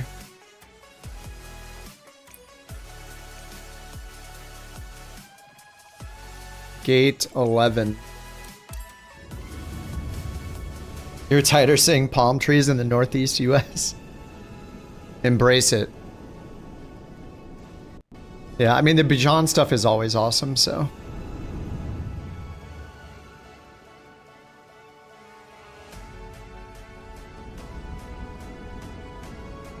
Never change, Microsoft.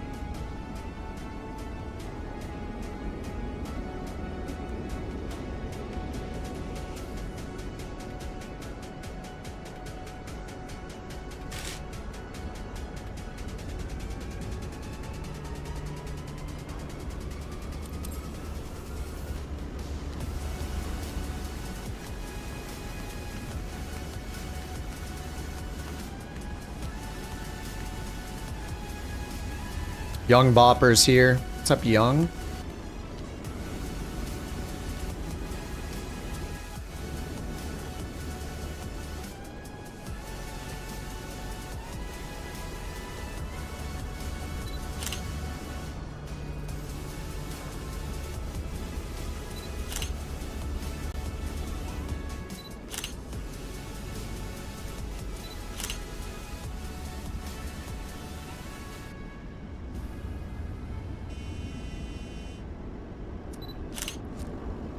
Alrighty, what's up, Jake? Alright, let's get rid of this. Is that... There we go.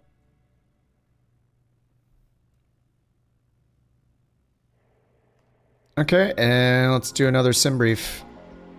Start over.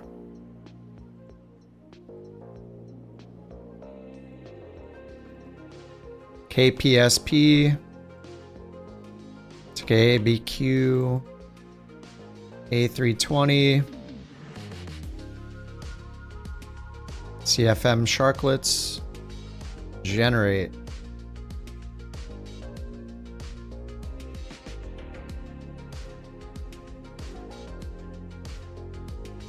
All right, 37,000 feet, cost index 5. It's going to take an hour and 13 in the air.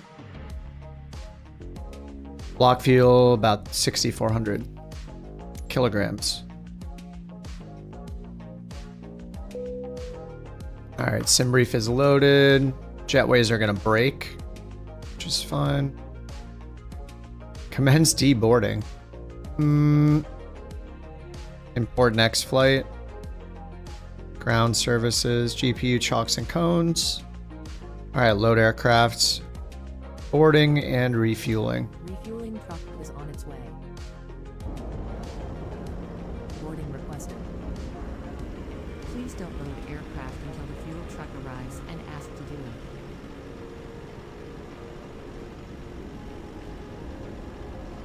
it. In and Out came to Colorado. They planted palm trees. They were dead within a few months.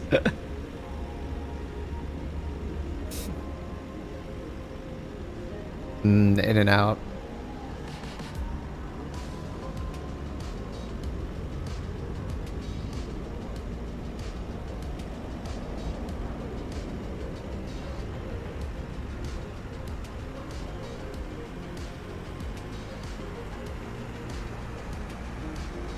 Fuel truck is in position. There are Beyond no passenger ATC stairs. connected. You will not see passengers visually. Look to my right. You guys are here, you're just invisible. Because of the proximity thing they still can't figure out. This.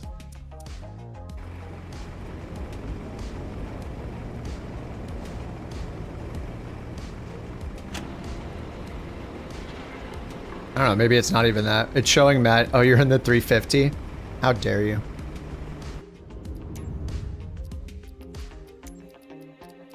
It's just a troll at this point if you're in the 350 when I'm playing. All right, let's get the GPU on.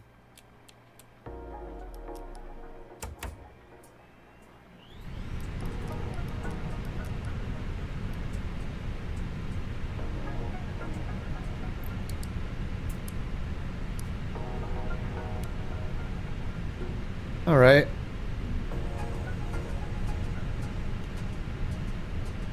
$2983 on the altimeter for now.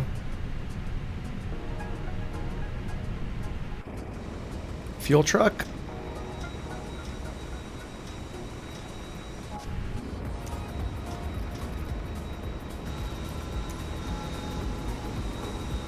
There we go. Ultra close up. The 777. Oh, the 777's great, dude. I don't know. I think there are problems with it in the beta, though. People said, I think it was Jack was saying that the iFly and the PMDGs do not work in Sim Update 4 beta yet. But I love the 777. I love every PMDG plane. Like, all their Boeings are amazing. I don't think you can go wrong. And you have a lot of options. I mean, you could buy the freighter, buy the... What the 200 ER is going to give you is only like $50 as well. Or sorry, the 200 LR.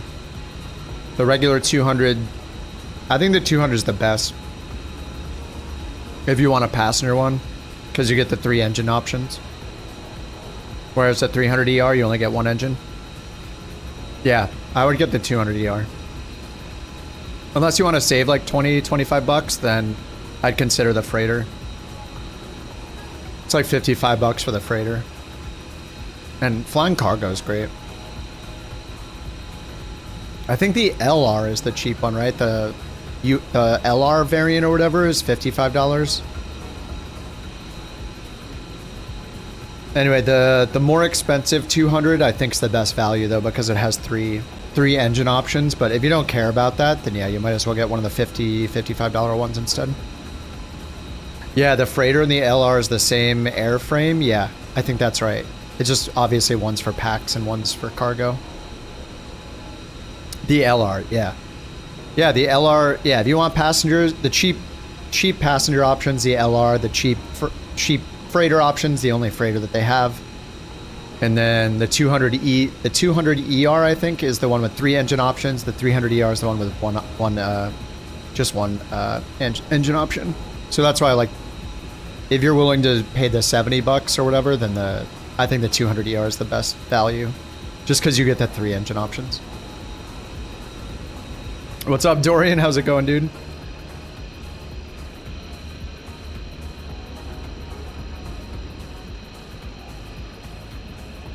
Supposedly the 350 is good. Like Jack says, it works good for him. You could try it out. I haven't yet, of course. All right, map not available. Align. Let's get the lighting off because we don't need it. There, here, or here? Nope. This one.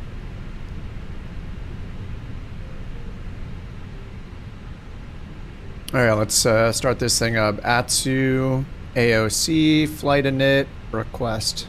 So we can do the pre-departure clearance again. Actually, you know what? Let's not do the pre-departure. Let's listen to the local voices again. We'll just do the regular init requests. Let's go to the sim brief and import it. We'll grab our Lido charts. All right, ground chart for PSP. Okay, flight number. Couch 323. Cost index was 5, and I think it was it 37,000? 37,000. 370. Winds request. Clear those messages. And then under charts, let's grab the ATIS. 2465. Windows added. We'll need a init page B. So down here, let's do 2465.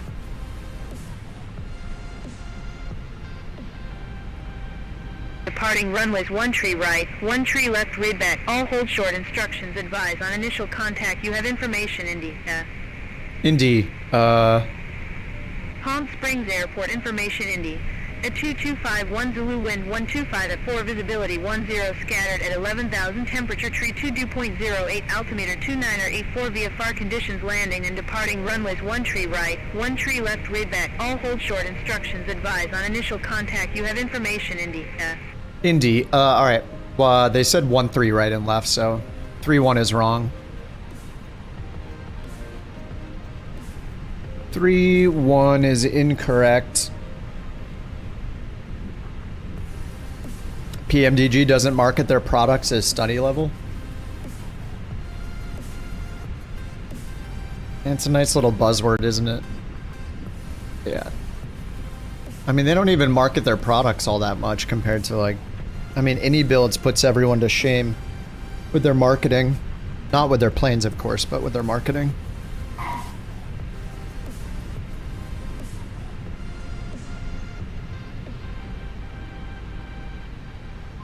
Alright, Atsu AOC, let's get the messages.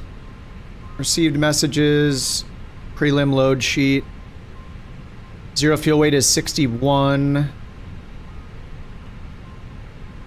And 32.3. 61.032.3 CG. Block fuel 63.79.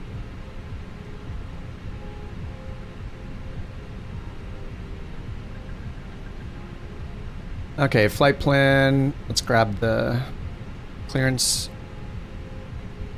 Delivery 128.35.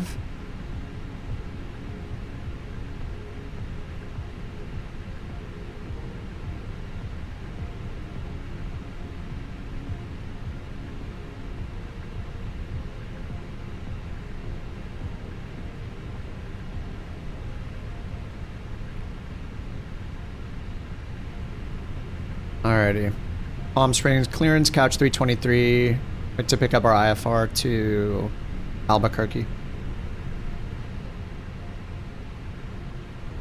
Alright, so we're expecting... Palm Springs clearance. Cleared to Albuquerque Sunport radar vectors. Thermal. Minutes filed, maintain 4000. Expect flight level tree 70, 10 minutes after departure. 4000. Departure frequency 135.275, squawk 2160. 2160. Alright, cleared to Albuquerque, radar vectors, Tango Romeo Mike, then as filed, climb maintain 4000, departure frequency 166.667, squawk 9999, couch 323. Negative, departure frequency 135.275 and squawk 2160. Oh, squawk 2170, couch 323. Negative, departure frequency 135.275 and squawk 2160. Oh, 2160. Negative, departure frequency 135.275. 135.275, couch 323. Couch 320. Free, read back correct, contact ground 121.9 when ready for push or start. Yeah, it's really, really fast with the local voices, that's cool. Alright, we'll contact ground 121.9er, couch 323.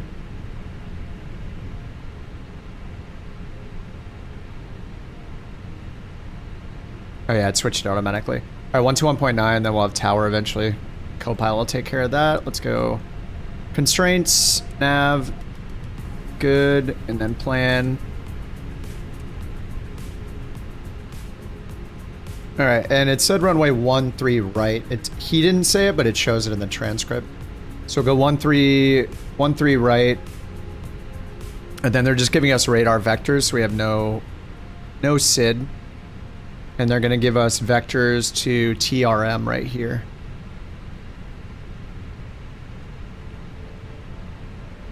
Okay, and then back to SimBrief. Albuquerque, expecting runway 8. ILS 8. The BERT, there's the BERT 01. Barto 1. Via Tamale. Insert. They give us climb to 4000. Okay, there's 4000. So let's get the APU started and get the takeoff performance stuff in there. APU start. See, more fuel is done. Oh, it didn't open the cargo doors again. Dang it.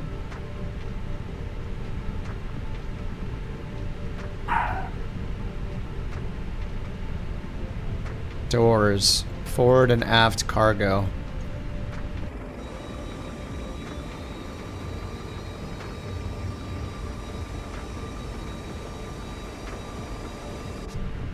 Alright, APU starting.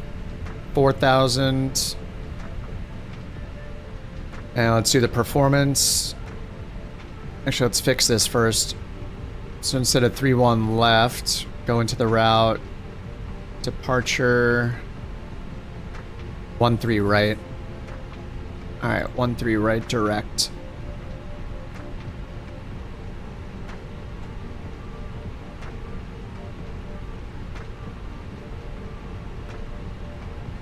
And I guess we're probably... Where are we? Over here, I guess. So 1-3 right, we're gonna go all the way up here, but we don't have to cross the runway. Just take whiskey, it looks like, all the way up to Lima.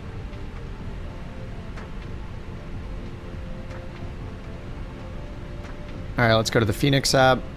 Home, departure preference, 1-3 right.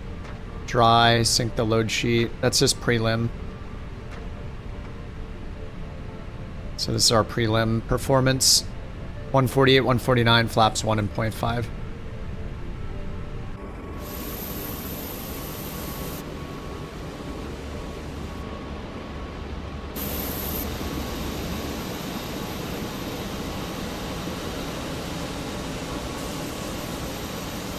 The Beltalotas.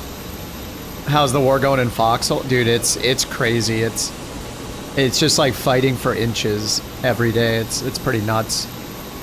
We had a really fun tank push yesterday. There were a bunch of tanks, and then Wood grabbed, aka Woe. He grabbed a small tank, and we came in from behind, like flanked all the way behind the enemy's tank line, and just basically had like a... It was just a straight up, like we knew we weren't coming back, you know? That kind of mission. So we just went in with like sticky grenades, and we went in from right behind their entire tank line of like 5 tanks, and basically rammed them and did as much damage as possible, jumped out and threw all of our sticky grenades all over the place and caused mass chaos, and then all of our guys pushed. All the guys in our faction saw that happen and pushed. We didn't get any credit for it because I don't think they realized what we did. All of a sudden they noticed all this chaos happening. But yeah, it was incredible. It was all Woe's idea. It was beautiful. It was a lot of fun. I returned from the war. I'm going right back in after this flight though. But yeah, it's such a fun game. I'm still having an incredible time playing it. I love it.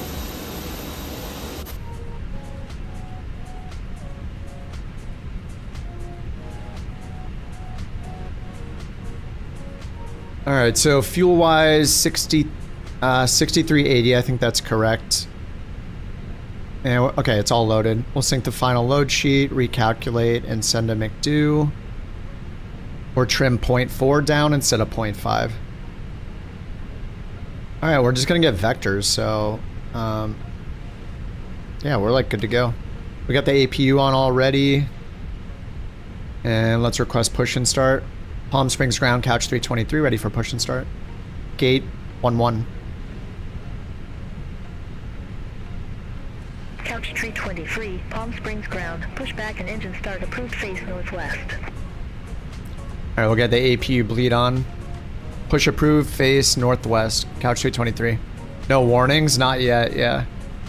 We'll see. I think it happened when I pushed back. Altimeter 2983. 2983, alright. There we go. 2983, 2983. I mean, we'll see. I thought the errors... I thought the problem started before when I was, I thought they started when I was on the pushback and getting the engine started. Departure checks completed. 5 has pin inserted. We'll see. Your sim crashed again? What the heck?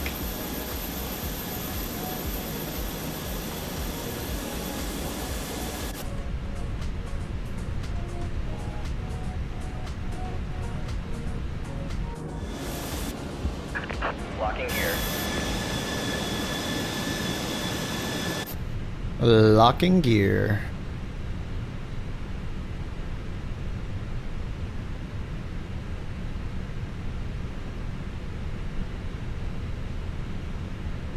Communicate directly. Yeah, I think the A350 tries to do that remote stuff and it gets a little weird sometimes too. I don't know.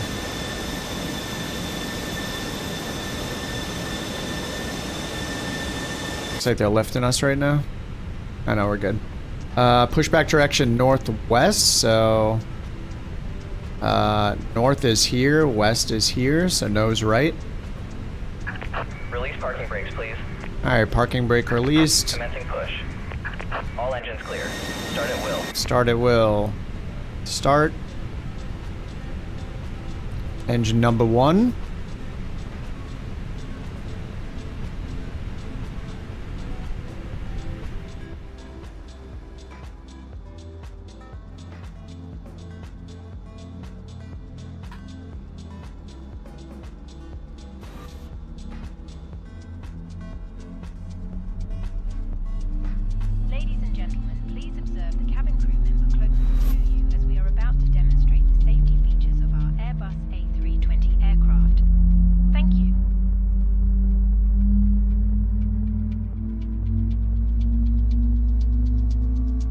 Simultaneous push. It's beautiful. Well done, guys. Well done. See, we would be so coordinated in Foxhole together. Am I wrong? Engine 1 available. Engine 2.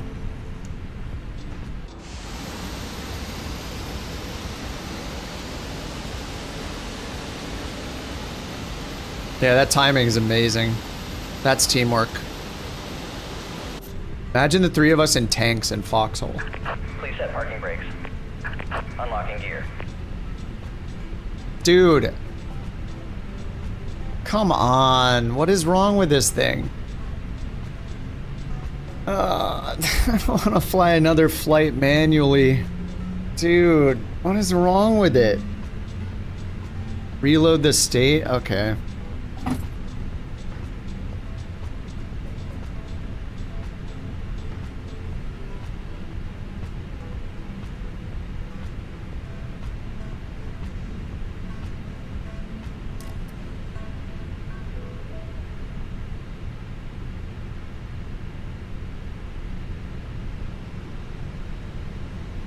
Tow truck disconnected. Bypass pin removed. Left is clear. Right is clear. Dude, what is wrong with this thing?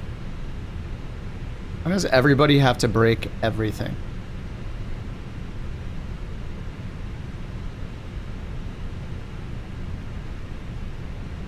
No failures, allegedly. No failures, but failures.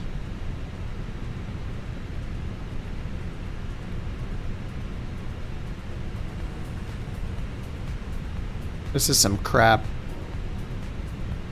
Direct law. Ooh. Sim update 4. Cold and dark, then ready? Yeah.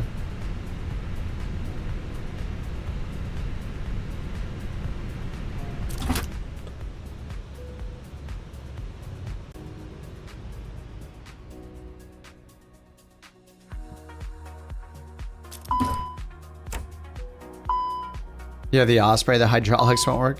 Yeah, I can try that next, Jack.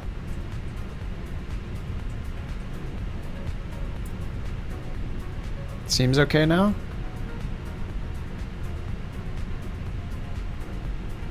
So far, we'll see what happens when it boots all the way up.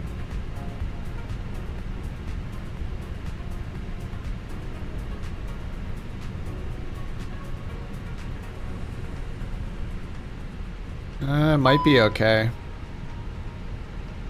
Oh, kept the flight plan?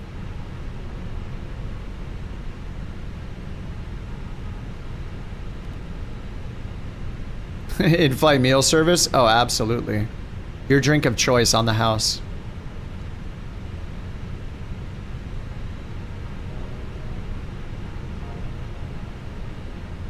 That might have done it. Nope, it didn't. All right, let's try this.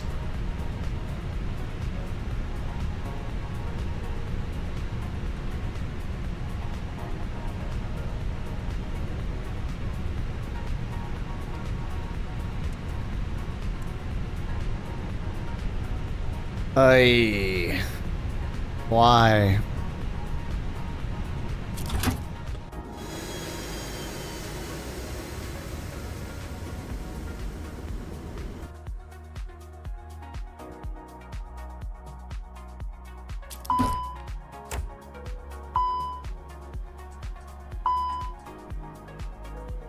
It's free, you have to get it yourself. The ball's over there. Ball's over there, Lebowski.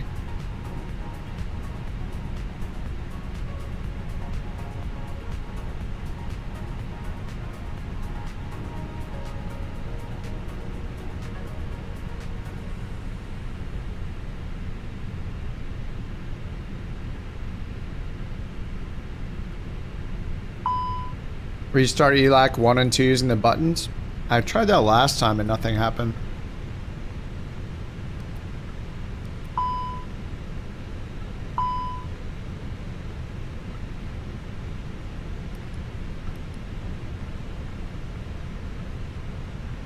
No, I did both. I did both last time. A keybind? I mean, I almost have nothing bound anymore.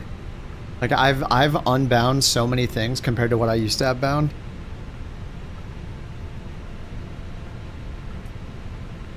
Reinstall Windows? Classic. Alright, have you guys tried the... I mean, does the Citation X work okay? I could just grab that. Do you think that works okay in Sim Update 4? You said the iFly and the PMDGs are no-go, Jack? Doesn't work? Oh my god. What does work?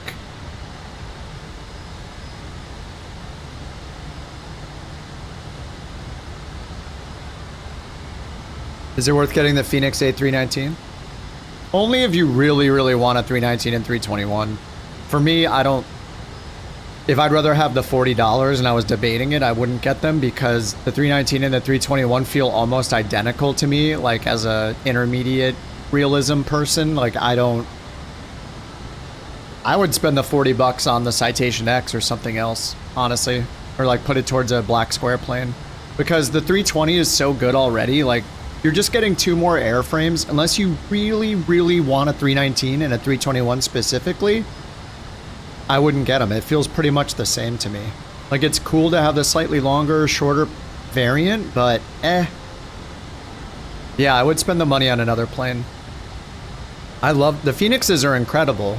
They're absolutely incredible, but I don't think everybody needs all 3 variants. The 320 is fine on its own.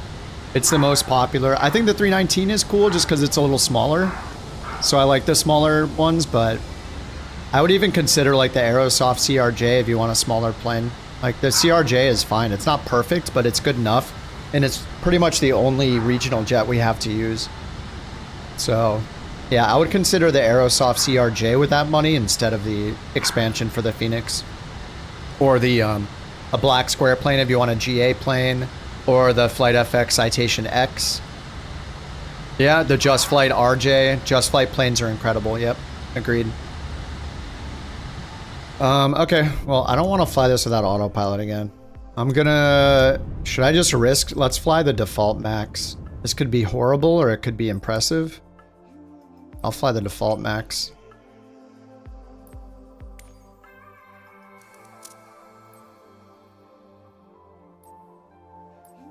Try a different livery. You're not using the couch liveries, dude?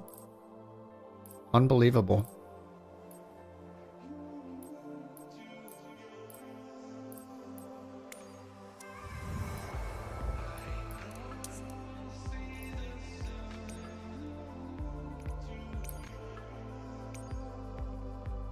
Traitor. We'll remember that.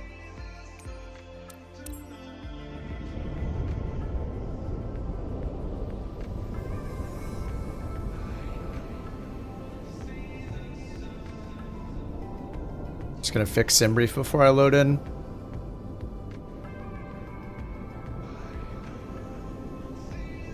They gave me 1-3 right, I think.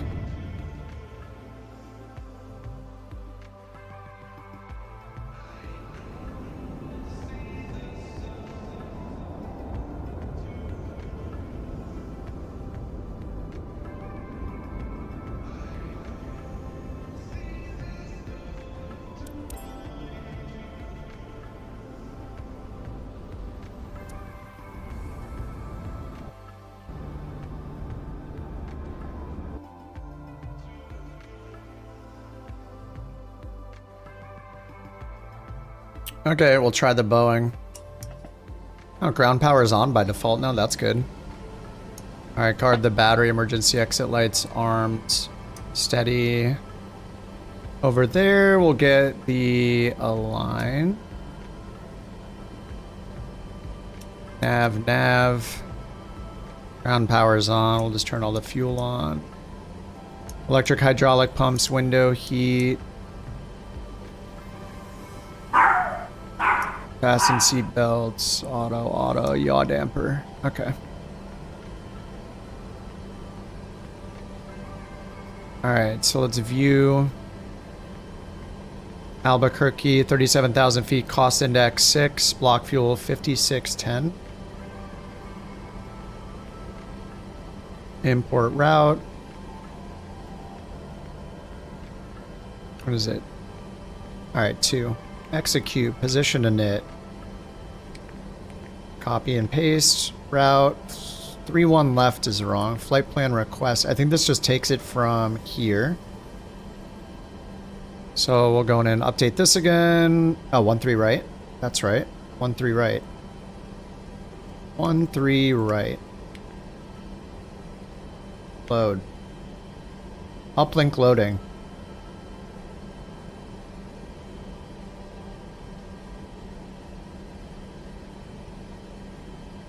Alright, 3-1 left. So we'll just hit activate, execute. 1-3 right. There we go. Execute, performance init, 0 fuel weight, double click. How much fuel are we supposed to have? Probably need to set that manually. 5610 kilograms. I'm going to edit it, change it to pounds because this is all in pounds.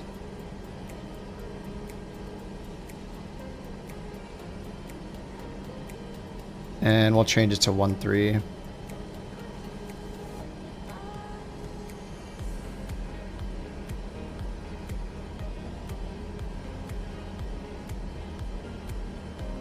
Beyond ATC connected.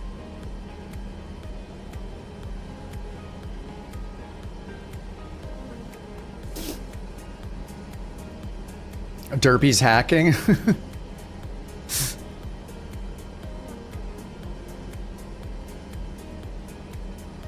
Alright, we'll get our clearance again. Couch 323, ready for IFR clearance to Albuquerque Sunport Airport. Alright, cost index is 6. Springs clearance. Cleared to Albuquerque Sunport radar vectors. Thermal, then is filed, maintain 4,000 feet. Expect flight level 370 10 minutes after departure. Frequency 135.275, squawk 0034. Reserves Cleared to 4.2. Albuquerque Sunport radar vector thermal, then is filed, maintain 4,000 feet. Expect flight level 370 10 minutes after departure. Frequency 135.275, on the fuel. 0034, couch 323. Couch 320, free, reback correct, contact ground 121.9 or when ready for pushback or engine start. Ground 121.9 or when ready, couch 323. 12443.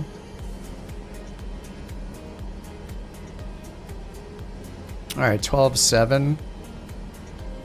And number of passengers 143.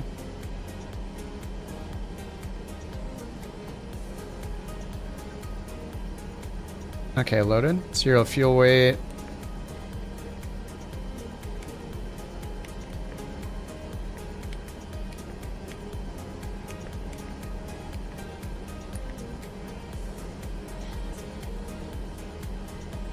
I'm gonna hit import again and see how it does. Alright, 0 fuel weight, 131.6. Should be.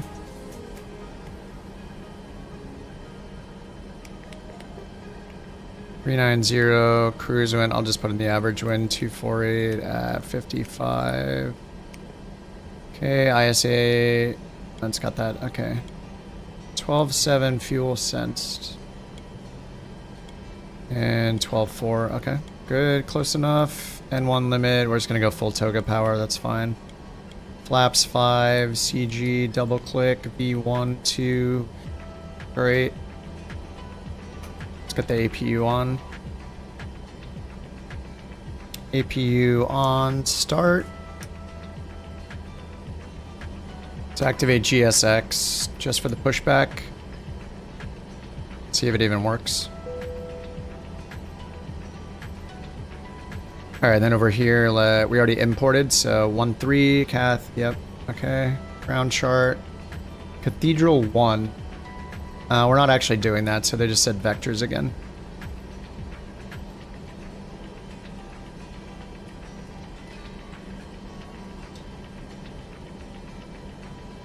You got a 4090 laptop and Xbox? Looked really good on Xbox? Nice. Wait, are you on the beta, Bella? Are you on the Sim Update 4 beta? Alright, we're just waiting for APU. APU gen to be available. Then we'll turn the bleed on. We're going at 37,000.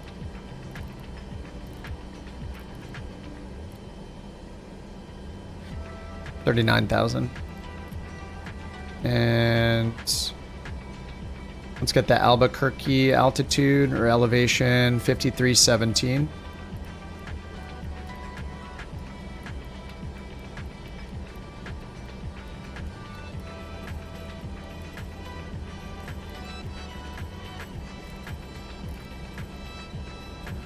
All right, 5300's closest. APU gen's available. APU gen's on. Ground power can come off. APU bleed on. Auto. Ground power. Okay, ground power is off. Oh, that should be guarded. Okay, good. Okay, anti-collision light on. Ready for pushback. Landing lights are off. Seatbelts are on. Rope heat's on auto. Alright, ready for pushback then.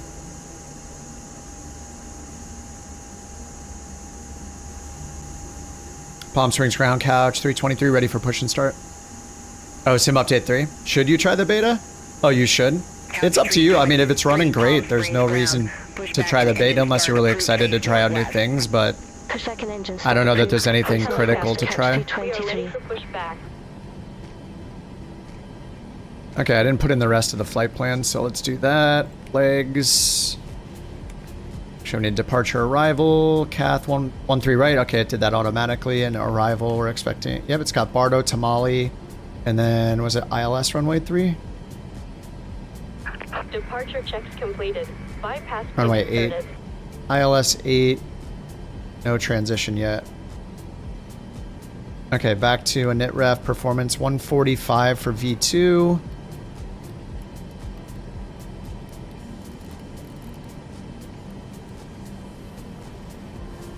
All right, 145, initial altitude. Locking gear.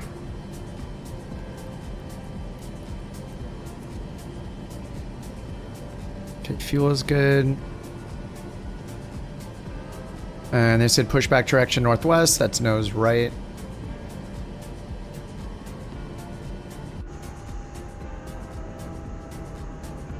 Okay, nose right. Release parking brakes.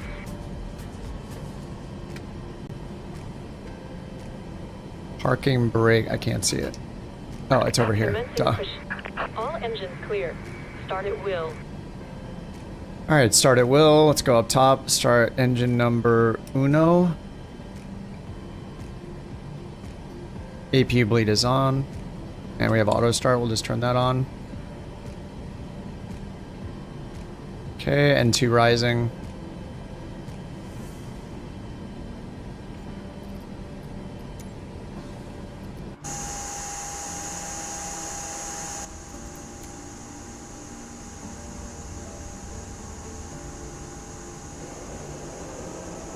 No, I use Beyond ATC.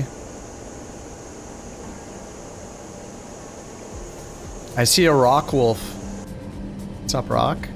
Oh, let's hit comma for our altimeter. It said maintain 4,000, so let's change over to 4,000. Okay.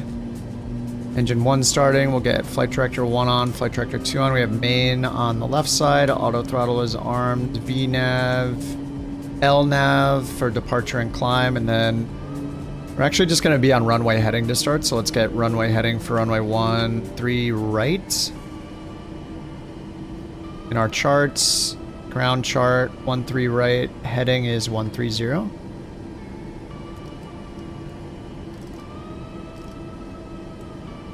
Alright, engine 1 is good. Let's get engine 2, ground, auto start. Set parking brakes. Okay, parking brakes set. 130, and our trim is supposed to be 3.75. That seems really low. I'm just gonna put it around 4. We'll see how it goes. The trim in this thing is always kind of weird. Alright, before takeoff, we just need flap, stabilizer, trim.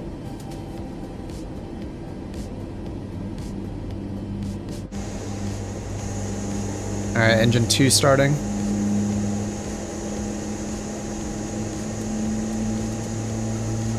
Unlocking gear. Whoa. Alright.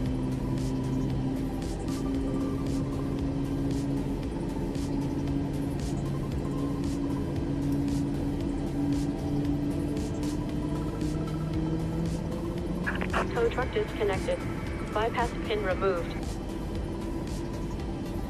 Left is clear. Right is clear. Palm Springs around. Couch 323 ready to taxi. Alright, 1 and 2 are started. Runway 13 right, taxi via Whiskey Juliet. Runway 13 right. Alright, let's get Gen 1 on, Gen 2 on. Engine bleeds on, packs to auto. ISO valve is on auto, probe heat on. APU off, and APU bleed off. Gen 1 and 2 good, APU Gen 0. Yeah, all this is good, good, good, and taxi to auto. Alright, we're good to go. Throttle's good. Flaps to 5. Pitch trim is set. Auto brake, RTO. Wait for the flaps. 1, 2, 5. Parking brake off. Takeoff check's good. And we can roll this down. Alright, we're good to go. Taxi lights on.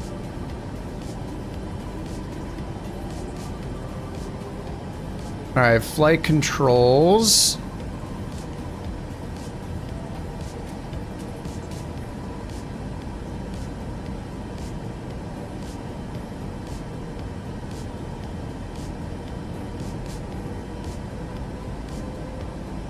Okay, looks good.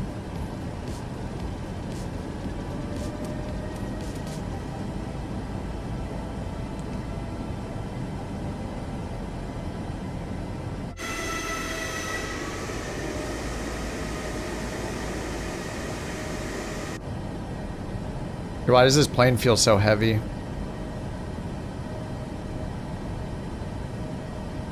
Alright, so we're gonna do heading select first instead of LNav.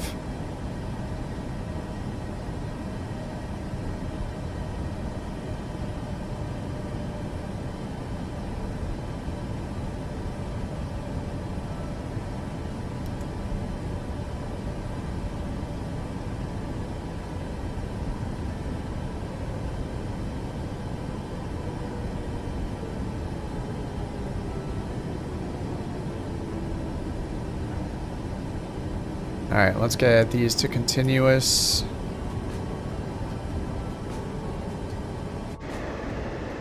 Yeah, the colors do look more muted, right? Or look like cooler. Like the ground looks almost like bluish, right? There's something with the window tint in this thing that's really awkward.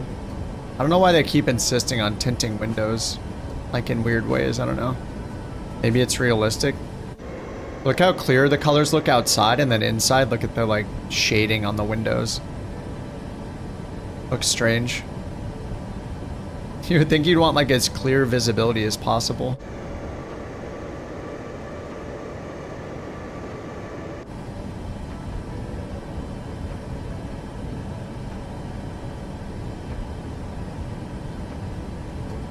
Alright, it doesn't even have us going full length. It has us going, actually right here to the next intersection. On Juliet.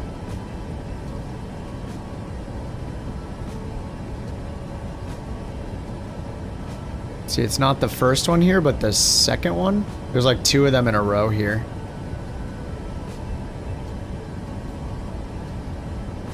We're doing toga takeoff anyway. Couch 320, free contact Palm Springs Tower 119. They're ignoring it. I'd rather use I'd rather have less runway to use. It sounds fun.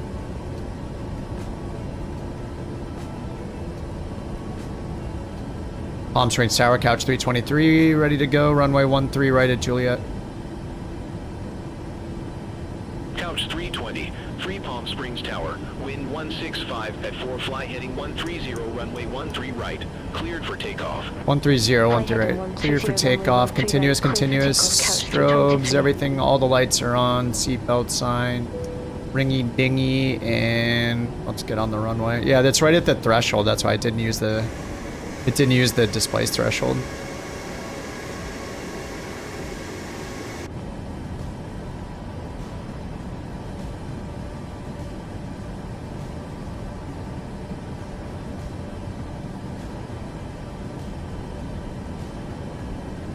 A little choppy.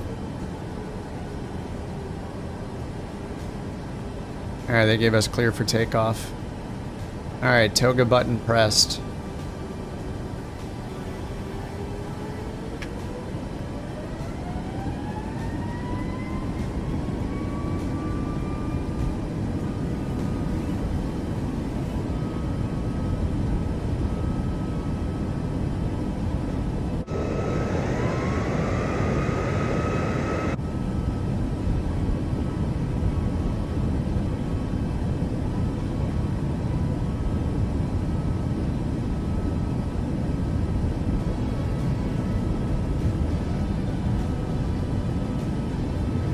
A little close to the end there. V1, rotate. Yeah, maybe we needed the full length. Maybe the full length would have been a good idea. Alright, definitely needed a lot more nose up trim. Transponder squawk 0034. I even gave it more than we needed. It told me to do 3.75. I did 4, and we probably needed like 5 point something. Because that took way too much back pressure.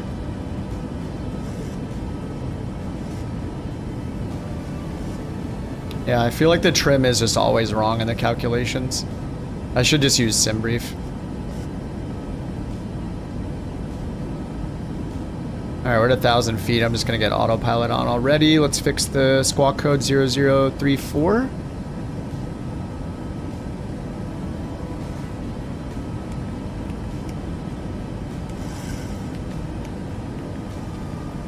Couch 320, free, contact SoCal departure. Contact SoCal departure, couch 323.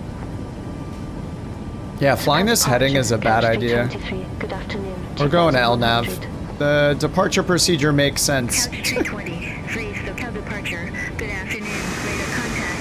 Climb 18 flight level 180. Flight level 180. Flight level 180, couch 323.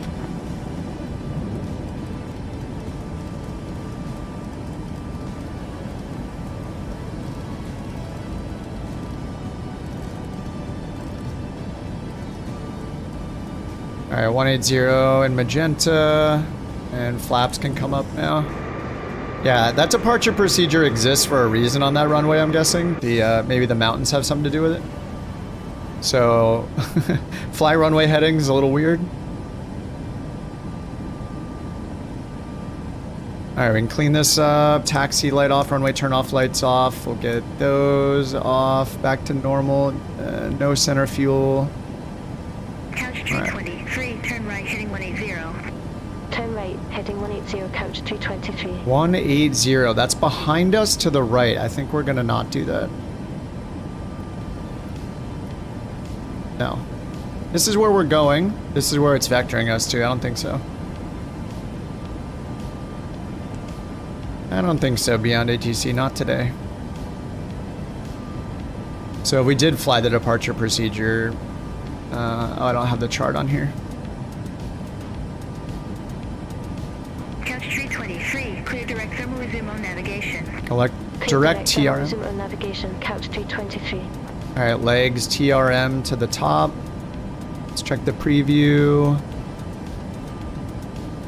TRM is right there, okay. Execute. What the heck? What is it doing? TRM. MRUD? Wait, what? Dude. TRM. TRM, execute. Okay, that was probably the departure procedure. Okay. I think that's fine. Yeah, I think it was the departure procedure, probably. It like looped all the way around. Or direct TRM.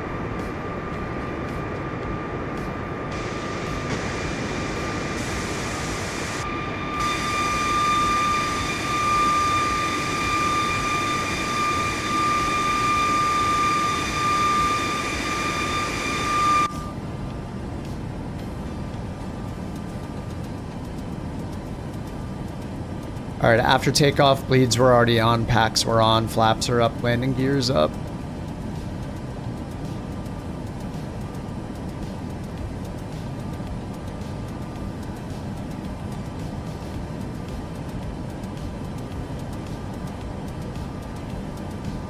This feels quite laggy on this plane. I'm guessing I'm getting like 30 FPS right now on a default plane. Let's check. What kind of performance did we get on a 5090? Yeah. Yikes.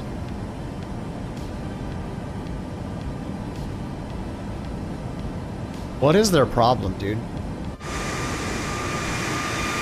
Do we have any passengers in here? We do. Ah, this is the problem. This is the problem, 100%. Characters off.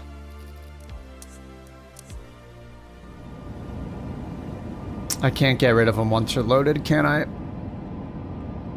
Oh, God.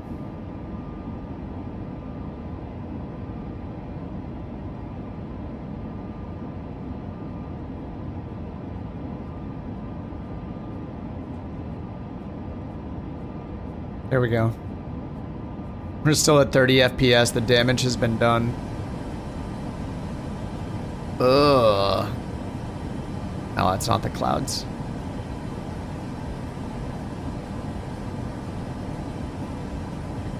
Hanging out underneath the plane. I saw some of that, yeah. Yeah, I saw some of that on Reddit. We just flew the Phoenix with like 70 FPS, 80 FPS.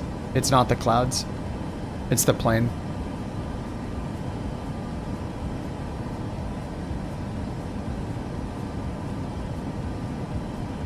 And it's the passengers. The passengers mess with everything.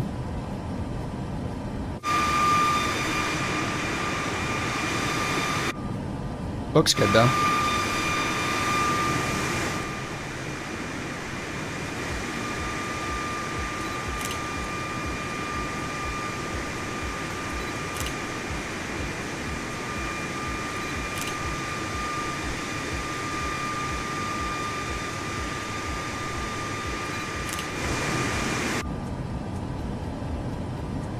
Half refresh rate? That would be 60 FPS. I'm nowhere near that in this plane. Look at the swap file using 17 gigs out of 10 gigs. They added this new line, swap file. It's trying to use twice as much as it has allocated. Good God.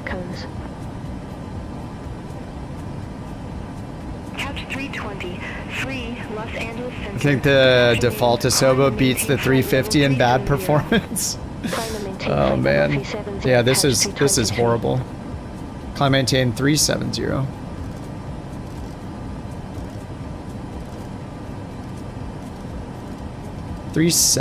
I thought I said 390. 390. All right, maybe 37 now. Let's change the cruise altitude.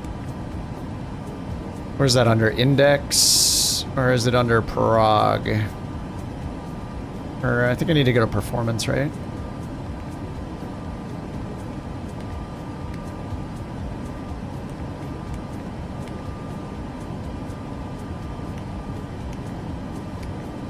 Invalid entry.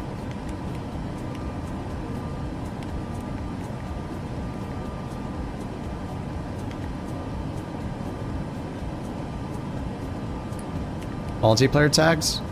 You hit Alt 2? Oh yeah, you're on Xbox, aren't you? 25 FPS on the 350, good for your PC? Yeah, Jack was saying it's good for him. VNAV 370, there we go. Oh, yeah, this is such garbage. This is so bad. We go from 80 FPS in the Phoenix to 30 FPS in the Microsoft one. Good God. It is complete poo-poo. It's doo-doo. Don't fly this plane, it's crap. Oh. Yeah, this is insane. You're getting 38 on the 350. I'm getting 32 on the default Asobo 737. The plane that should have some of the best performance in the entire sim. It's a Microsoft-made plane in a Microsoft game, and it's a small, you know, a mid-sized airliner.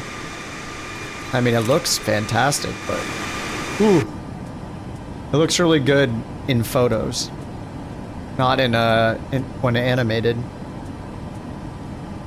All right, let's get standard altimeter. Coherent UMUT? Did they use it instead of WASM? Yeah, I have 3 times the PC, exactly. And you know which other games run like this for me? None of them. 0 games run as bad as this. As you'd expect when you have a really good hardware. But yeah. All these problems are uniquely Microsoft problems.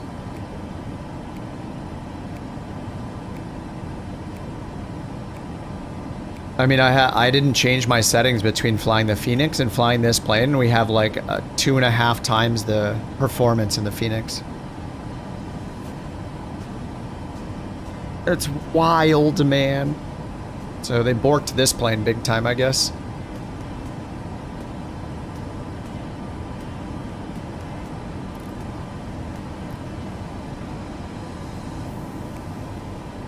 It's kind of painful.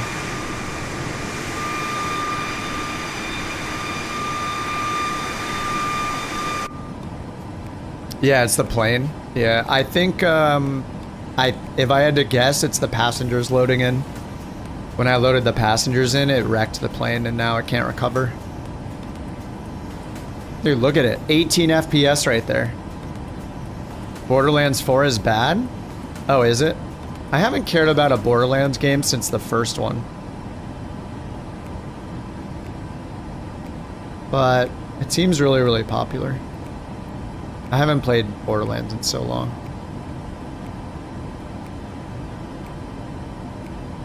Can move the seats, yeah. I think can you move them in the Phoenix or the PMDGs? A few of them you can move the seats.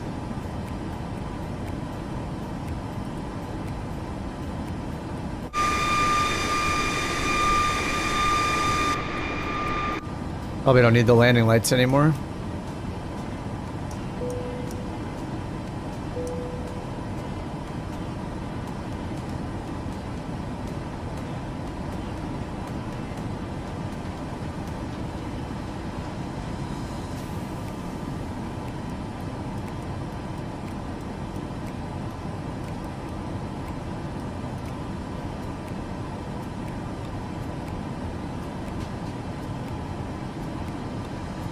The CEO remarks are pretty funny. The dude is blaming the gamers. Nice. Yeah, that sounds like a normal response when your game's not received well, is blame the people that are using it. They must be wrong, right? They definitely aren't the ones that are going to give you the money. Who cares, you know? People are so weird. Everybody's wrong. I'm right.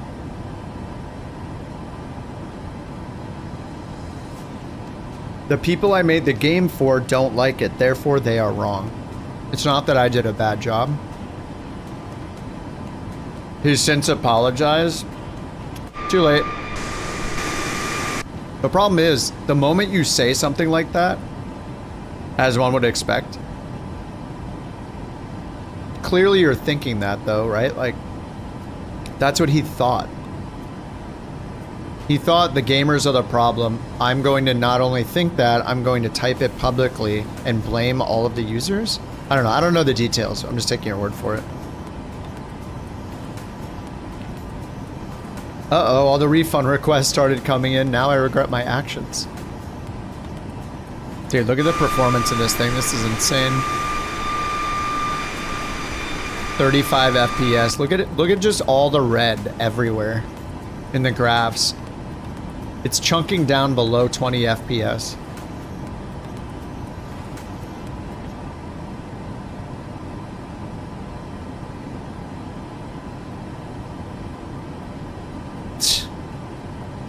Oh man, this is crazy. This is one of the default planes. This is the default airliner to fly in the sim. How is it so, how does it have this problem?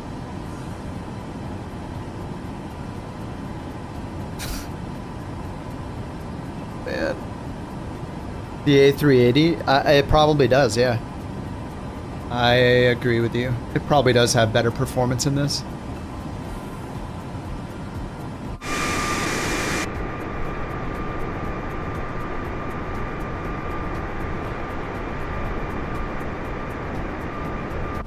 Jeez.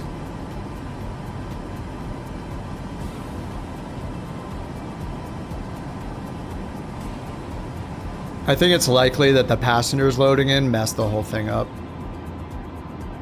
Which is kind of hilarious though, because like this plane is in career mode, and when you use this plane in career mode, it's going to load the passengers because it automatically loads the fuel and the payload for you. So people are going to run into this problem all the time. They're going to need to know to go into this, into the aircraft section and delete all the passengers. But then I think the damage is already done, like it seems to be done here. I don't know, man. GTA? Oh, I don't know, maybe. You know, I really just played this game on stream. I was playing Foxhole a little bit on Twitch, but I pretty much just play this on stream. It's nice to not stream as well and just not worry about the setup and all that stuff. Talking out loud for 4 hours straight. It's nice to take a little break, you know?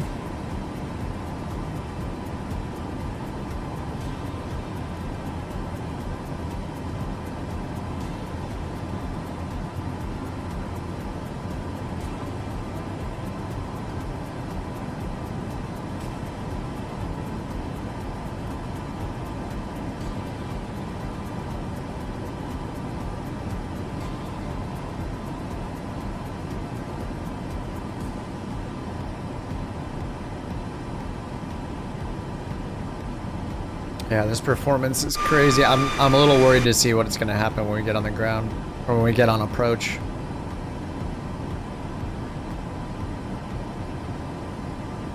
Well, it's weird you never see any people that built this game play on YouTube or Twitch. Oh, you mean like the developers? They do play it on Twitch. Well, the developers don't play it, like they're like CDL plays it. He's on like the Microsoft team and he does all the community stuff. He plays it. But you don't see the devs playing it, I don't think. Yeah, I don't know if I've ever seen any of the devs that are on the developer stream calls playing the game. Maybe the working title guys have done it when they've shown something. And that happened like once maybe recently with the, what's that jet? The business jet they're working on. It's got a weird name. I think maybe they did that once. Or it might have just been a video they played. It might not have been live gameplay. I mean, I get that like they probably don't have the time to do it, but it would be a good thing to see the devs actually experiencing their own stuff live. Because at least we would know that they see the problems, whereas right now it almost feels like we don't even know that they see the problems that we see every single time we're playing the game. So it might be nice to see them encounter the problem so there's irrefutable evidence that they understand these problems exist. Whereas we're just like, this is your plane that you made and the sim that you made, and it gets really, really bad performance. Maybe there's a problem. But yeah, who knows? Alrighty, we are. This is kind of a longer. Well, it's like an hour flight. Might as well use Time Excel though. I mean, we're getting horrible performance. It's not very exciting. I mean, it looks great. It's always got the looks going for it, but I could try to turn the terrain level of detail down. We could go back to 100, 100 and see what happens. Actually, it's on dynamic, so it is doing 100, 100 right now, but I'll just force it. This is not going to make any change. I don't know that ultra pre-caching actually does anything. But I don't think this is going to change anything.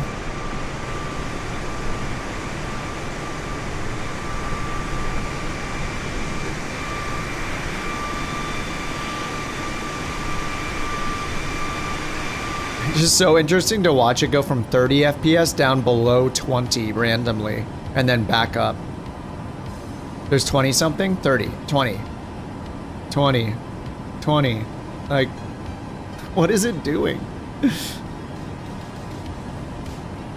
think it's the EFB. Maybe it's just the EFB. You delete the EFB and the sim works. Dude, 712 FPS!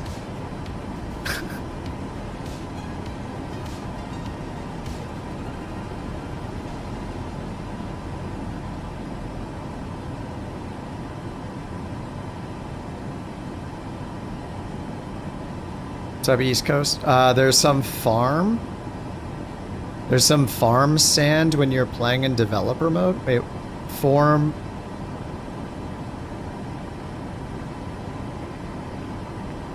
Text to speech. Oh, yeah.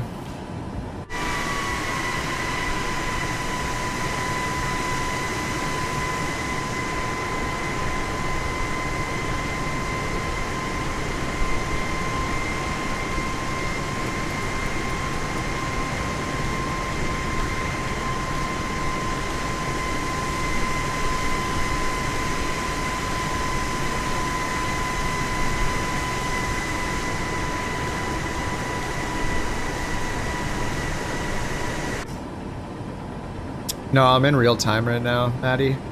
I think I'm about to go to 2x though. We are at 37,000 feet. At our cruise altitude, let me fix this discontinuity to Tamale.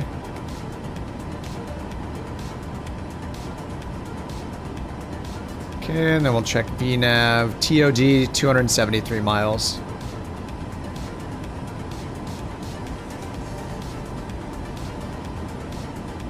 Yeah, this is painful. Man. 45-degree turns. And the bank limiter is set to 30 by default right here. It's actually set to 25 degrees. I think this is automatic once you're above a certain altitude anyway. Hey, it's just Boeing style, man, you know? It's awesome.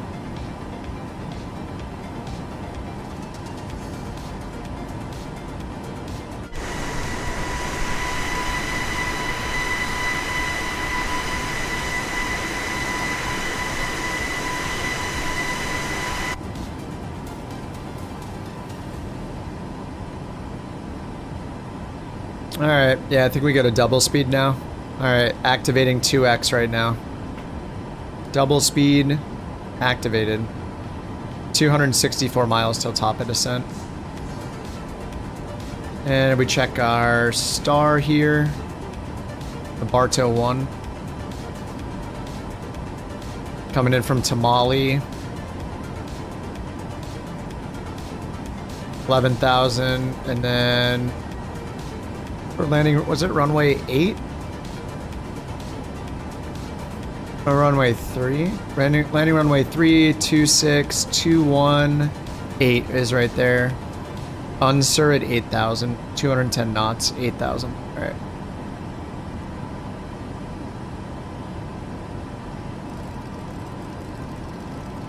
We will just change it to 8,000. So when we hit our TOD, it'll just automatically take us down. All right, 8,000. It has a tailwind. What's up, Flo? Let's check Albuquerque weather. 150 at 3. Contact Albuquerque Center 12 recommended. It's only a 6,000 foot runway though. 17, 10,000 feet. 320 feet, flight level 370. Yeah, 8's not bad, I guess. It's the longest runway. 323 Albuquerque Center, copy. So the voices are not incredible as you'd expect from local voices and like a version 1 of them, but yeah, the response time is incredible. It's instantaneous. And I kind of like how fast they talk, so I could see using like, yeah, I could see using the local voices in general. If they keep improving them, it would be awesome.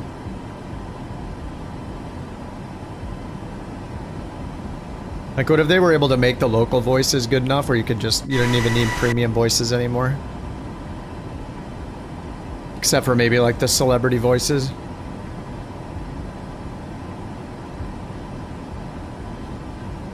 Here says that 8 has a 4-knot tailwind. Are you on live weather? Am I on live weather? Wait, what the heck? What? Dude, what is wrong with these developers, man? This is ridiculous. Live is off and live is on. Dude, is there anything that doesn't have a bug? Local voices, it's beyond ATC. They made like a local voice thing. Separate from the basic voices. Is there anything that's not bugged?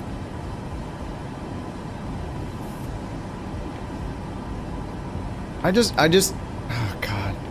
Every time I play this game, all I can do is complain now. We got 30 FPS in a default plane with 100 terrain level of detail and object level of detail.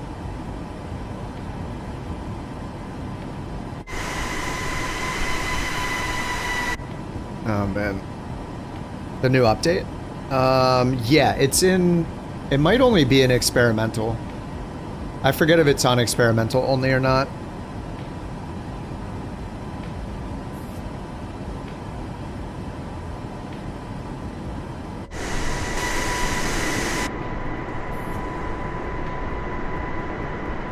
Oh, Maddie says only experimental.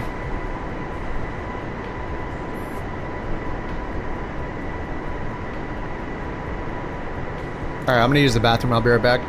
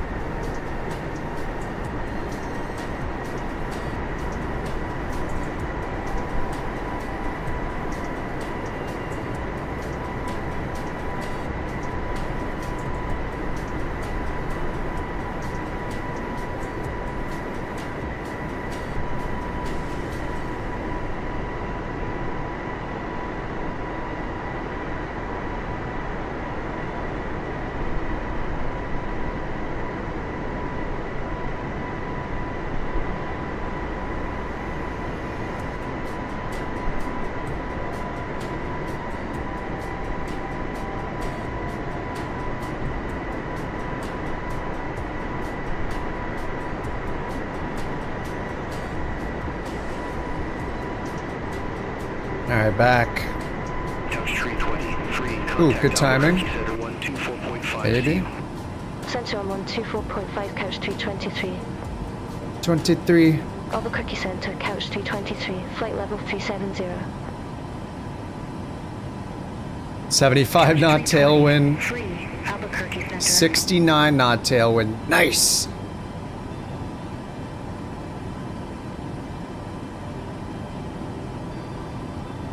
Alright, TOD is after SJN. How to use the HUD? I think you need to turn it on in the EFB, and then I assume it's just up here you pull it down. I haven't used it myself yet. The performance is, well, I mean, compared to this, the performance will be better, but yeah, I didn't try it. It won't come down. Maybe it's only available on the PC version. I don't know.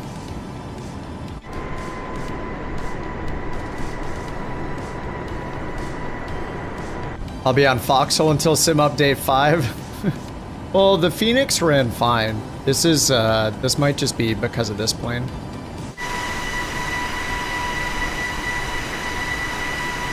Just always a little hilarious when a default plane is so bad. Like, if they're not testing with their own planes, what are they testing with?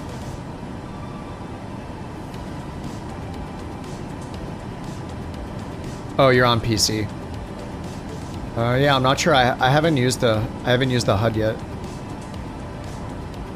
I avoided it with the 350 just because the performance was already so bad. I didn't want it to be even worse somehow.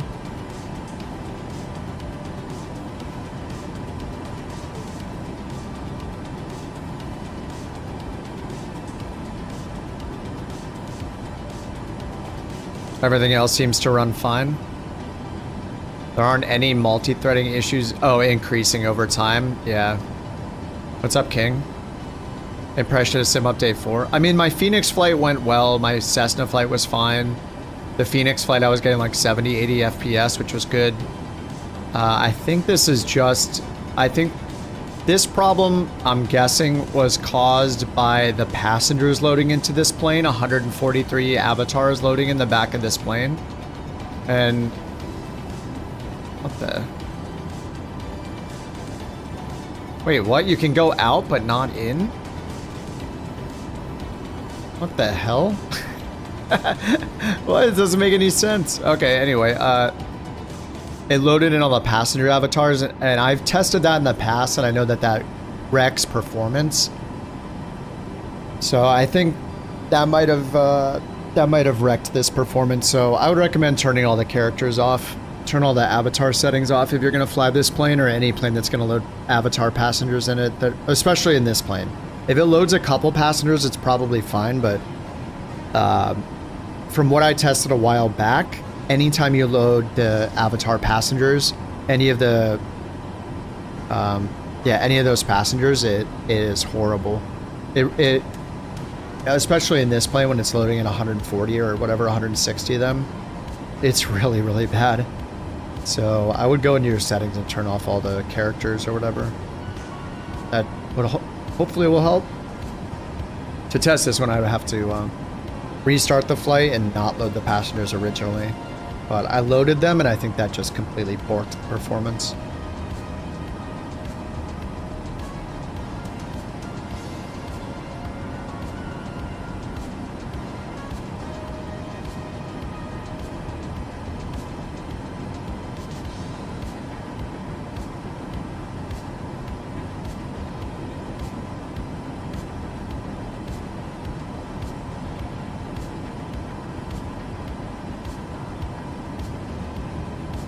No, I haven't had any crashes yet.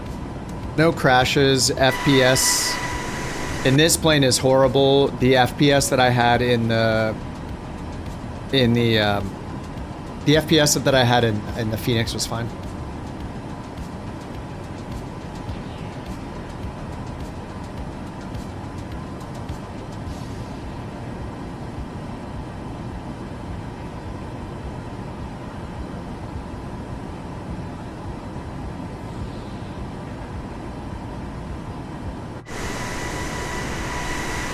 So yeah, this plane might run fine if I didn't have the passengers load in. Alright, 63 miles till TOD. We're in double speed, by the way. So the performance is a little worse than it would normally be, but I mean, even in 1x speed, it was going down to like in the teens. It was going below 20 FPS here and there. This is what I experienced in the Phoenix when I was testing Sim Update 3's release, and why I was just like, I'm just not gonna play for a bit.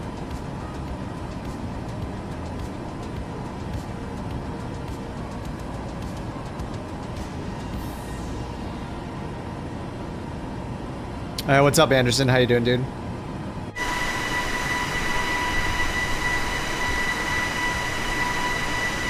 You know, something's wrong if the init builds planes are getting better performance than the default planes.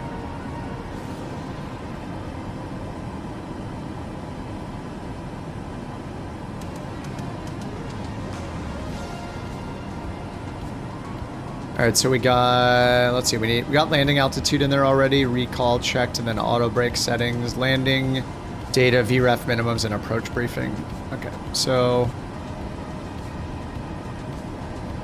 weather's up to date. Runway 8 is what it said. Oh yeah, I got the 4-knot tailwind now, Medi. See if they change our runway then. 40 miles till TOD. Alright, let's go back to real time. Free.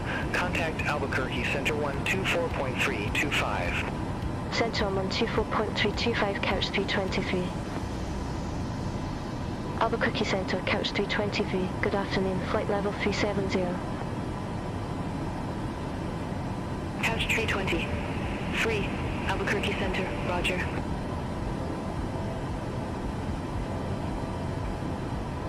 Alright, 34 miles. Albuquerque, couch 323. Which runway should we expect at Albuquerque? Albuquerque Center, couch 320. Free. Expect runway 21 for arrival at Albuquerque International Sunport. Runway 21. Couch 320. Free. Albuquerque Center, amendment 2, route advised, ready to copy. Local, ready to copy, couch 323. Couch 320. Free. Expect burrito 1, runway 26.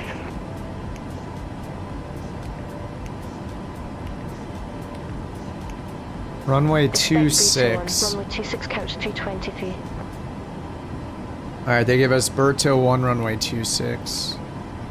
Tamale was our transition before. Alright, still Tamale. Let's look at the...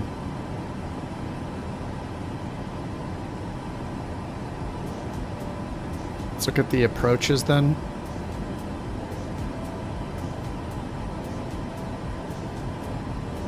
Route. Approach. 26. Yankee and Zulu.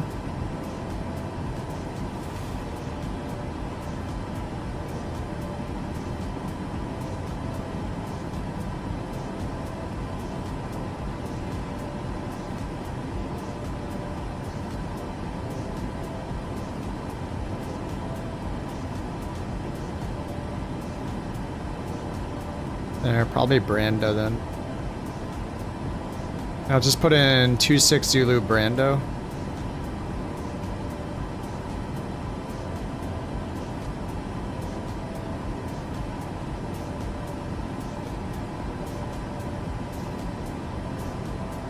Yeah, right there. Yeah, 26 Brando, 9,000 feet. So let's put in 9,000 instead of 8,000. Okay, 9,000. And then we should be ready for descent soon. 15 miles. Albuquerque, couch 323, ready for descent.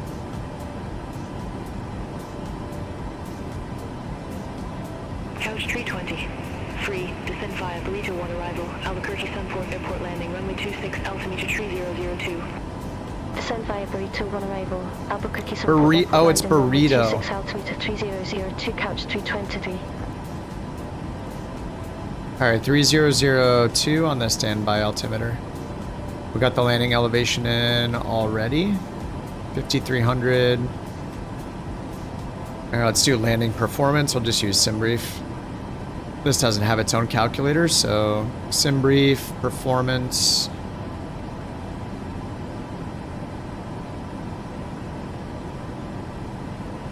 Okay, populate. Hide takeoff, show landing. Runway 8. Change that to runway 26. Populate the weather. Calculate.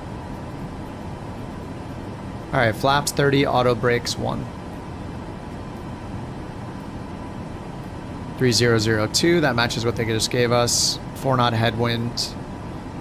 13,000 landing distance available, and it's going to take 9,500 with auto brakes 1. 2,000 foot margin. Alright, auto brakes 1. And they said to descend via, so we're going to go all the way down to 9,000. So we'll just leave the leave 9,000 in and just make sure it hits the constraints. So 21 and 28 at Burrito. Between 21 and 28. As low as 14,000, 11,000, and then 10,000 at Sticky, 9,000 or above at Brando. 210 knots starting at Sticky. 250 knot at X marks.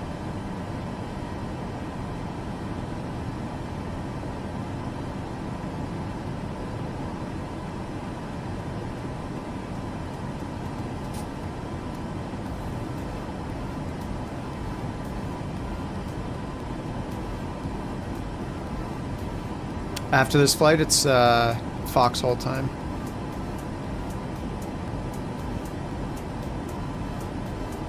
Time for a little break and then some Foxhole. Okay, I'll just do it off stream. But if you want to join, if Foxhole sounds cool, hit us up. Hit us up on Discord. Join us. Good afternoon. Descending via Burrito 1. Flight level 35. Like I said, I'm here to recruit for Foxhole, nothing more. Couch 320. Free. Albuquerque Center. Roger.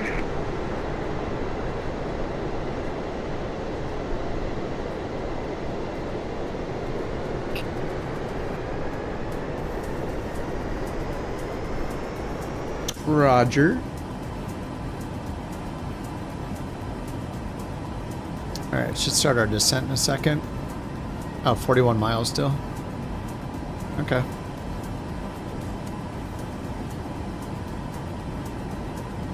Probably should double check that everything's right here. Oh yeah, I should pull in the winds. Actually, I can't. Can't do it automatically, at least.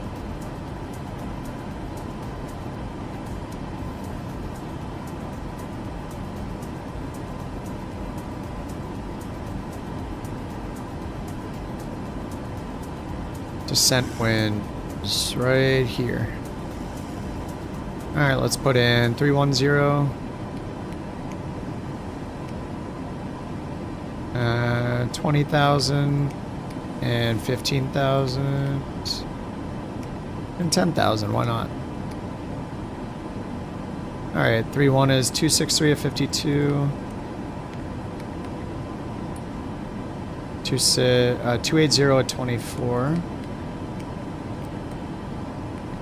15 is 297 at 11. 7 at 11. 7-11. 7-11 hot dog.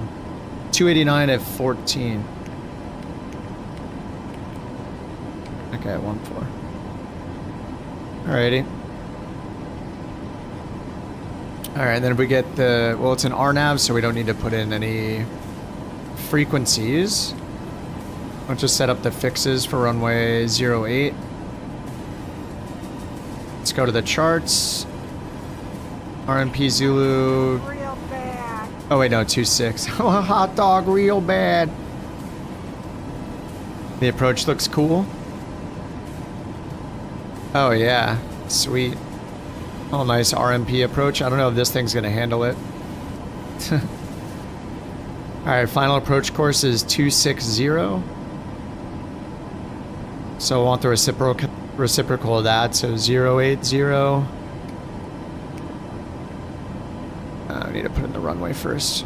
Runway 26. Alright, I love when this is in the way. There we go. No, it doesn't work. No fixed rings. Lame.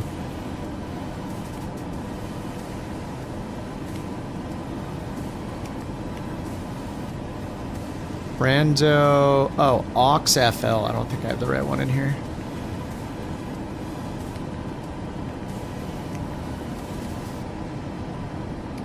Brando transition. There we go. Runway 26. Not in database.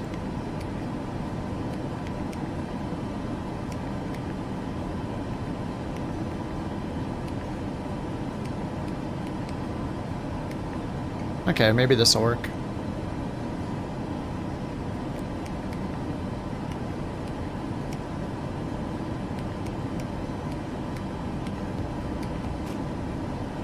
Yeah, there we go. Okay. Yeah, you can just put it in the airport. That's fine. It just doesn't accept the runway fixes, I guess.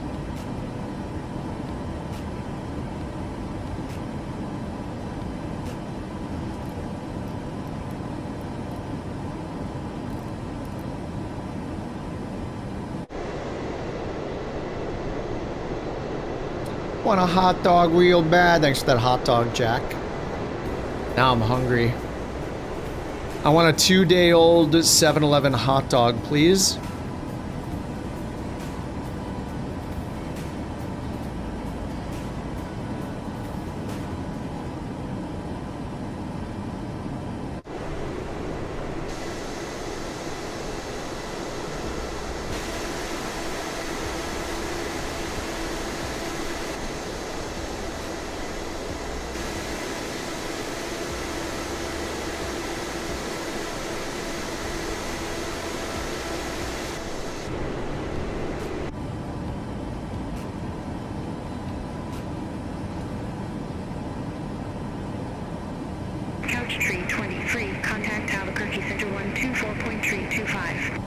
Center 124.325, couch 323.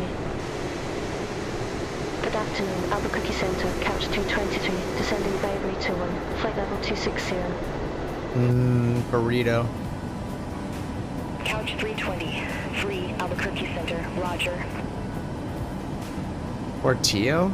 Portillo? Portillos? I have no idea. Yeah, I'm not a huge restaurant buff, if you couldn't tell. What is going on with this swap file thing? This thing is so concerning. 18 out of 10. I think maybe it shouldn't be using more than it can. Maybe that's the problem. I don't know, I'm no scientist, but to me, when it says when it's red and says 18 out of 10, I don't know, man. That seems like maybe bad.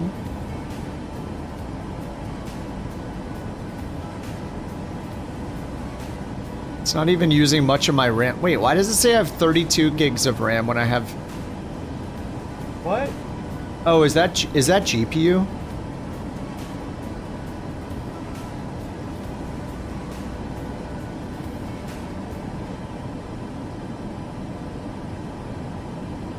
That must be GPU RAM.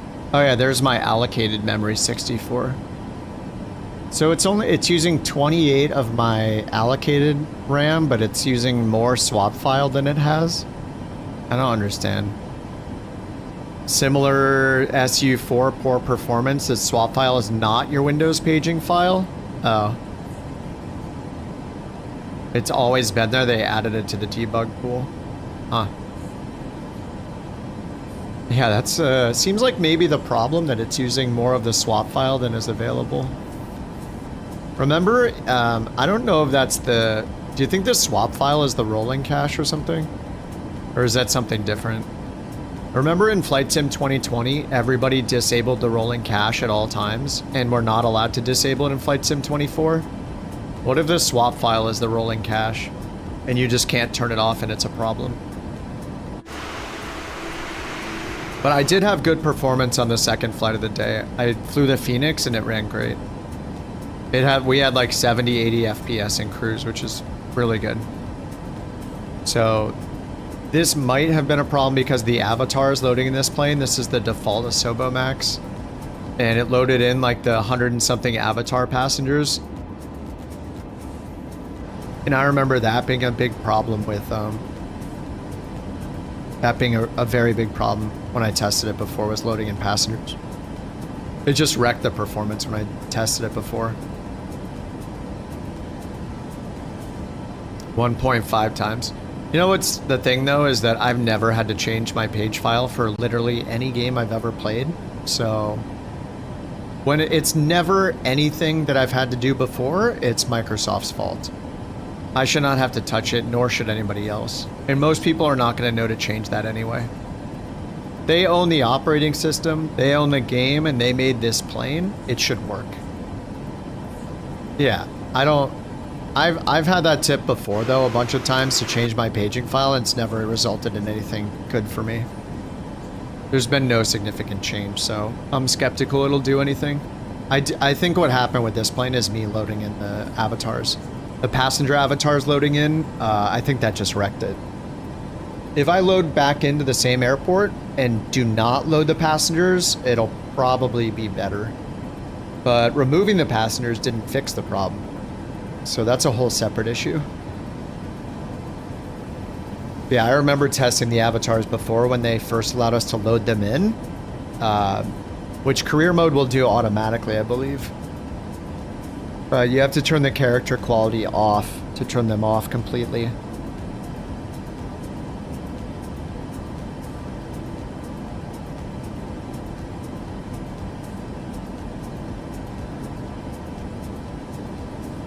Poor optimizations.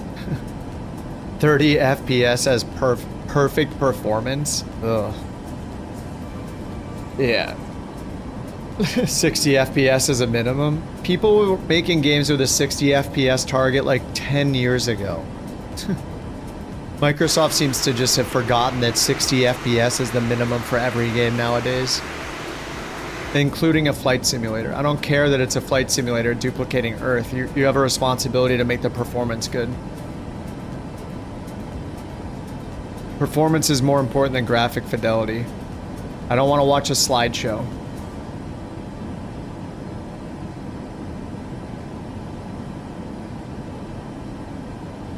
ATIS is 118.0.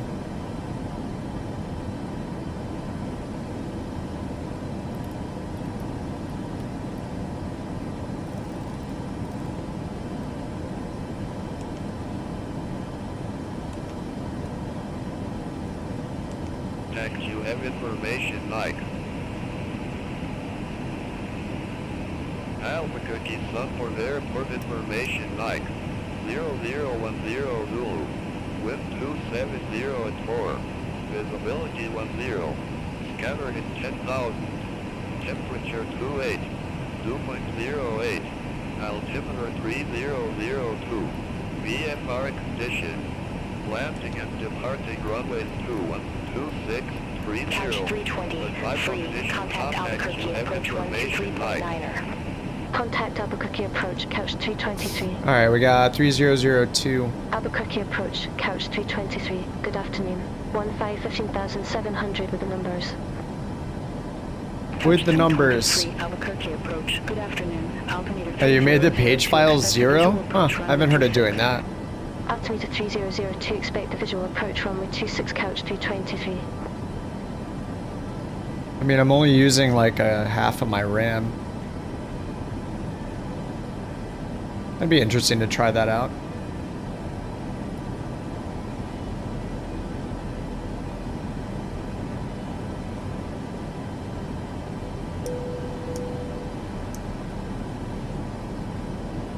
Alright, 14,000 feet going down to 9,000 feet. They said expect visual runway 26. We have the RNP set up.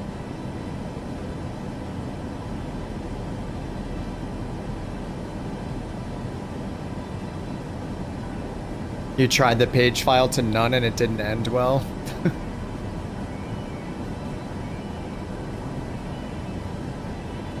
Man. What's my performance look like right now?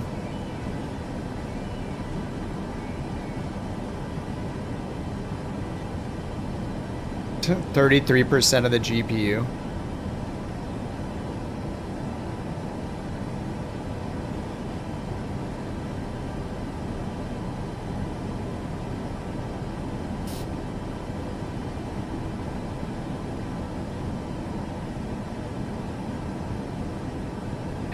not even half of my memory.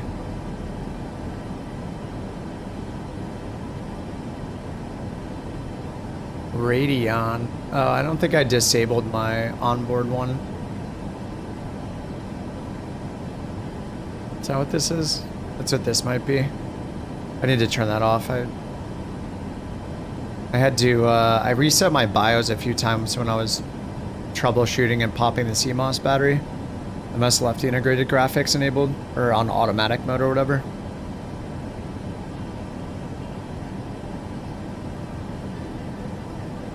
I mean, I don't think the page file is going to make any difference. I mean, the last flight, we had 80 FPS in the Phoenix. It was fine. If I don't have any problems with any other games, like, it's on the developer of the game I'm having problems with to fix it. So I'm going to be stubborn about it. Couch 320, free, leave sticky heading 075. I'll just play another game, you know? For visual approach, runway 26.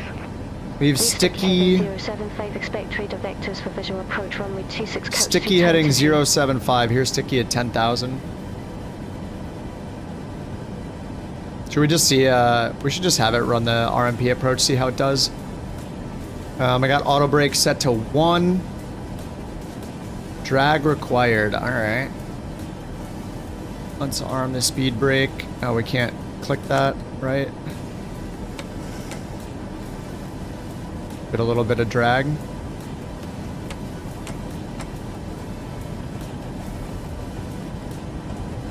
How's the performance? It was good the first 2 flights. The performance in this plane, which is the default Asobo, was horrible. But it might have been something to do with the avatars loading in. When I first loaded in the payload and the balance, it loaded in 100 and something avatars as passengers, and that might have wrecked the plane. So I'm not sure if that was the issue or the plane just sucks in general. But I turned the avatars off for now, and it didn't recover. But I was at like 70 to 80 FPS in the Phoenix. So that's really good, I think. The last time I flew the Phoenix, I landed with like 15 FPS in Sim Update 3. So it seems a lot better in Sim Update 4 Beta. Just with the Phoenix specifically.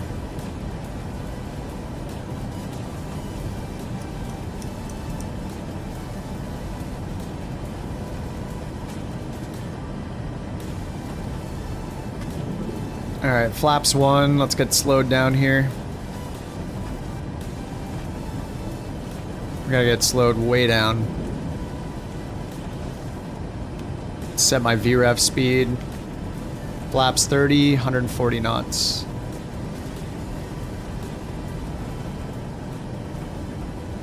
Yeah, watch out for the mountains. Agreed. Okay, flaps 5. We're at the 5-mile ring. We just need to do a 360 or do a 180 here and land on runway 26. Is that the threshold right over there? Looks like it. Alright, I'm just gonna hit approach now. Oh, I can't. I'll just leave LNAV and VNAV on. Alright, 160 knots. It doesn't look like Foxhole. Oh, I'm going to Foxhole as soon as I land here. I'm gonna take a little break and then I'll be on Foxhole off stream.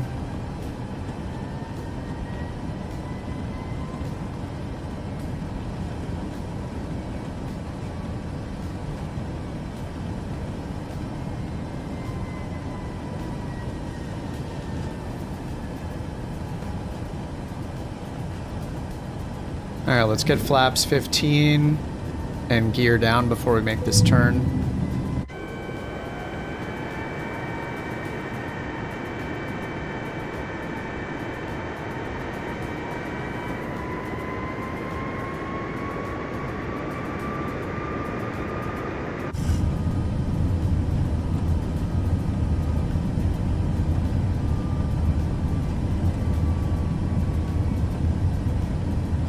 Can I do approach now?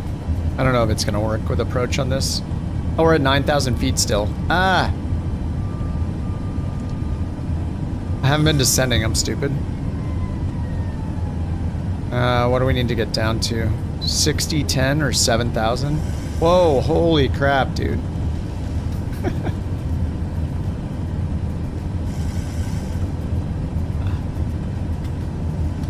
Alright, we're going flaps 30.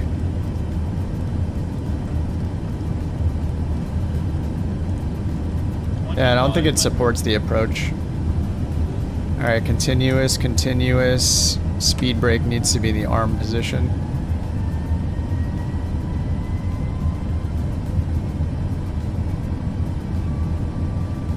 That's the threshold, like right here, it looks like.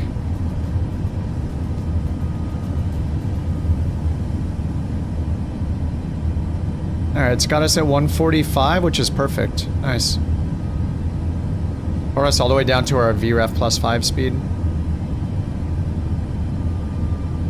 And we are on the profile still, just using VNav. Couch 320, free, turn right, heading 105 vectors. Okay, Vorlok did turn on. It says FAC final approach course.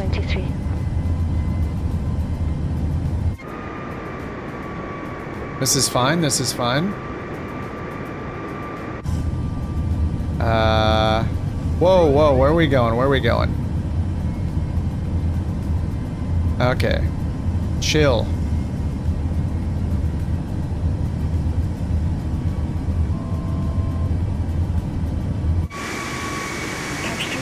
That's kind of awesome. 165. Turn right, heading 165, couch 223.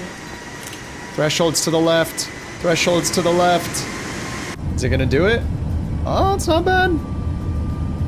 Not bad. 1,000. I'm just taking over the speed.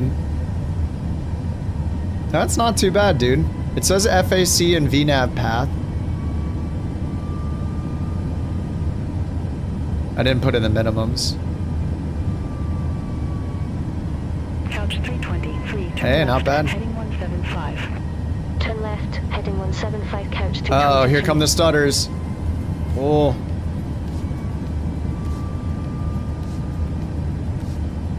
Yeah, it's not bad. 500 AGL, autopilot off.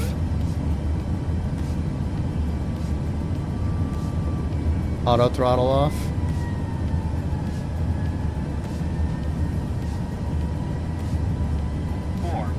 Oh, I forgot landing predictions. Sorry guys. 300.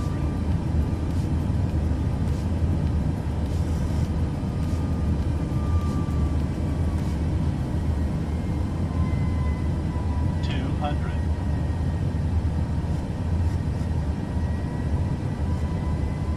Feels very wobbly. 100. Approaching minimums. Is the autopilot still on? What's going on? It feels very wobbly. 40. It's okay, long landing's my trademark. Mayday. Dude, why can't I get the nose to go down? Holy crap. Nose down. 20. 10. Oh god, this is gonna hurt. Dude, it feels like its autopilot is still on even though it's not. What is going on? That feels super weird.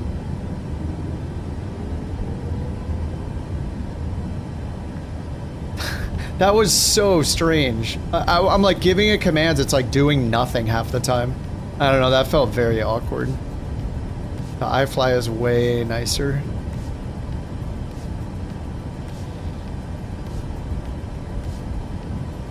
Hey, it looks good though. That counts, right?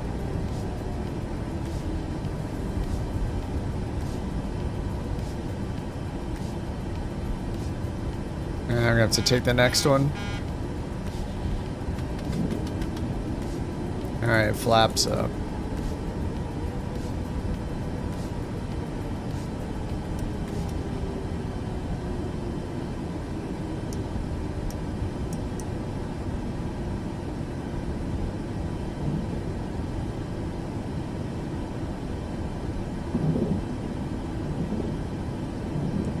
I was pointing to check my landing rate, but I don't have it open.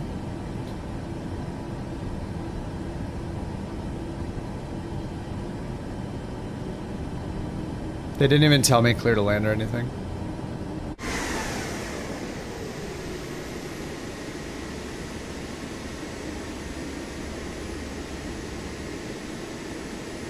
I mean, it looks fantastic.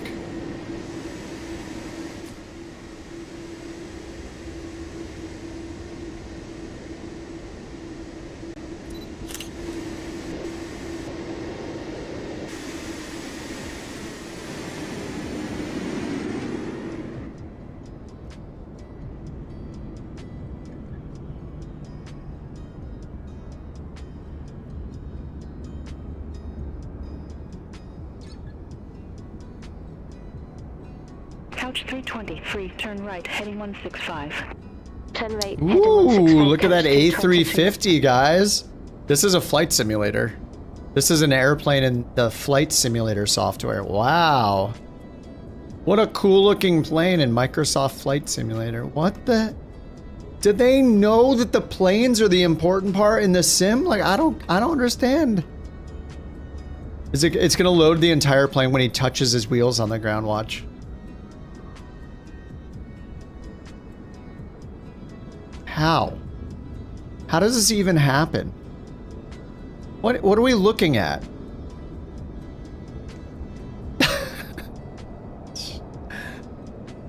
Oh my god. What? Wait, it says A321. He's in the 321? I don't understand. What is he flying right now? It says A350 no cabin. It says A321 Neo. Is there even a 321 Neo in the sim? What are we looking at? This is their solution to help my performance. Just don't show the plane. That might need to be the drastic action that they take.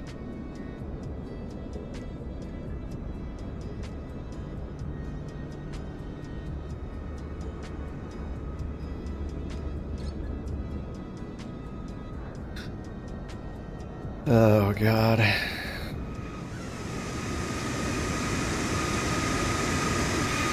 How does the plane bounce around? How does... Can anybody explain how me moving my drone... Why is the throttle full? My throttle's been idle the whole time. Does anybody understand how when you move the drone camera, somehow it affects your plane? Like my throttle was maxed out even though I didn't touch my throttle. And then when I return from the drone camera to the plane bounces around like I did something? How does moving the drone camera affect the location, the configuration, the weight, the position of my plane? It is... I don't understand how it can do that. It is so weird. I don't get it. There should be like a programmer at Microsoft that figures out why so much stuff is weird in this game, maybe. Maybe one of the programmers can figure it out. It is so weird. I don't understand how they can do all this stuff. Like, how does moving the drone camera affect my airplane?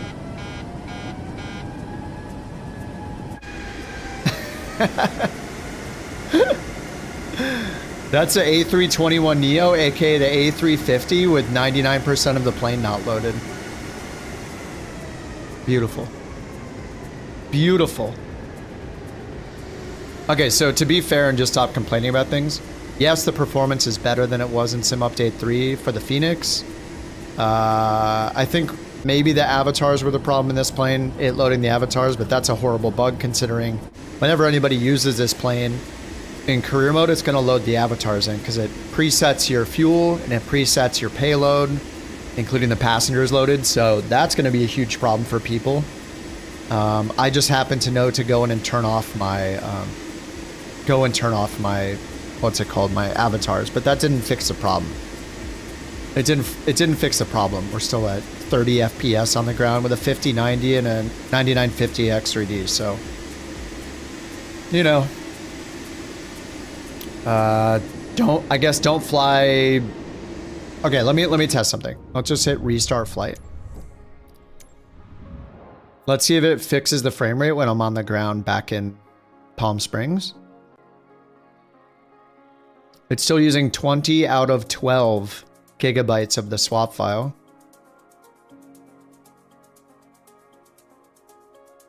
In this plane, they bang on the bottom when the GPU is connected. It scared the absolute shit out of you. I know, it's borked, isn't it? Oh yeah, it just like ruined the sim. Look, I can't do anything. Yeah, this is not right.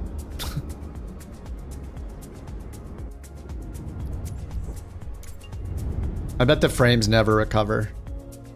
Wouldn't surprise me if the frame... Look, I'm at the menu with 35 frames per second. Using 21 out of 12 page file. Oh. Ooh. The page file is decreasing in usage. Look. 18.7, 18.6. Oh, maybe it is recovering.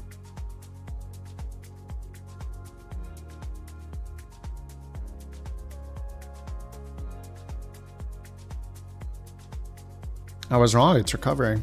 That's good. 14 gig. Yeah, look at the swap file usage. It's at 14 going down to 11. Down to 13.9. Still using more than allocated or whatever. Let me just load back in with the same plane at Albuquerque. Just at a random gate. Since we were just there, I just want to see what happens.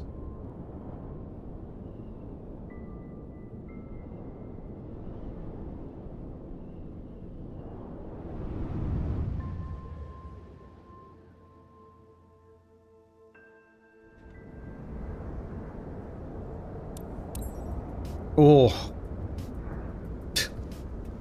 Yeah, I think Jack's right. I'll need a sim restart to fix this. Okay, let's restart the sim. I want to see if it's the avatars. What's up, Green? Restart. I'll restart it real quick before I'm done for the day.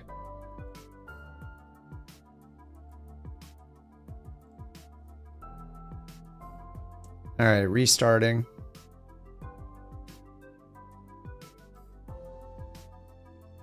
So, oh yeah, what I was saying is like overall, this is better than Sim Update 3. My performance in the Phoenix was much better. I landed with more, I don't even know what the FPS was, but I didn't have to check because it wasn't horrible. So the Phoenix was fine. I guess the Cessna was fine. There seems to be a weird thing with their frame rate limiter where I had it set to 70, but it was limiting me to 65. And when I turned it to 120, then it brought me up to 80 frames. So I don't know. I don't think there's something weird there with the frame rate limiter where it was giving me 5 fewer frames than I said to limit it to. Busy with other games. Yeah. I've been playing Foxhole a lot.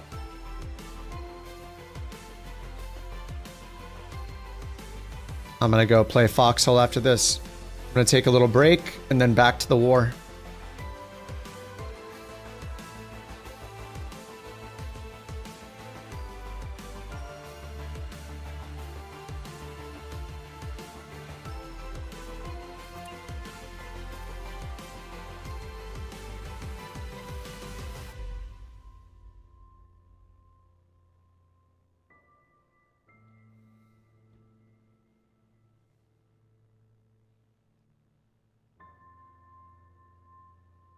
Oh, we'll just see if I load in. We'll just do a quick test with the avatars. Load in the Asobo Max. I'll just load it into Albuquerque. And then I will not add any passengers. And we'll check the FPS. And then we'll add the passengers and check the FPS. It's going to be horrible. I remember testing it before. I just want to double check that it's not the Max itself. And it's just the avatars loading into the Max.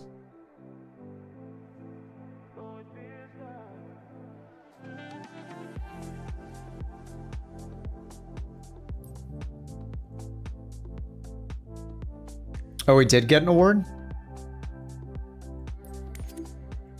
My landing rate was 140 feet per minute. Barely. That was a sketchy landing. Oh yeah, the White Oak Award. This was part of US Cities #2. White Oak. Oh yeah, wait. Oh, it had a separate award, I see.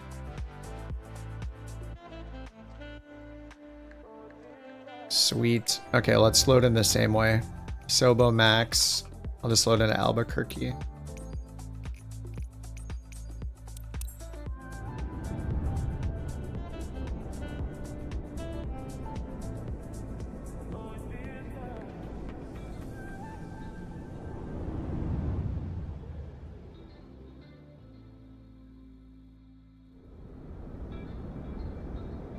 The bouncing tug. Beautiful. Yeah, it seems better already. 60.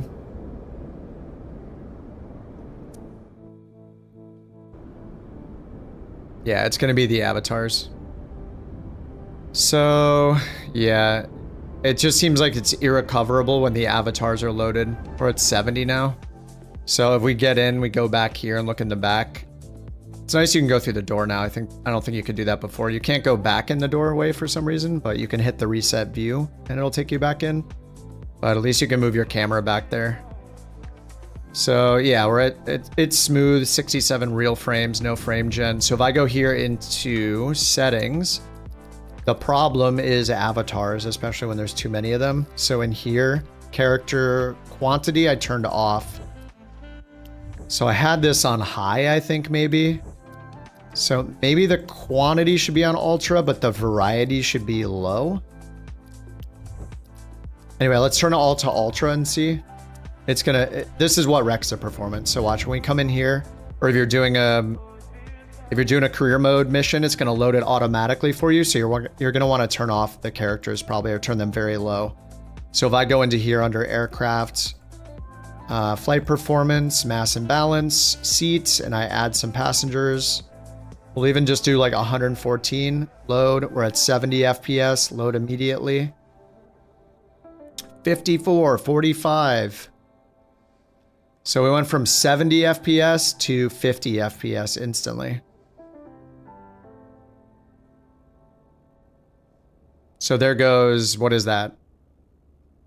30 something, 40% of our performance.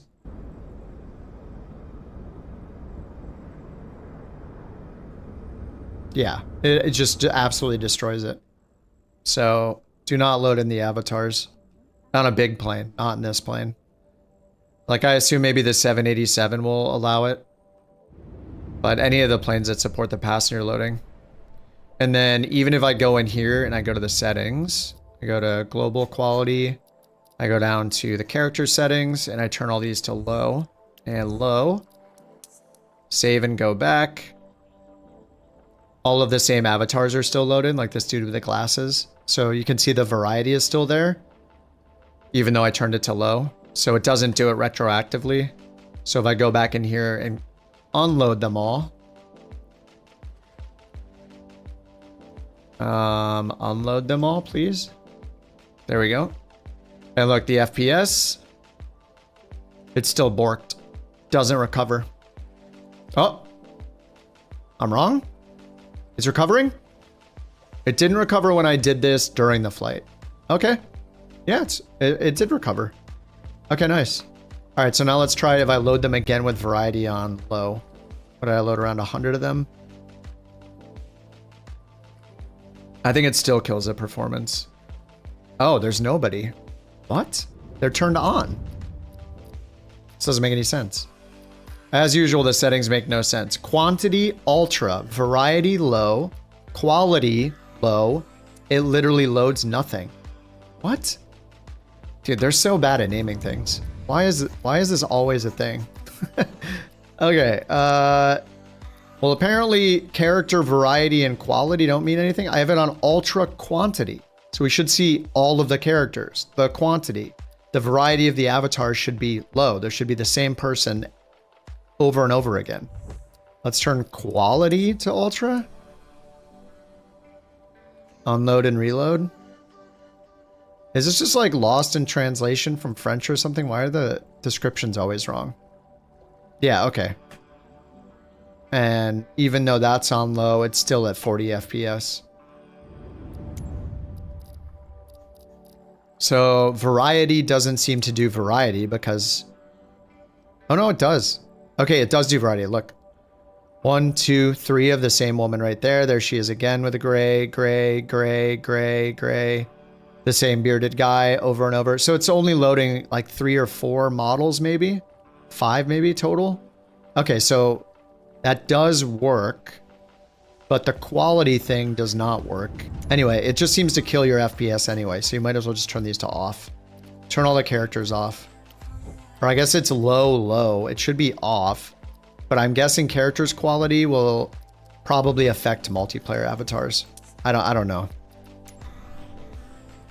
But yeah, don't turn off characters quality and you'll save like half your performance in planes like this. Unloaded. And then it should recover to 70 again. Okay, it's going back into the green. Let's do quick fill full. And it should load no avatars visually. Yep, it loaded the weight, but they're all gone. So yeah, just delete the, don't use character quality. It sucks. It ruins your performance. I mean, this isn't a new thing. It did this before. So I don't think it's the max specifically. It looks like it's the avatars loading into the max. Alrighty, GG's. I'm gonna go play Foxhole. I'm gonna take a break for a little bit, then I'm gonna go play some Foxhole. What's up, Q? Q, I did the daily, okay? We did 3 flights today. So, okay, so far, overall, I would say Sim Update 4 is much better than Sim Update 3. I can fly these planes without getting 10 FPS. The problem on the last flight looks like it was the avatars loading in as passengers in the max, in the default max. So as long as I don't load the passengers visually, that fixes the performance problems I was just having. So I think that's good. You got home from a camping and drinking trip? Nice, dude. I'm about to take a little break and then hop on Foxhole.